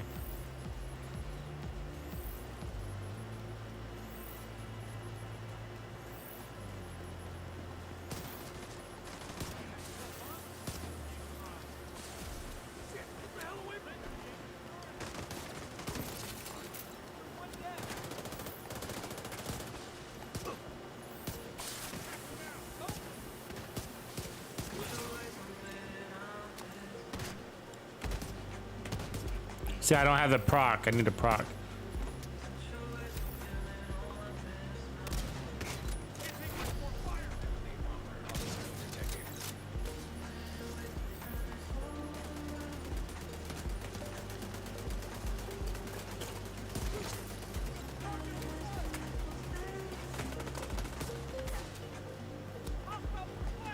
Got a fucking backpack. Got him. One shot, one kill.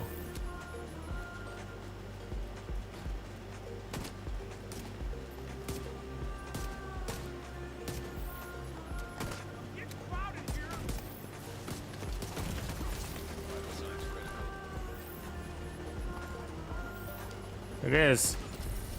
So that's a D50. Tons of fun, I'm telling you.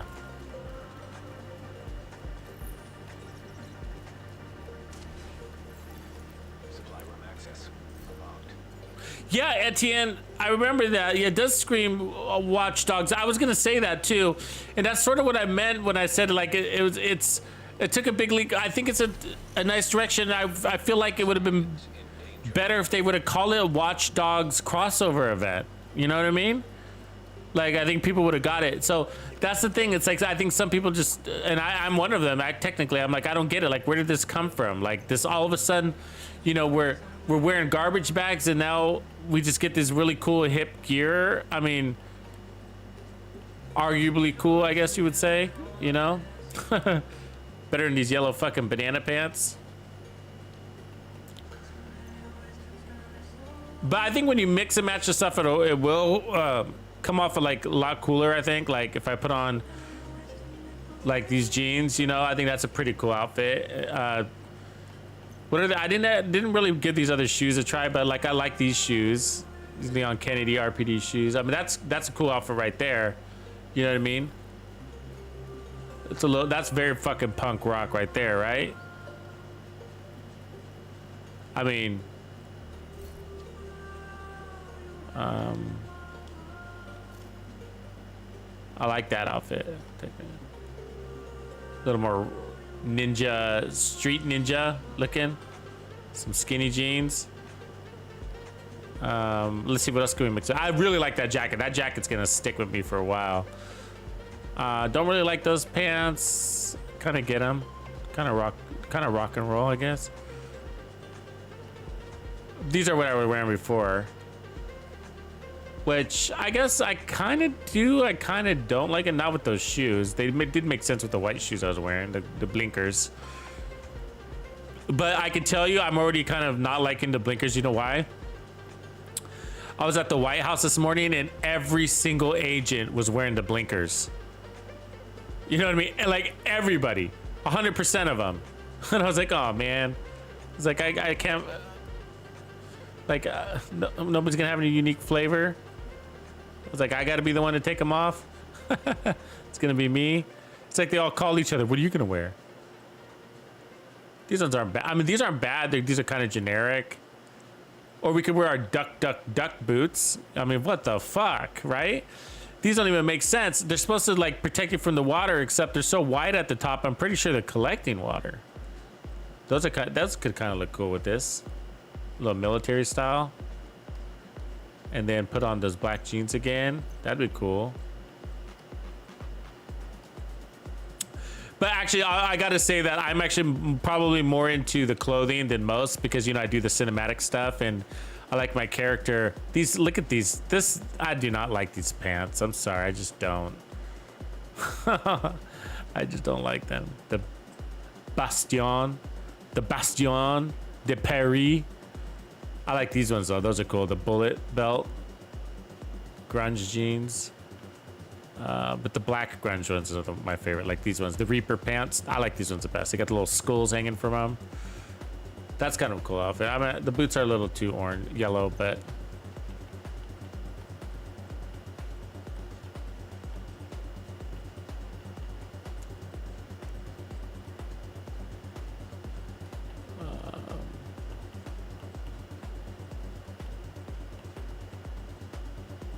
those boots are cool.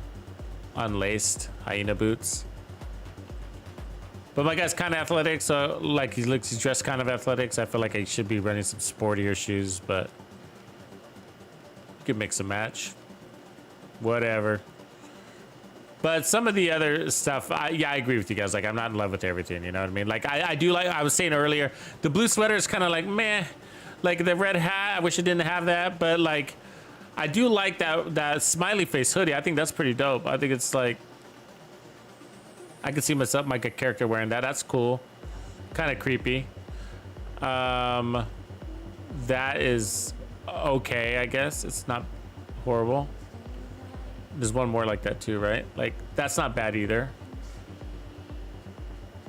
It's just it's sort of plain. It's wild, but at the same time, it's kind of plain. It does seem generic. You know what I mean? Like, it's like a generic wild thing. I don't know, you know. What do you guys think about when you see guys wearing, like, with their male characters in the Claire Redfield jacket? Does that kind of weird you out a little bit? Like, it weirds me out. When I see, like, you know, some tough dude character on like another video or something wearing a Claire Redfield jacket. I'm like, it's like watching a big, barely bearded man with lipstick. You know, I don't know. Agent requesting backup. But like this, we could wear this plain gray shirt. You know, like look at all this stuff from like Gap. You know, there, can wear that. Super simple, super generic. I work in operations.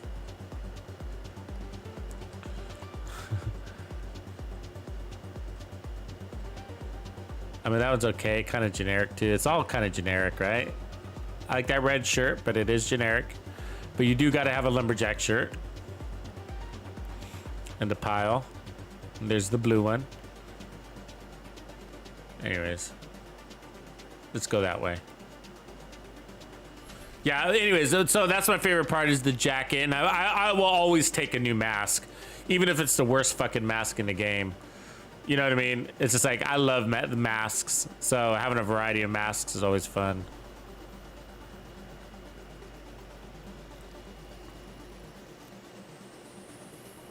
My volume went up? That's weird.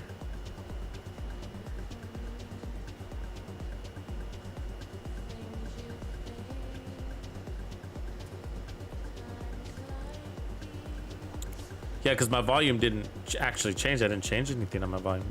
If anything, it's really quiet right now, actually. Let me reset my sound real fast, just in case if that's it.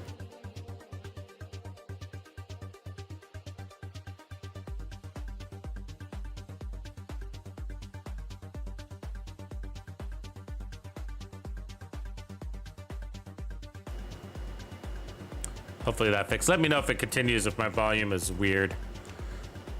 Weird.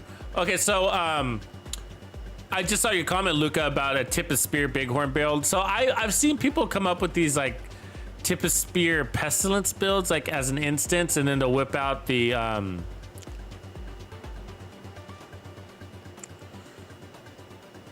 what do you call it? The minigun. They whip out the minigun to proc like the pestilence, to make the pestilence stronger, and it's like, oh, gross. Because it's, the reality is you got to get out of cover to use that thing, and it's, I feel like when I use it on an enemy, like an hour goes by and like before I hurt him. Whereas attack 50, you can one shot, one kill them, you know what I mean? So it's like,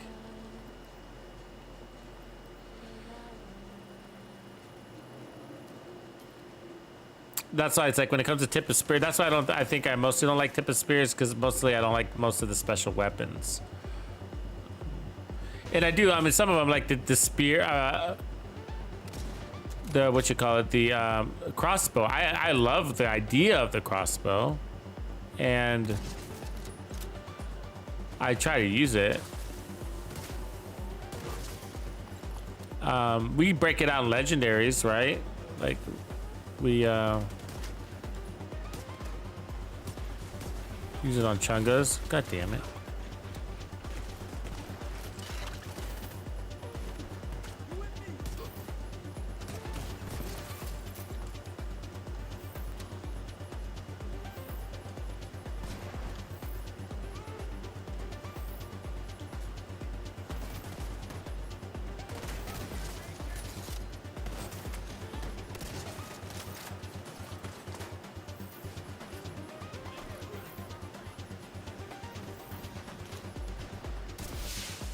Reinforcements incoming.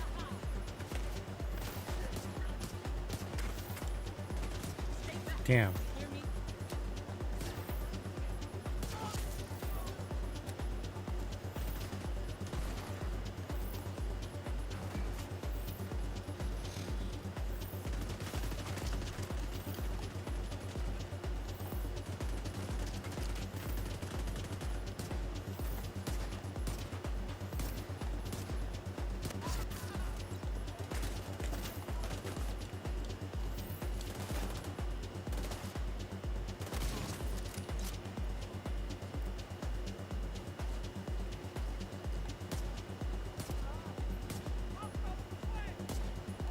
See, it's just for the TAC 50 is just such a fluid weapon. It handles really well. It's got a nice scope. You can zoom in. It also synergizes really well with the build that we're actually running because we're one shot, one killing, you know.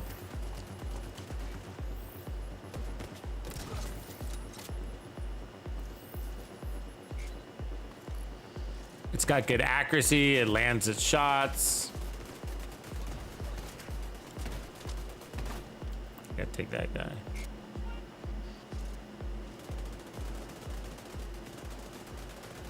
Come on. Tomorrow? Today? There he is.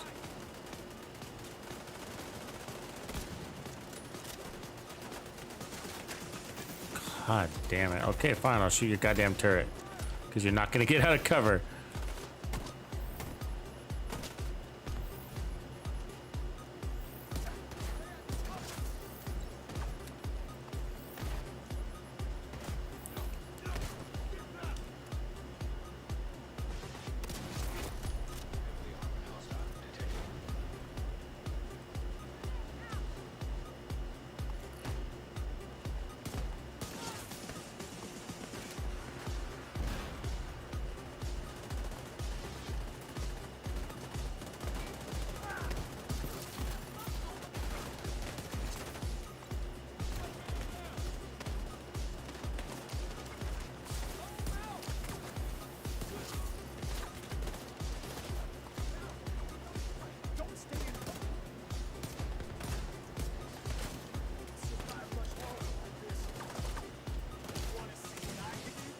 Oh, you and your phone, man.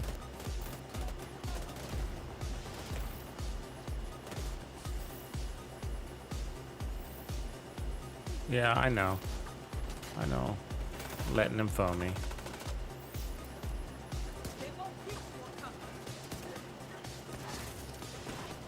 Just trying to get my proc, and these guys wouldn't get out of cover.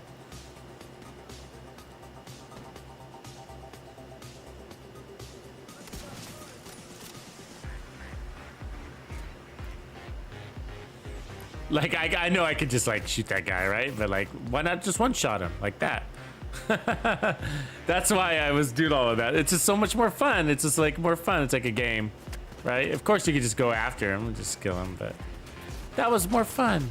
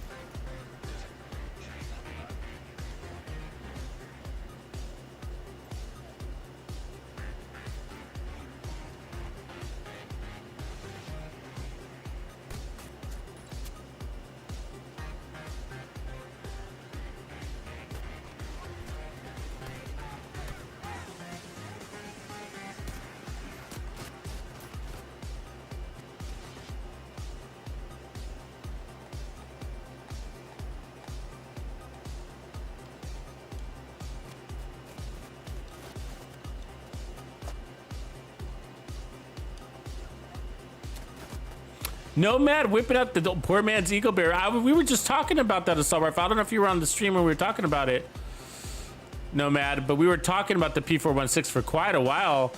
I used it in last night's stream for a while, a long while. I was saying how good it is, actually, and that it was a tough call because I was doing a reanalysis on my top assault rifles, which is always sort of been the CTAR and the Police M4, you know, these faster guys. And the CTAR is not officially my at the top because it can't hold the scope, but I like it. But the Police M4, and I was kind of giving the FAMAS another chance, and I was just saying how nice the P416 is. And so I'm still assessing the FAMAS against the Police M4 because they are really close on how they feel and how they perform. But we tested mostly in Legendary. But it did turn out like I had a feeling that the P416 doesn't have enough burst for solo legendary. So, and the test, if it sort of failed, was, and it didn't like fail, it worked. You can get it done, but I could just feel the difference in performance. You can totally solo legendary with that thing. It's actually really easy to handle. I was getting like really deep shots with it, probably more than any of the other guns. It's actually easier to handle than all of 3 of them. It's easier to handle than the FAMAS and the police M4. But it was like when I went into the second checkpoint of District Union Arena, when the enemies were standing in their heels, it was I didn't have the burst damage to kill them. It was more difficult. Still got the job done, but God, I hate when I miss that easy shot. It was an easy shot, and 2 easy shots missed. But it really is a good gun. This is crazy. You got to try this if you get a chance. Try running it with rate of fire on a 4-piece strikers build. Yeah, instead of damage to targets out of cover is what I mean. Like, instead of damage to targets out of cover, run rate of fire on it and make it even faster. So, and then run 4-piece striker. It feels like, wow. It feels like you're running like the FAMAS or the CTAR. It's so fast. And then I was running, and then that's not it. Put measured as the talent, measured. It's just like, it's lightning fast on that thing, and it feels really good. I mean, you're killing fast. When you run it like that, you might choose it over the police M4. you know, I did. Because I also have that same setup for a CTAR and a police M4 where I run a rate of fire. And the P46 was like, wow, that's what made me realize it was a really good gun, actually. I was like, this is a really good fucking gun. And I knew from back in the day that it was good, but I remember it handling poorly. And this time around, it felt like it handled great. You know, and I think it's all the buffs that they made to Striker. I think that made that set. I mean, I think that set makes a lot of weapons feel really good that didn't feel good a year ago. You know, even though Striker existed a year ago. Oh, Ditch Boy. Yeah, maybe think about it. That's 30% weapon damage.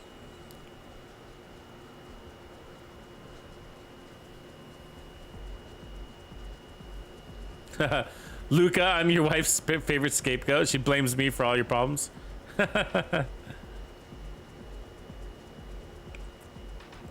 It's a good problem. Where you at? Where you at, Luca? What part of the world are you in?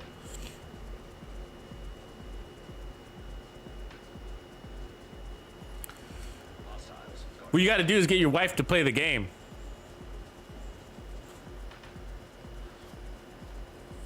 It's actually a pretty fun game. We need more women in this game anyways.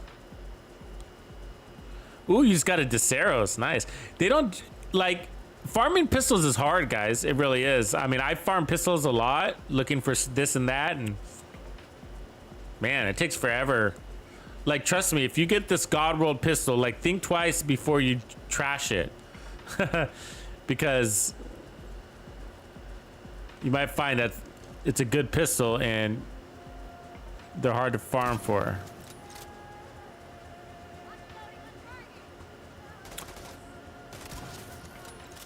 So there's this weird thing with the TAC 50. So you know how the TAC 50 will go through an enemy, like the bullet will pierce the enemy and then like take out a weak point or another enemy standing behind him or whatever. But you ever notice like the bullet, like even if they're like you're shooting at an enemy and you hit the enemy and like there's a gas tank like on the ground and maybe you hit the enemy in the head and then the gas tank explodes. You guys ever notice that with the TAC 50? Is it supposed to do that, or is that some sort of weird unintended thing?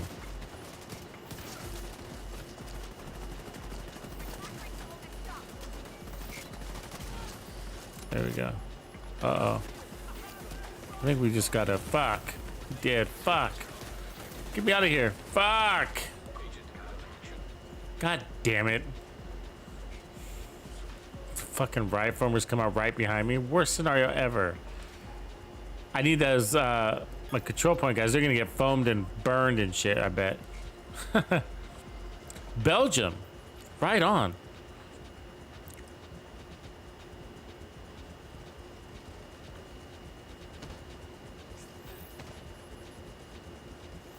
God damn it. Come on, let them give me. Yes. They never pick me up, so I'm excited when they do. I mean, they've done it a few times today, but usually in those scenarios, it's like, tough luck, dude. God damn it.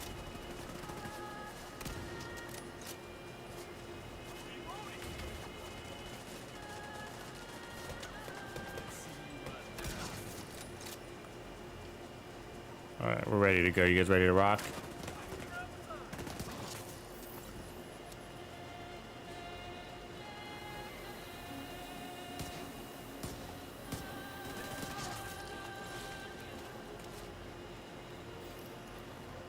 That was kind of painful, that.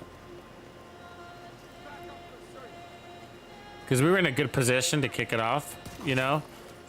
Like, we were standing right by the door and the spawn and all that, and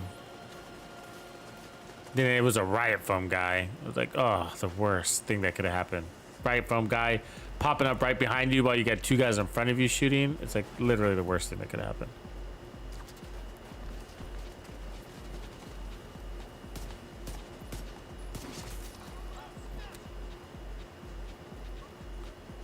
There you go. She go inside that room?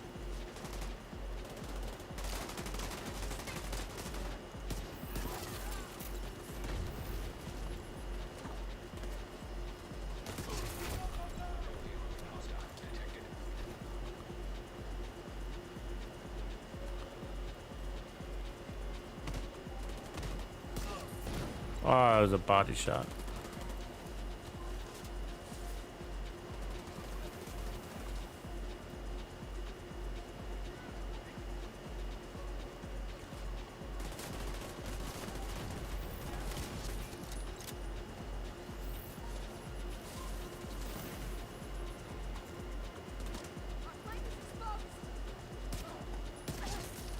Shot her in the shoulder. There's a convoy around here somewhere. 15 million. There we go. Just gotta do something with that.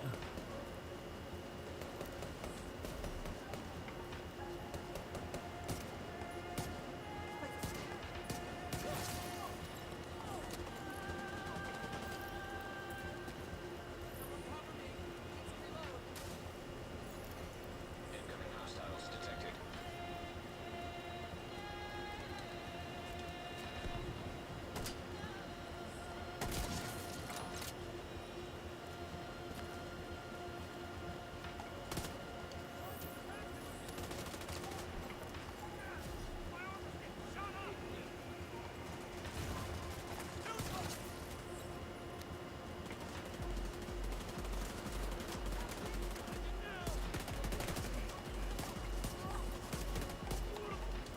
Fucking punches. Oh, goddamn, they're everywhere. Punching me too every time I fucking turn around.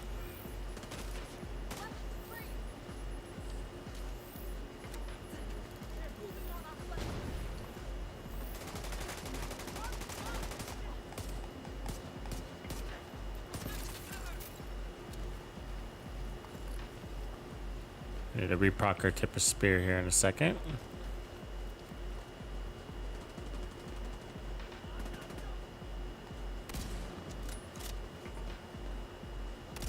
Oh, come on. Give that to me. And that one. And that one.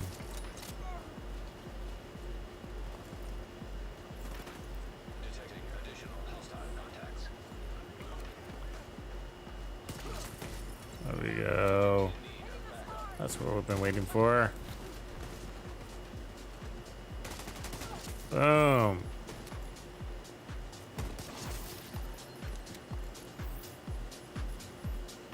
Have a fresh tip of spear stack and it just hits hard. This is with preservation on the gun too, right? Bust that helmet.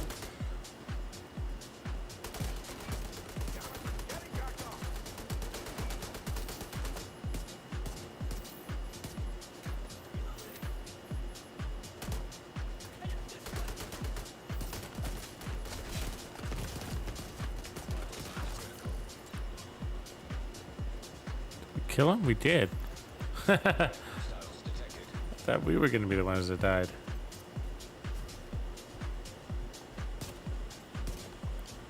We need to proc our headhunter.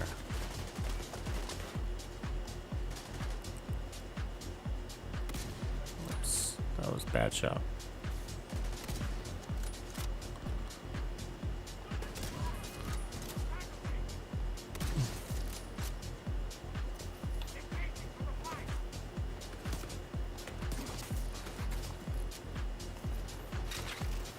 See, I haven't even had to use my healer drone this whole time.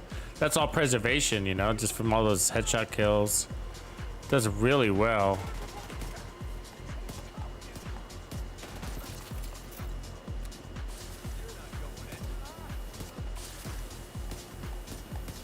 God damn it.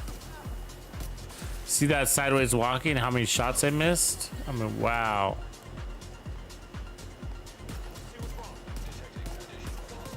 It's gonna be tough right here.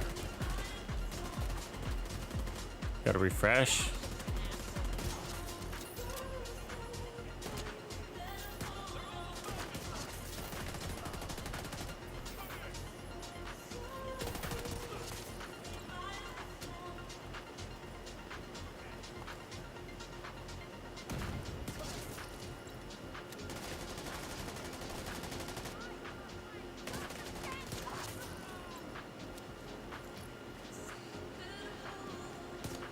Oh, what? You're not dead?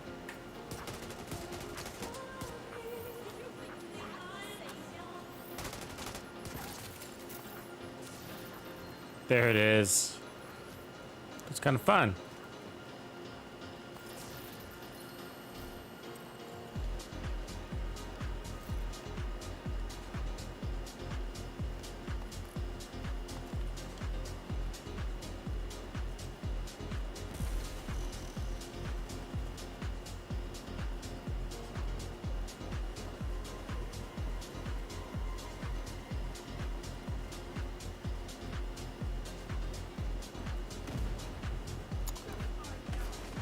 So, fuck. That was a lot of fucking pain. I think it was two guys. Yeah, it was two guys shooting at me. So there's the Hunter's Fury version of this, right? In the Hunter's Fury version, you don't have to whip out your TAC 50, but the TAC 50 is still helpful, even in the Hunter's Fury version. Because you want to get that instant proc on Headhunter. That's really the point. That's really the point. And then, but what I was gonna say is that the good thing about Hunter's Fury is that you get the disorient status effect. You know, so like after you kill a guy, you know, everybody kind of leans over and all that stuff, staggers. So that's a lifesaver right there too. So like if you struggle with this one, then I think the Hunter's Fury might be worth the shot, because then you stagger into enemies too. But this is what my problem was with the Hunter's Fury. It's got too much survivability built into it. I know that sounds crazy, but it does. Because Hunter's Fury's got 20%.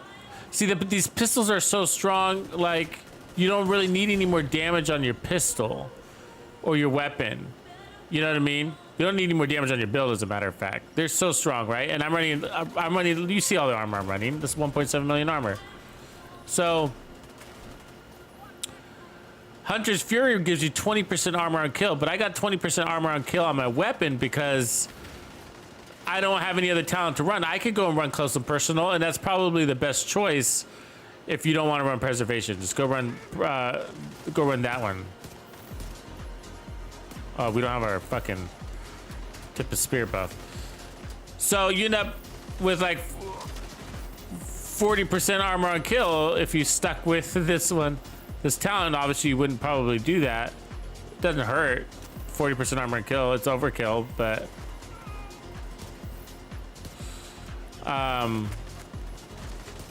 so yeah, Hunter's Fury does it. So that's why that's why when I run Hunter's Fury, I feel like it's more of like with the Regulus, it makes a lot of sense because the Regulus doesn't have an armor on kill talent. It's a weapon, it's a talent, but more importantly, it's an explosive talent.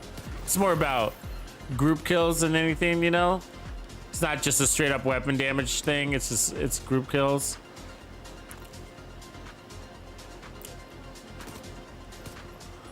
So that's why I like when I run Hunter's Fury, I think it makes a lot more sense to run the Regulus.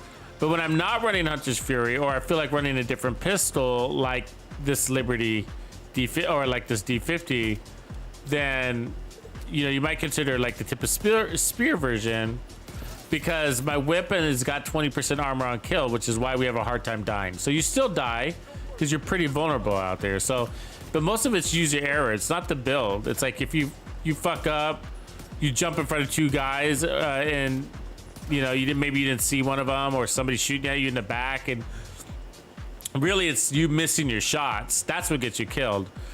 Because if you just kill the guy, you're gonna have 20% armor on kill. You can stand there and take shots to your back all day long, as long as you're getting your kill. That's the caveat there, right? So Hunter's Fury is the same thing. If you don't get your kill, you're not gonna stagger, right? If you don't get your kill, you're not getting your 20% armor on kill. So it's the same thing. I just have it on my pistol. This is Hunter's Fury on my pistol, right? That's 20% armor on kill right there on that pistol, and that's amazing. That's amazing, you know. And it's really strong. 530 base weapon damage, preservation. I'm not even sure I have pistols. I should probably do marked on my skill tree, but anyways, Hunter's Fury works. I'm not saying it doesn't, but you really gotta. It's one of my favorites, as a matter of fact. You just gotta really make sure your talents make sense, you know. Like, you can have too much armor on kill. You can have damage that's going to waste because of Headhunter, you know? That's all possible. So when I run Hunter's Fury, I run the Regulus, usually. Another one would be... It just makes the most sense because it's mostly about blowing people up than anything else. You know what I mean? Like crowd killing. Versus just straight up damage. Like you don't need straight up damage with Hunter's Fury. I mean, you could take it. If you're gonna take it, use close and personal. I think that's a great idea. Friendly control point detected.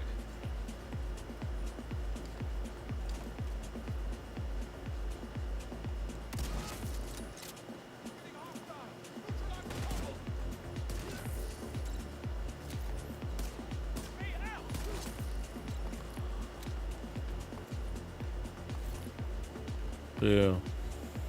Chunk.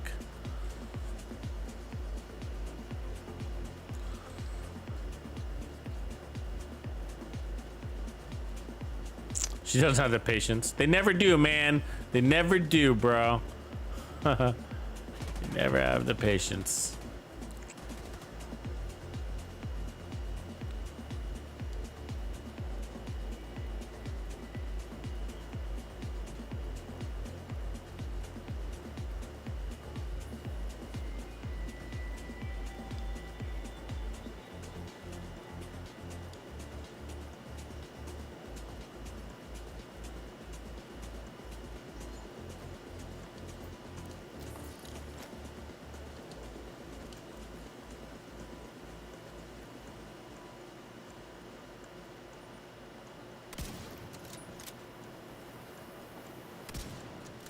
Going right for that turret? No.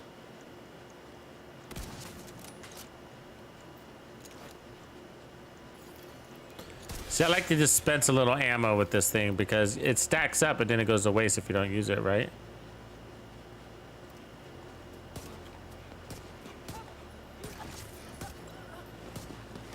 Don't you do it, fucking guy.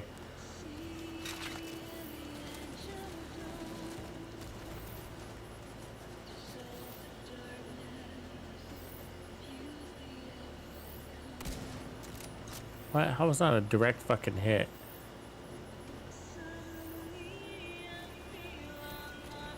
I think it's because they're taking grenades. He flinched. Yeah. Being bombarded by the tusk.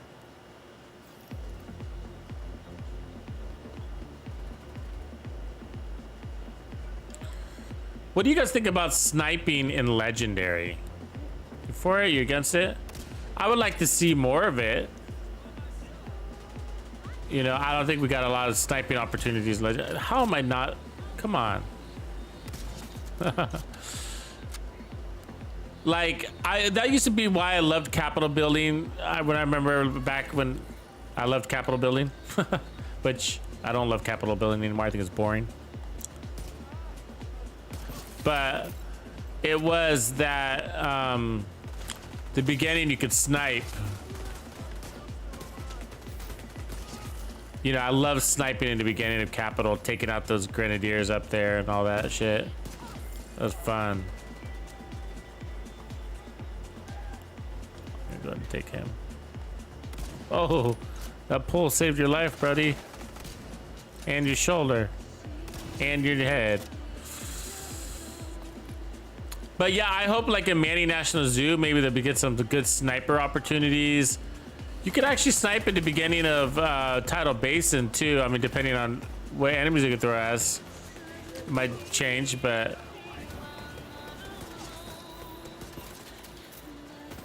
One shot, one kill. We kill them all right there, even the elite. It was nice.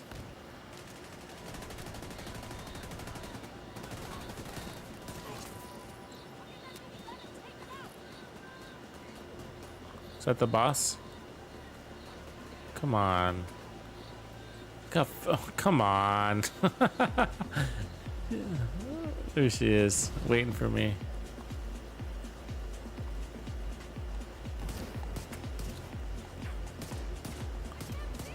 It's a weird angle here.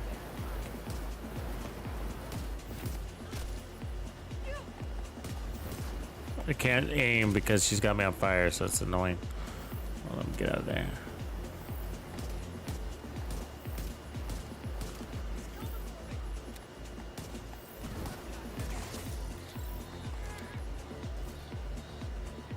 Man, all they're giving me is Murakami for backpacks? Jerks.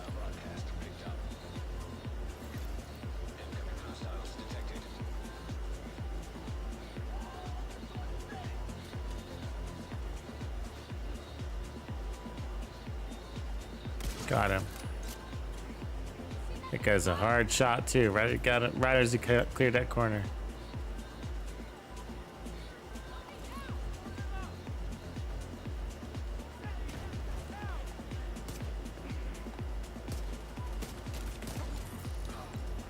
You guys see that new Elvis movie, by the way? That was pretty good. I feel like I learned a lot about Elvis from watching the Johnny Cash movie. His younger years.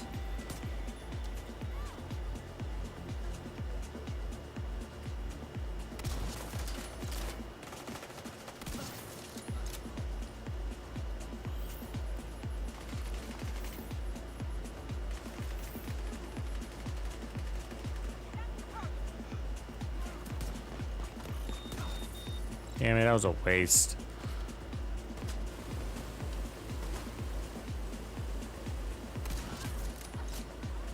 TAC 50, back of the head. You know what gun I gotta say I would like? I hope we get snipers and rifles in the next, as a theme for the next one. Snipers and rifles. And you know what I hope I get? I hope we get like a straight up, like old school, like, or not old school, but traditional, like 50 cal. You know what I mean? Sniper. Just chink chink, you know? I know the TAC 50s kind of like that, but one that's more like we can mod it out and shit, you know? Oh, I got him, but no. You know, when we can change the mods and the scope, I think that'd just be really cool.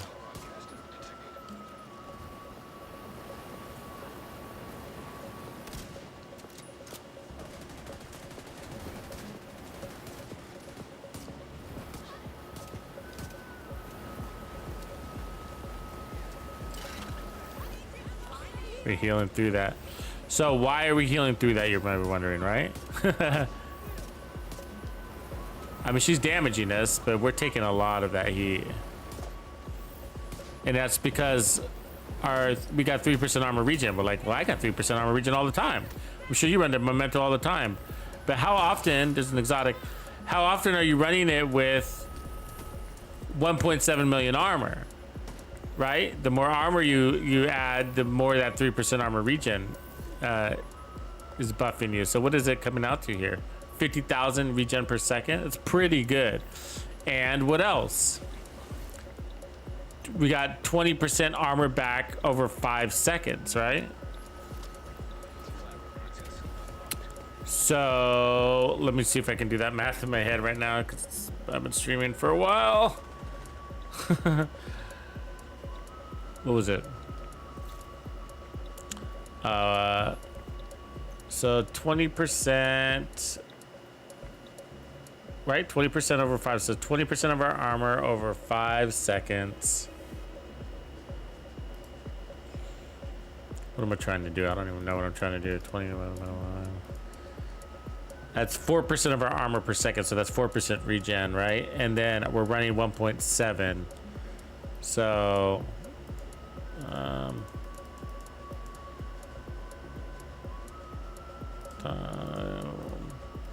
68,000 plus 52,000. So it's 120,000 armor regen per second. We're basically always getting, right? As long as we're killing. Right there. So that's 62,000 right there, right? Armor regen over.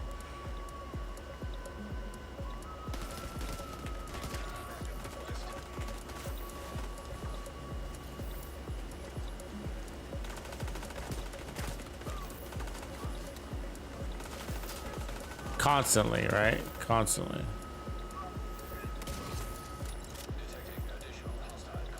Not when we use our TAC 50 though. That doesn't count. But that's a lot of armor regen. 120,000 armor regen's a lot per second. Every second, right? So what do we get? We got the memento. I wish I could give it away to you, but I'm gonna have to crush it. It's kind of a nice mask, actually, that Uzina. Hostile broadcast configured.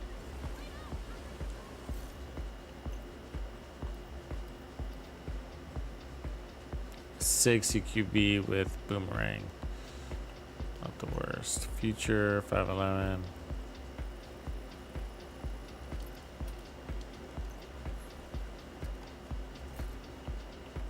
I'll keep that. Crush those.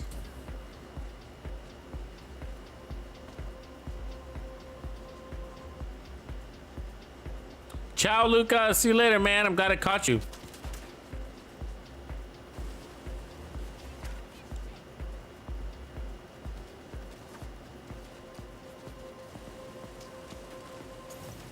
Yeah, I've seen it. I think I've seen that guy too. Is that it? I think I've seen that guy too. He uses the memento, doesn't he? Also, which is pretty unique.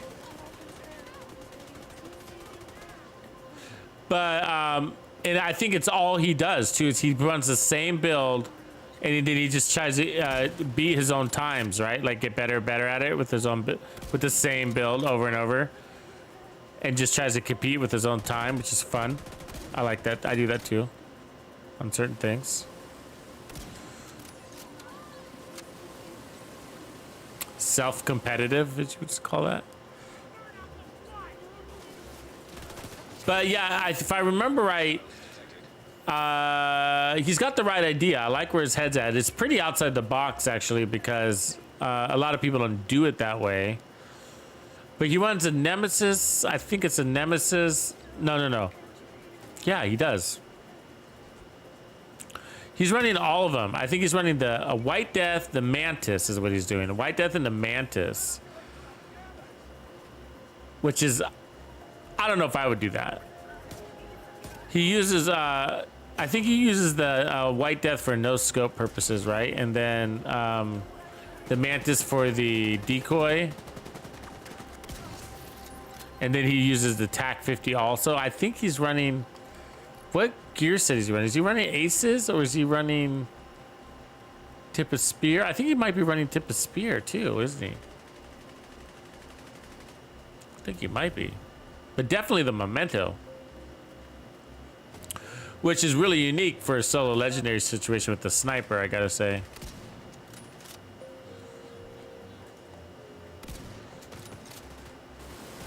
It's hard. It is hard, though, because as a sniper, you taking all the aggro is really annoying. And which is why I think he uses the white death, because with no scope, because then he can pop shot.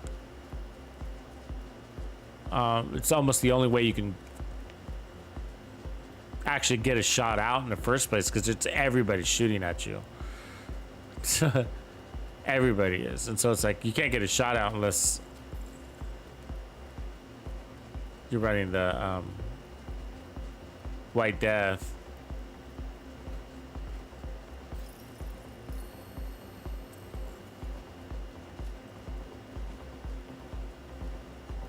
Devon Burgers. Actually, no, we've been highlighting builds basically. So today, basically, we got a big week with some.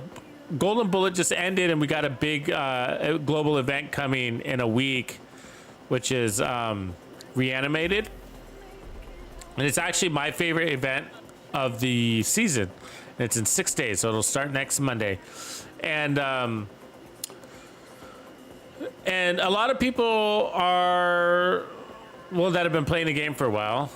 Those that haven't played the game for a while are concerned at this stage, right? And I'll tell you why. But they're concerned at this stage about getting their expertise to level 20.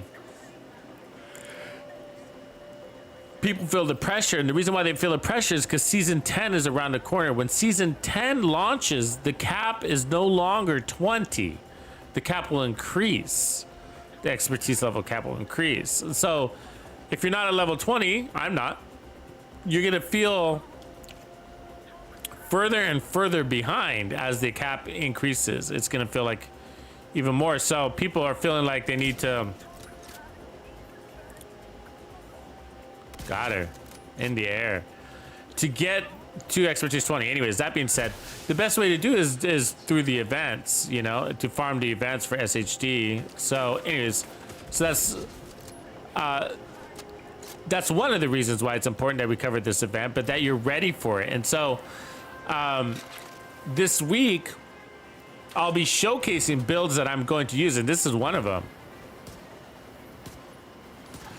It's a one-shot build. This one's running 1.7 million armor, and we can run we're gonna run 1.8 when the event is on for sure.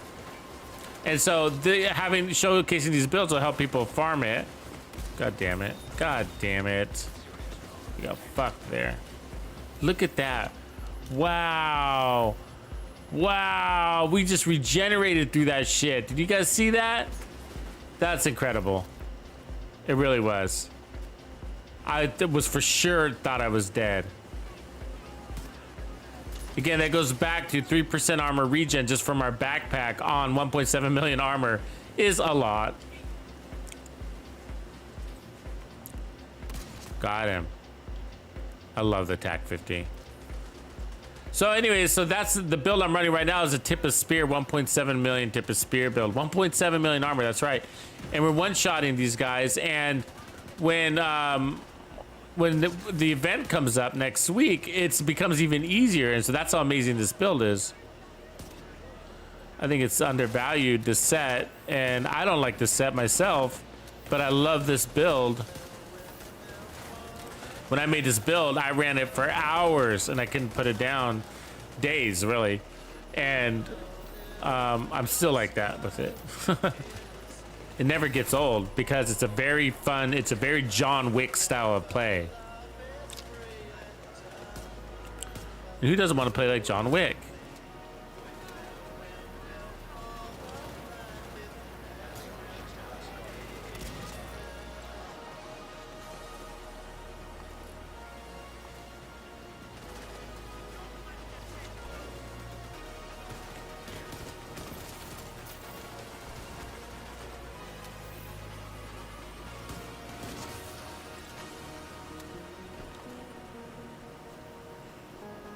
So I'm showcasing different builds, and so we showcase a bunch of builds to start off with a Mantis, a very simple Mantis build, and then we showcase a White Death, and we're still gonna do more of those. I'm gonna do the also show you guys the an extreme long range build. So we'll do that. 100-meter shots is what we'll be taking.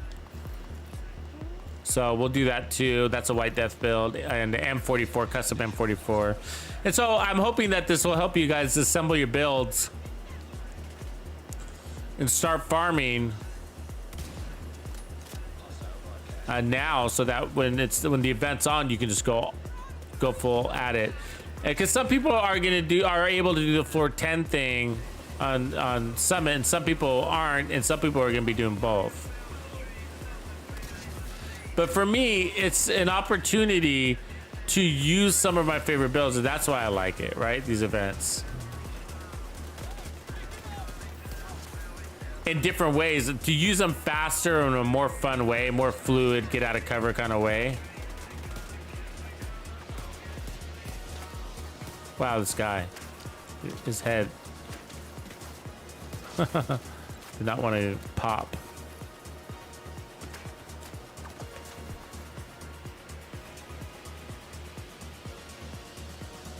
So one of the other things is, like, when you pick up a trophy, you're getting about 1 million in bonus armor. That alone is nice too. Ella, history, what pistol are you using when you use this build?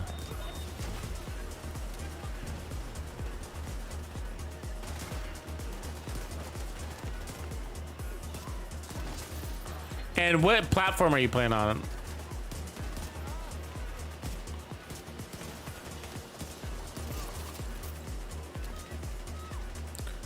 I think this is one of my favorite builds in the game. It's up there.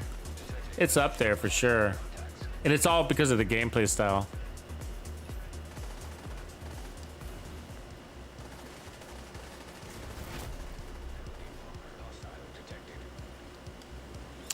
I'm thinking, yeah, I think so. I'm thinking of, remember Shooter, the movie Shooter? I'm not sure if this is the same one. You know, the classic one. It's the classic. Oh God, hold on. The classic 50 cal. This guy's coming after me, fucking guy. Like from Shooter, you know, it's the silver guy. Steel looking thing, you know, pretty boxy. Remember Shooter with what's his fucking name? Mark Wahlberg. Where they set him up to, like, take out the bishop and the vice president or something like that, and he was like a sniper and in Afghanistan, and conspiracy theories and all that shit. But he ran that classic 50 cal. Is it 50 cal? Is it made by Beretta technically? Is that the company who makes it? I don't know why I'm thinking of the word Beretta in my head. Might just be making that shit up. Here comes some rogues.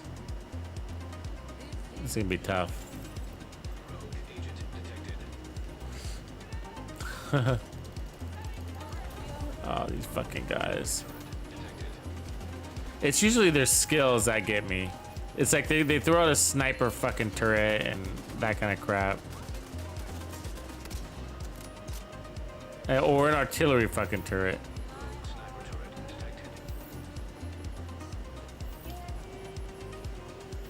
Yeah, it's always the same thing. It's the same thing. Sniper and an artillery turret. It's always the same.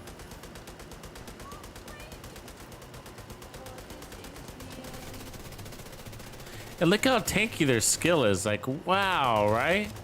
Look at that thing. I mean, you're wailing on it. It just doesn't seem right. And at the same time, their sniper turret is like locking in on me. I mean, come on. That's 4 mags plus 2 of these weirdos shooting at it. Oh God, this guy's right there.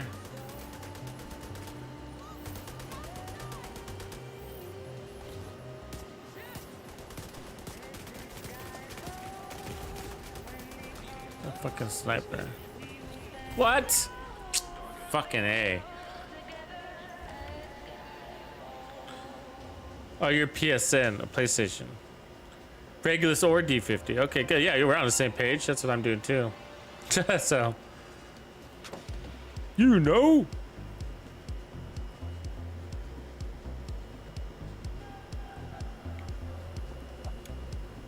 Yeah, I use the Regulus 2 Malice. It's one of my favorites. I was using all the pistols just to show everybody, like, these are my favorites. I actually break out Barrett. Thank you, Barrett. Yeah. You guys, that's what I need you for. You're so good. I'm just making up words and shit. Yeah, Nunari, the 1886, I'm definitely gonna be running the 1886 too, so I'm gonna showcase those this week. So we're gonna see, so I was showcasing some of the pistols today, basically all of these pistols. The Deseros is really good. The Deseros gets even better with the event, okay? So when Reanimated shows up, definitely have a Deseros because it's amazing. You're one-shotting everybody with that. Police Magnum, Regulus, of course, Liberty, the D50. We got some really cool pistol builds. I'm actually gonna try to put out for you guys that is gonna help you. I didn't show it today. I'm not sure if I have it here. This one right here.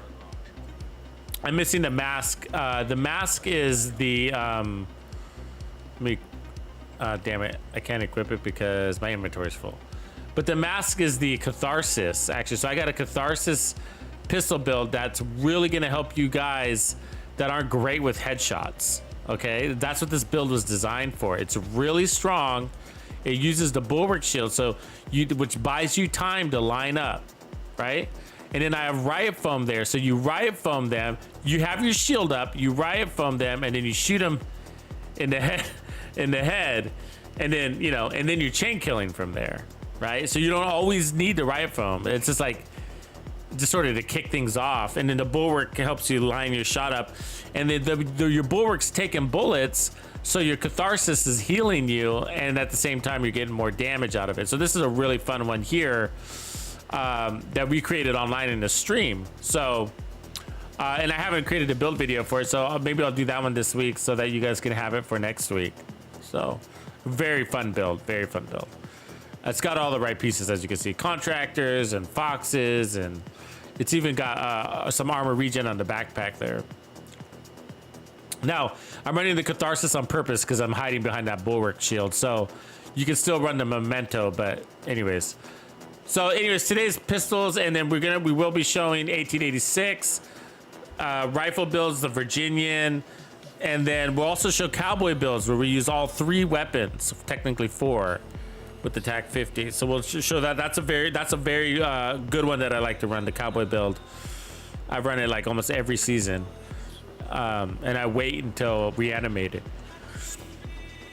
Yeah, so rifles, snipers, and then we will be doing some assault rifle builds. So bighorn builds and eagle bear builds we'll also be doing for Reanimated. Those are fun for Reanimated. And then I'm gonna do the longest sniper shot builds too, which is gonna probably be the M44 White Death 100-meter shots build. So that'll be a lot of fun too. And then of course the SVDs. We will get into the exotic SVD and the non-exotic SVD. Mantis and Nemesis, Diamondback build. We'll probably do that too, even though I hate the Diamondback. Yeah. So that's the kind of trouble we're gonna get into this week. Otherwise, if you're in Gamers Texas Players Club, look out for the gamer music playlist. I'm actually gonna cut the stream off here so I can load that up because it's gonna take a lot of upload power to get that over. So you got a week to finish the apparel event. So 1 week on Monday, next Monday it'll end. So I think actually you got 2 weeks. You got 2 weeks to do the apparel event. So the following Monday, yeah. 1 week and 6 days left, so you got plenty of time, so cool, everybody. I appreciate you kicking it with me. I'll catch you a little bit later. Look out for an announcement that I'll put out there so that you know when the gamer music playlist is ready for you to enjoy. Catch you later. Tuxedo out.